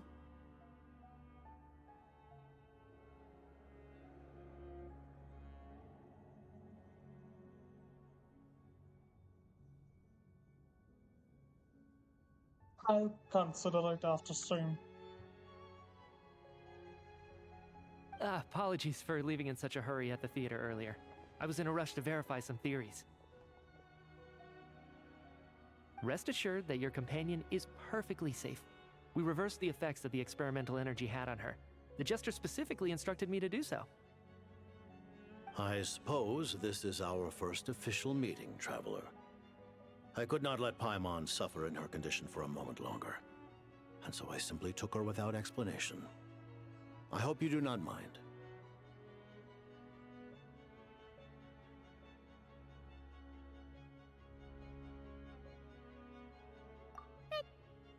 But why would a big shot like you care about what happens to Paimon? As I said when you first arrived in Snezhnaya, we once spent some time together in the distant past. Oh yeah, you did mention that. Yet, Paimon did think you seemed strangely familiar the first time we met. I'm afraid the reminiscing will have to wait. Mitya, let us continue with the report. What conclusions, if any, did you reach from conducting the final experiment of our energy research ahead of schedule? The good news is, my hypothesis regarding the Ruler of Death has been verified. As for the bad news, I recommend we suspend the experiments and Project Mistelton until further notice. Currently, we have no means with which to make a breakthrough. I say this purely as a scientist, guided by reason alone. I will trust your judgment. We shall put the project on hold until the ruler of death has been eliminated. Wait, what are you guys talking about? You want to get rid of Renova? Like, how? By killing her? By whatever means necessary, so long as it removes the threat she poses to us. Until then, everything we do will be in vain.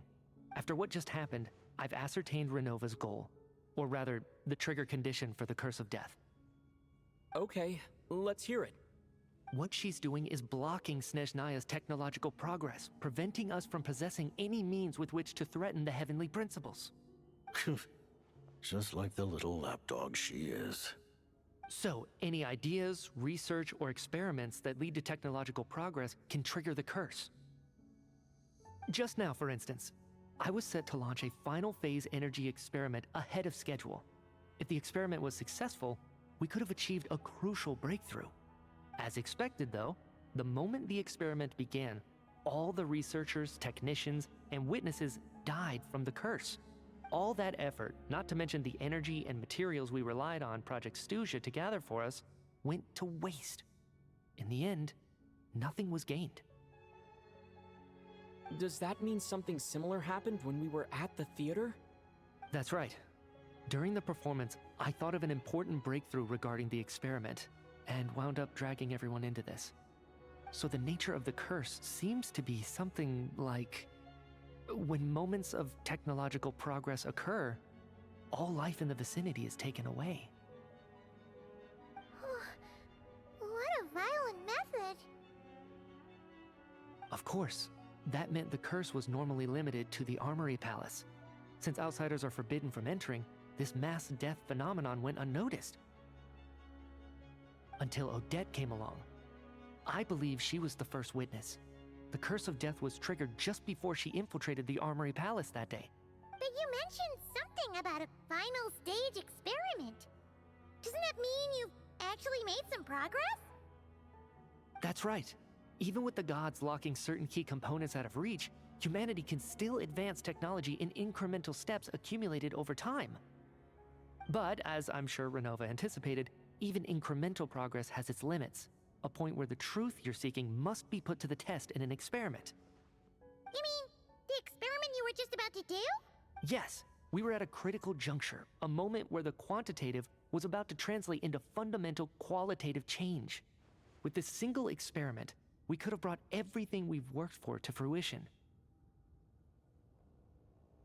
But now, after already being forced to fumble around in the dark all this time, it feels like we've truly hit an impenetrable wall. As long as Renova's Curse of Death persists, we won't be able to advance the experiment or obtain any results.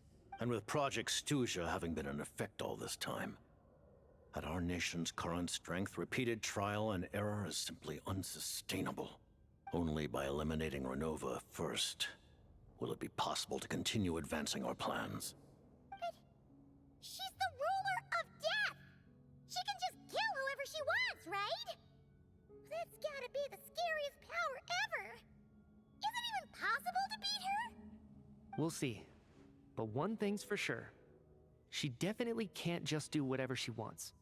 The best proof of that is me, standing here, very much alive. You're saying... Wouldn't it be easier to just kill all of us researchers for good? Why resurrect us over and over again?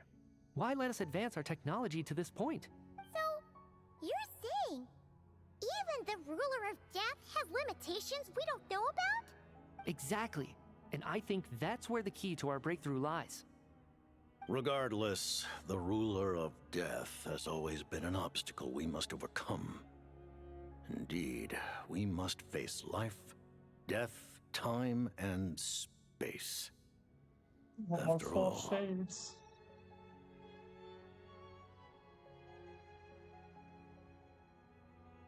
our goal is the heavenly principles. The Fatui want to challenge the heavenly principles? For a long time, I've had a vague suspicion the Fatui and the Tsaritsa were targeting the heavenly principles, but hearing the Jester admit it is still a shock. No wonder the Tsaritsa's goal has always been kept a secret from the people. What kind of road will that lead Snezhnaya down? In that case... Lord Jester, I would like to request some leave. I'd like some time to organize my thoughts and go over the data. Granted. Get some rest, put the experiment out of your mind, and take care that the curse of death doesn't affect any civilians.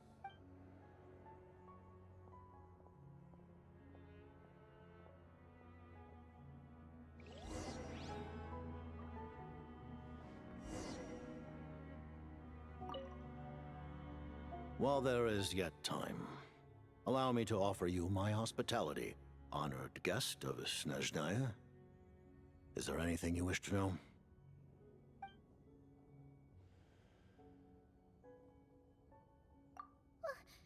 Paimon really doesn't remember. He's basically a stranger. You've got to believe Paimon. Allow me to explain. The reason Paimon reacted to the anti-Celestia energy developed by the Armory Palace is because she comes from Celestia herself. More specifically, she is one of its creations. Paimon? A creation of Celestia? It fucking makes sense, obviously. Look at you. Oh, right. I was blinded by anger earlier, but thinking back on it, Renova also said that Paimon is a creation of Celestia. But she lacks Celestia's power or authority. As you know, the lunar fragments in Nodcry were pulled down from the sky using Fatui technology. But the first application of this technology was in Conria, over 500 years ago. I used this technology upon the heavens, and the response I received was none other than Paimon, descending from Celestia. I presented her to the Vinster King, but he took no interest in this gift, nor did it satisfy him. Paimon then took up temporary residence in my palace until, of course, the arrival of the Cataclysm. Wait, Paimon's a little confused. You're talking about things that happened in Conria 500 years ago. You're saying Paimon was there for that? But Paimon doesn't remember any of that. Falling from the sky, being given away as a gift, none of it. Having lived through the Cataclysm, perhaps you too were burdened with some manner of curse. Although, losing your memories would indeed be the smallest price I've ever seen paid. But it's not just her memories from Conria. Paimon doesn't even know how she spent the last 500 years. She only has memories from the past few years, no matter how hard she tries to remember. What was Paimon like back in Conria? Did she know a whole lot because she came from Celestia? Was she super smart? Unfortunately, when you arrived in Conria, your consciousness was like that of a newborn infant. None could say what kind of being you once were in Celestia. During the time you lived in Conria, your personality was no different from how it is now. Aw, man! Paimon's plan to get her memories back and become super smart is ruined before it could even start. You know, even though Paimon lost her memories, she still feels weirdly close to you for some reason. That must mean you took pretty good care of Paimon back then. On the contrary, I completely ignored your existence. I was entirely focused on my struggle against Troptatir the Wise. But now, as I see it, it is as if you are the only sane thing that survived that era of insanity. And thus, are worthy of protection. Noted. Man, Paimon's gotta stop projecting friendship on everyone she meets. But, Traveler? Even though you know Paimon's some creation of Celestia now, you still want her, right? You're not going to abandon her?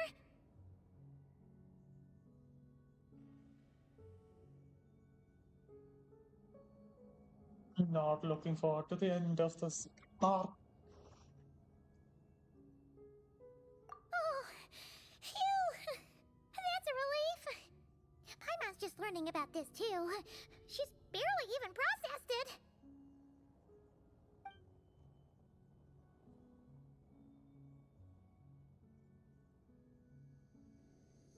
Her Majesty the Tsaritsa has embarked upon an expedition to vanquish a monster. Were it not for this, I imagine she would have been delighted to grant you an audience. Seems like the powers that be in Snezhnaya don't intend to hold my past conflicts with the Fatui against me. The Harbingers have been granted significant autonomy in retrieving the Gnosis. But by the same token, they do not completely represent Snezhnaya's official stance.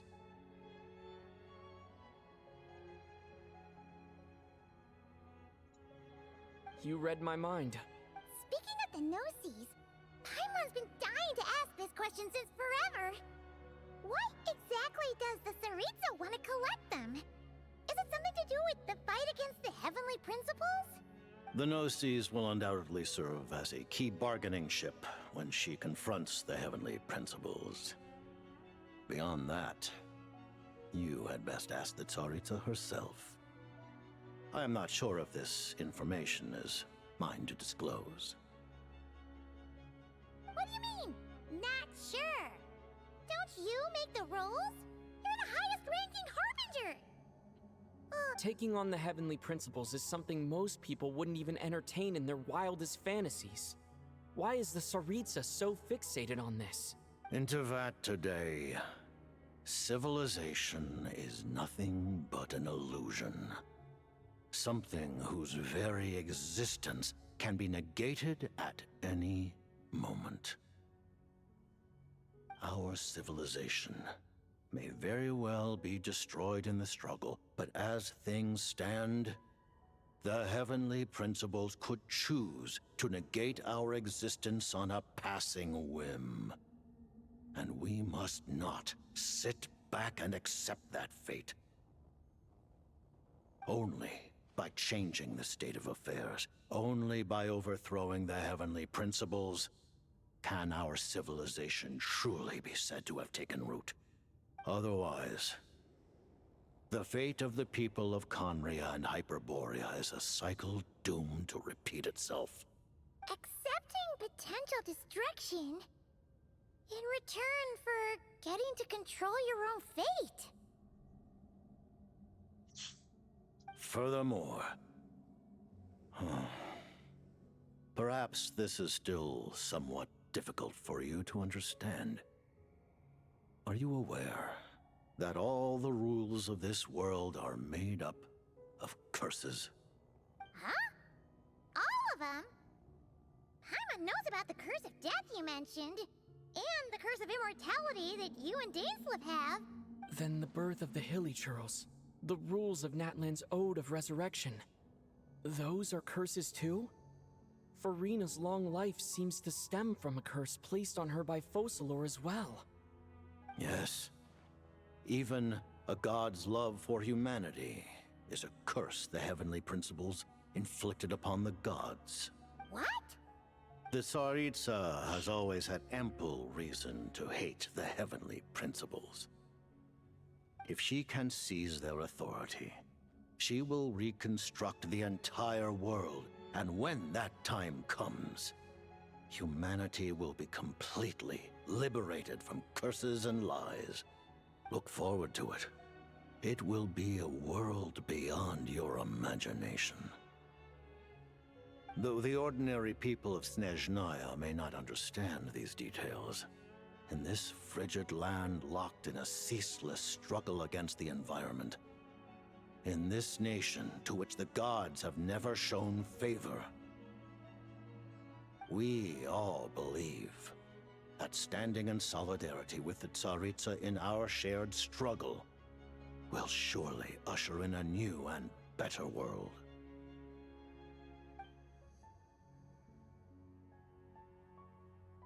I remember hearing the term Mistleton from Columbina. Yeah! Paimon wanted to ask about that when the name came up just now. What is it? Paimon's heard of Project Stuja, but not this one. As you know, Project Stuja is a series of measures enacted to consolidate our nation's resources, the greater purpose of which is to serve Project Mistleton. Many of the things you have encountered thus far are essentially for the advancement of that project. This includes the Kuvaki Experimental Design Bureau in Notdry. Researching Kuvaki was merely a facade. Its core objective was to use local resources and research findings to build Mistleton itself. And that's a weapon built for the final battle against the Heavenly Principles, isn't it? Huh? How did you know that? I was given some intel, and I made some deductions. Wait. You must mean that thing over there. Oh, Paimon's gotta take a closer look at this thing. Especially after you guys sent so many people to Nagrai to work on it. Kuvaki alone will not break through Celestia's defenses, let alone challenge the Heavenly Principles. The Heavenly Principles are no doubt accustomed to combating the power of the Light Realm, and elemental energy is simply the power of the human realm, converted to that form by the Heavenly Principles themselves. Any attempt to use this power against its creator would be a futile endeavor. For now, therefore, we have set our sights on the form of energy associated with the Third Descender and the Stellar Linchpins. This may hold the potential to allow Mistleton to contend with the Heavenly Principles. You could say that by reverse engineering the Stellar Linchpins to extract the energy within, we have obtained a source of anti-Celestia energy. The Kuvaki Experimental Design Bureau, Project Snezhnaya, and the new energy experiments. Huh. So, Project Mistleton is what ties it all together. And it looks like your plan is almost complete. No wonder the Ruler of Death came after you. Thank you for telling me so much. I'm a bit surprised, honestly. I didn't expect you to be quite so transparent with me.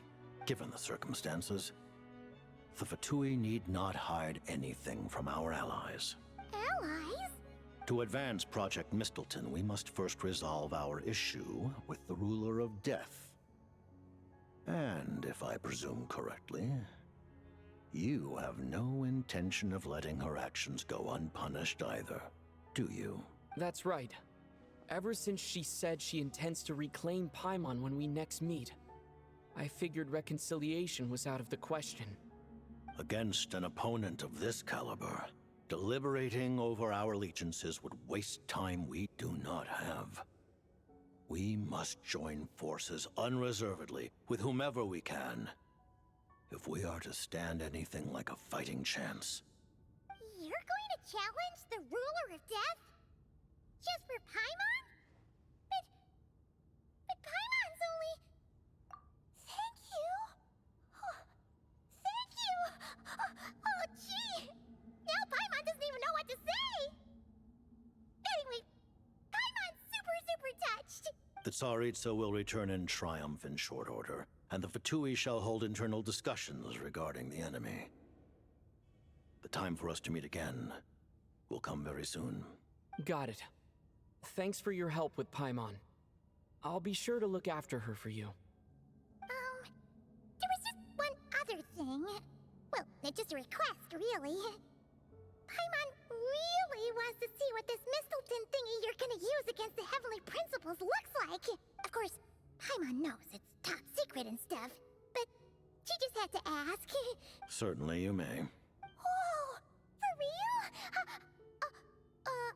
Actually, maybe it's best not. While the technology is not yet fully developed, it has nevertheless reached the stage where Celestia's creations are unable to damage it. In that regard, you may rest assured. Oh. Wow. No wonder Paimon felt so out of sorts recently, even though it was super far away. Alright then!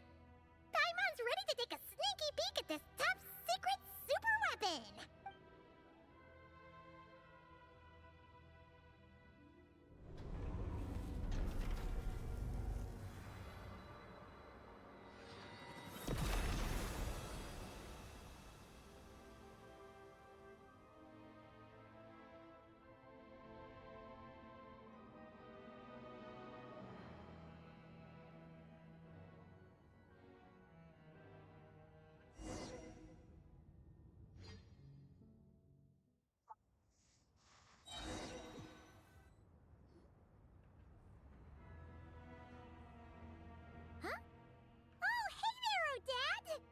Paimon?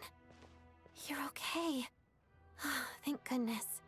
Long story short, yep, Paimon's all better. What are you doing here? Were you waiting for us? That's right. When I woke up, I wanted to go in after you, but the guards had woken up as well. So I returned the way I came and waited for you here.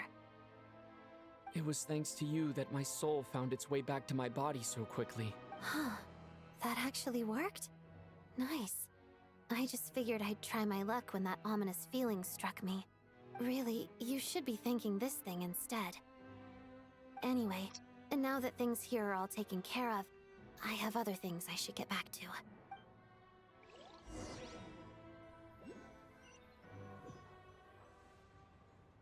Ah, Director Chuganov, you're back. We just received notice that Project Snezhnaya has been suspended, so we've convened an emergency meeting. This is the preliminary plan.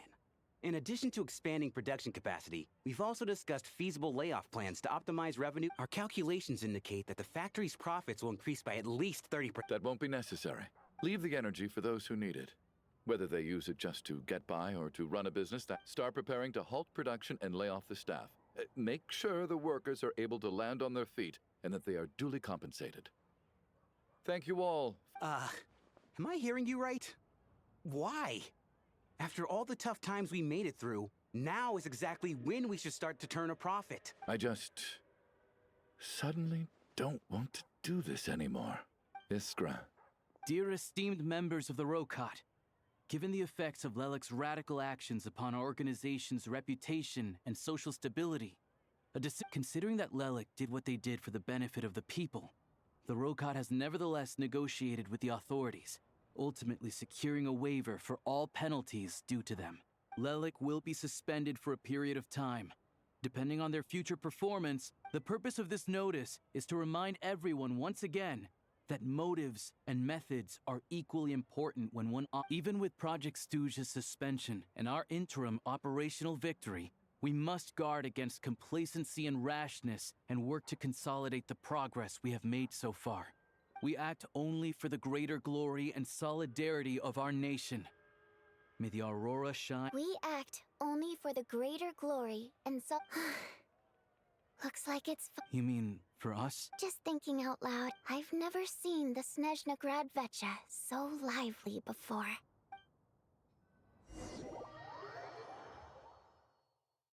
I never once thought I'd come here. But I understand everything now, Rosaline. This is your town. Encased upon layer of ice.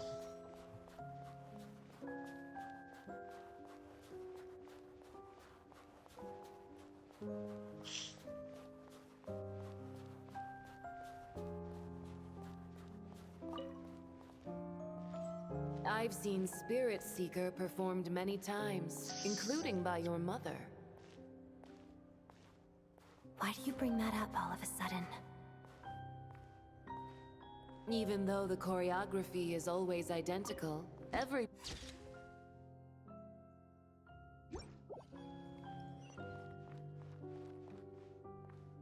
So you actually want to talk to me about ballet? I just think it would be a pity if the dance was lost to history. She didn't teach it to you, did she? That was an unusually subtle taunt for you.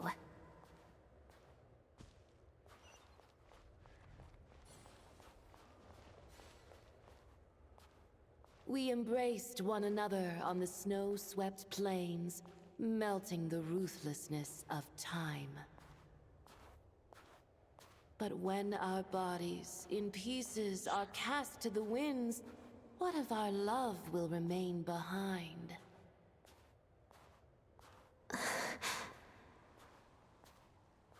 Don't tell me you can't sing. Shush.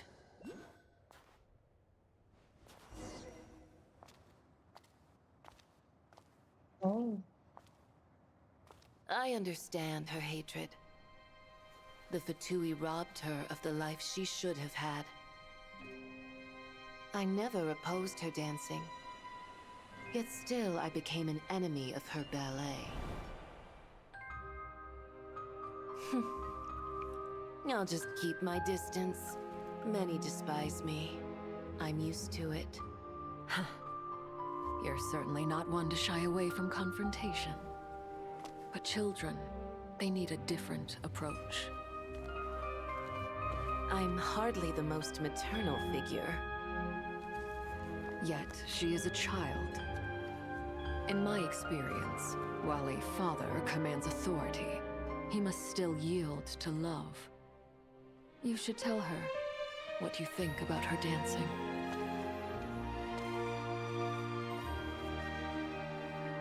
Odette will soon take the stage at the Korolyevsky Theater.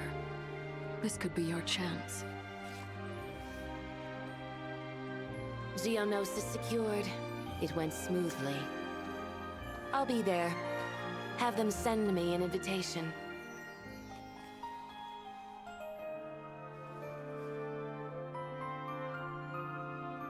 Sadly, things didn't work out.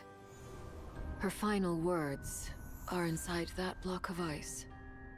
This? Aren't these for monitoring her subordinates? Not yours. This one isn't her witch's flame, but my two worlds' flames. The two worlds' flames can burn away memories. It was my parting gift to Rosaline.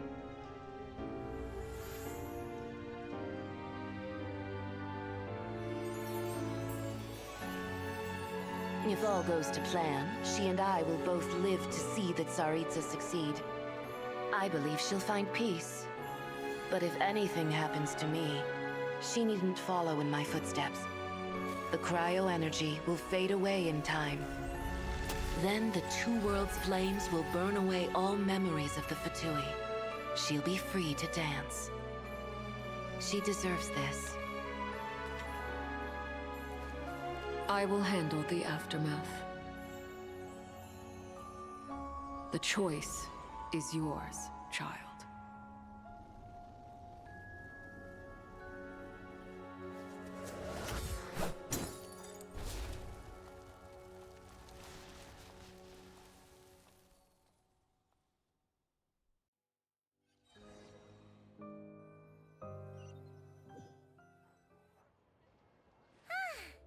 Fresh air at last! Paimon's head isn't spinning anymore, and the fever's all gone. Paimon's finally free to fly again! Oh, it's nice to finally know where Paimon came from, too. It did make Paimon a little nervous at first, but it's such a relief now. Like, who cares if Paimon's a creation of Celestia? She's probably not anyone that important. Probably just the fairy of food and fun or something. And like you said, this doesn't have to change anything between us.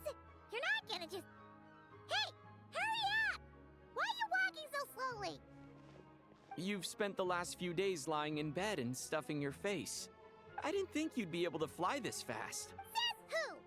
Paimon's as agile as ever. They don't call her White Floaty for nothing. Paimon originally wanted to check out the bookstores in Snezhnaya, but she's more in the mood for flying around right now, so let's save that for later. Wait, they've got light novels from Yai Publishing House here too. Huh? And this is Paimon's favorite mystery story from Fontaine. Wow, they got a sequel. The local Snezhnaya books look pretty interesting too, but also kind of heavy. Not the easiest things to look around. I thought you were in the mood for flying around. Paimon can read while she flies. Hey, look at these two dolls. Which do you like better? All right, boss, we'll take both. Oh, I thought we were only getting one. There you are. Paimon will grab this and... Huh?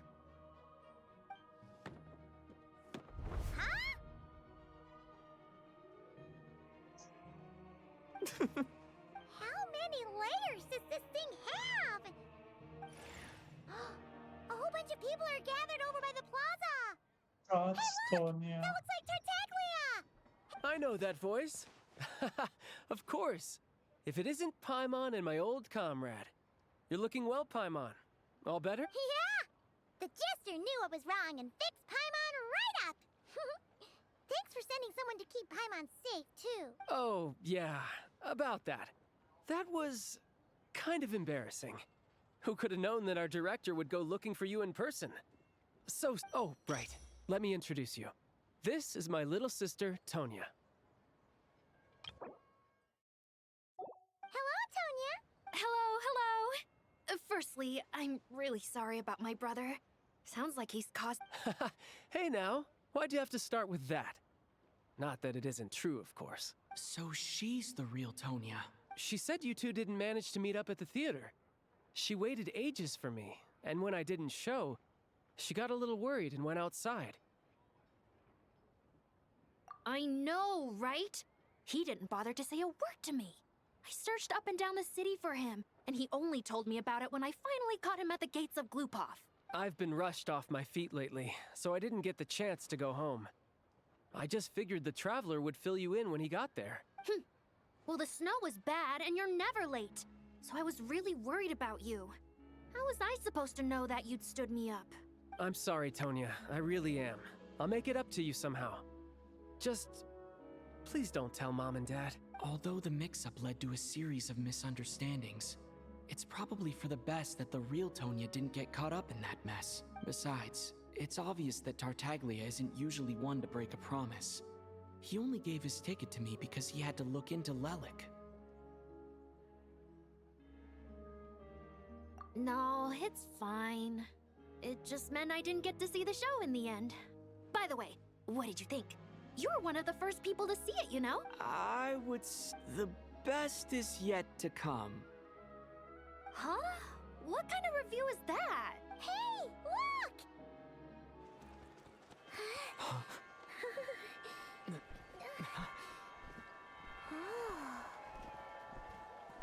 Oh my god.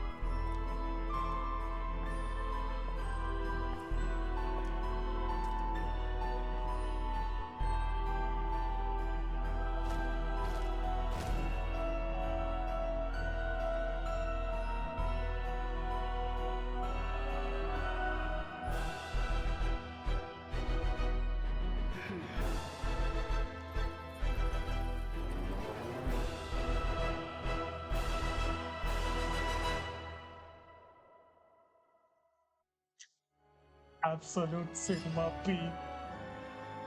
Nothing else to say.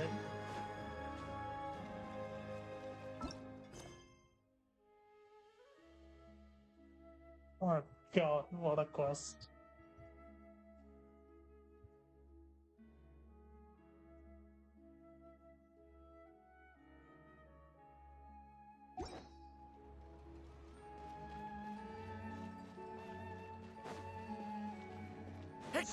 I cannot wait for the combination of that.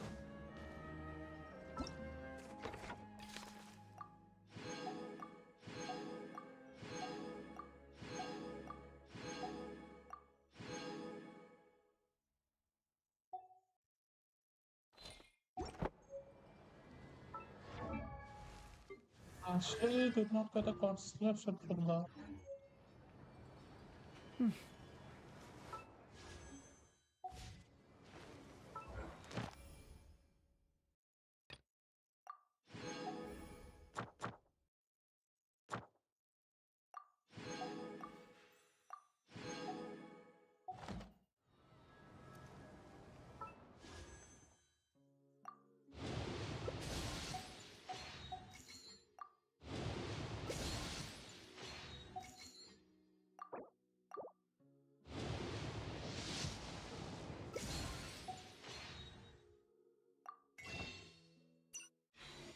Anyways, time to head off for now.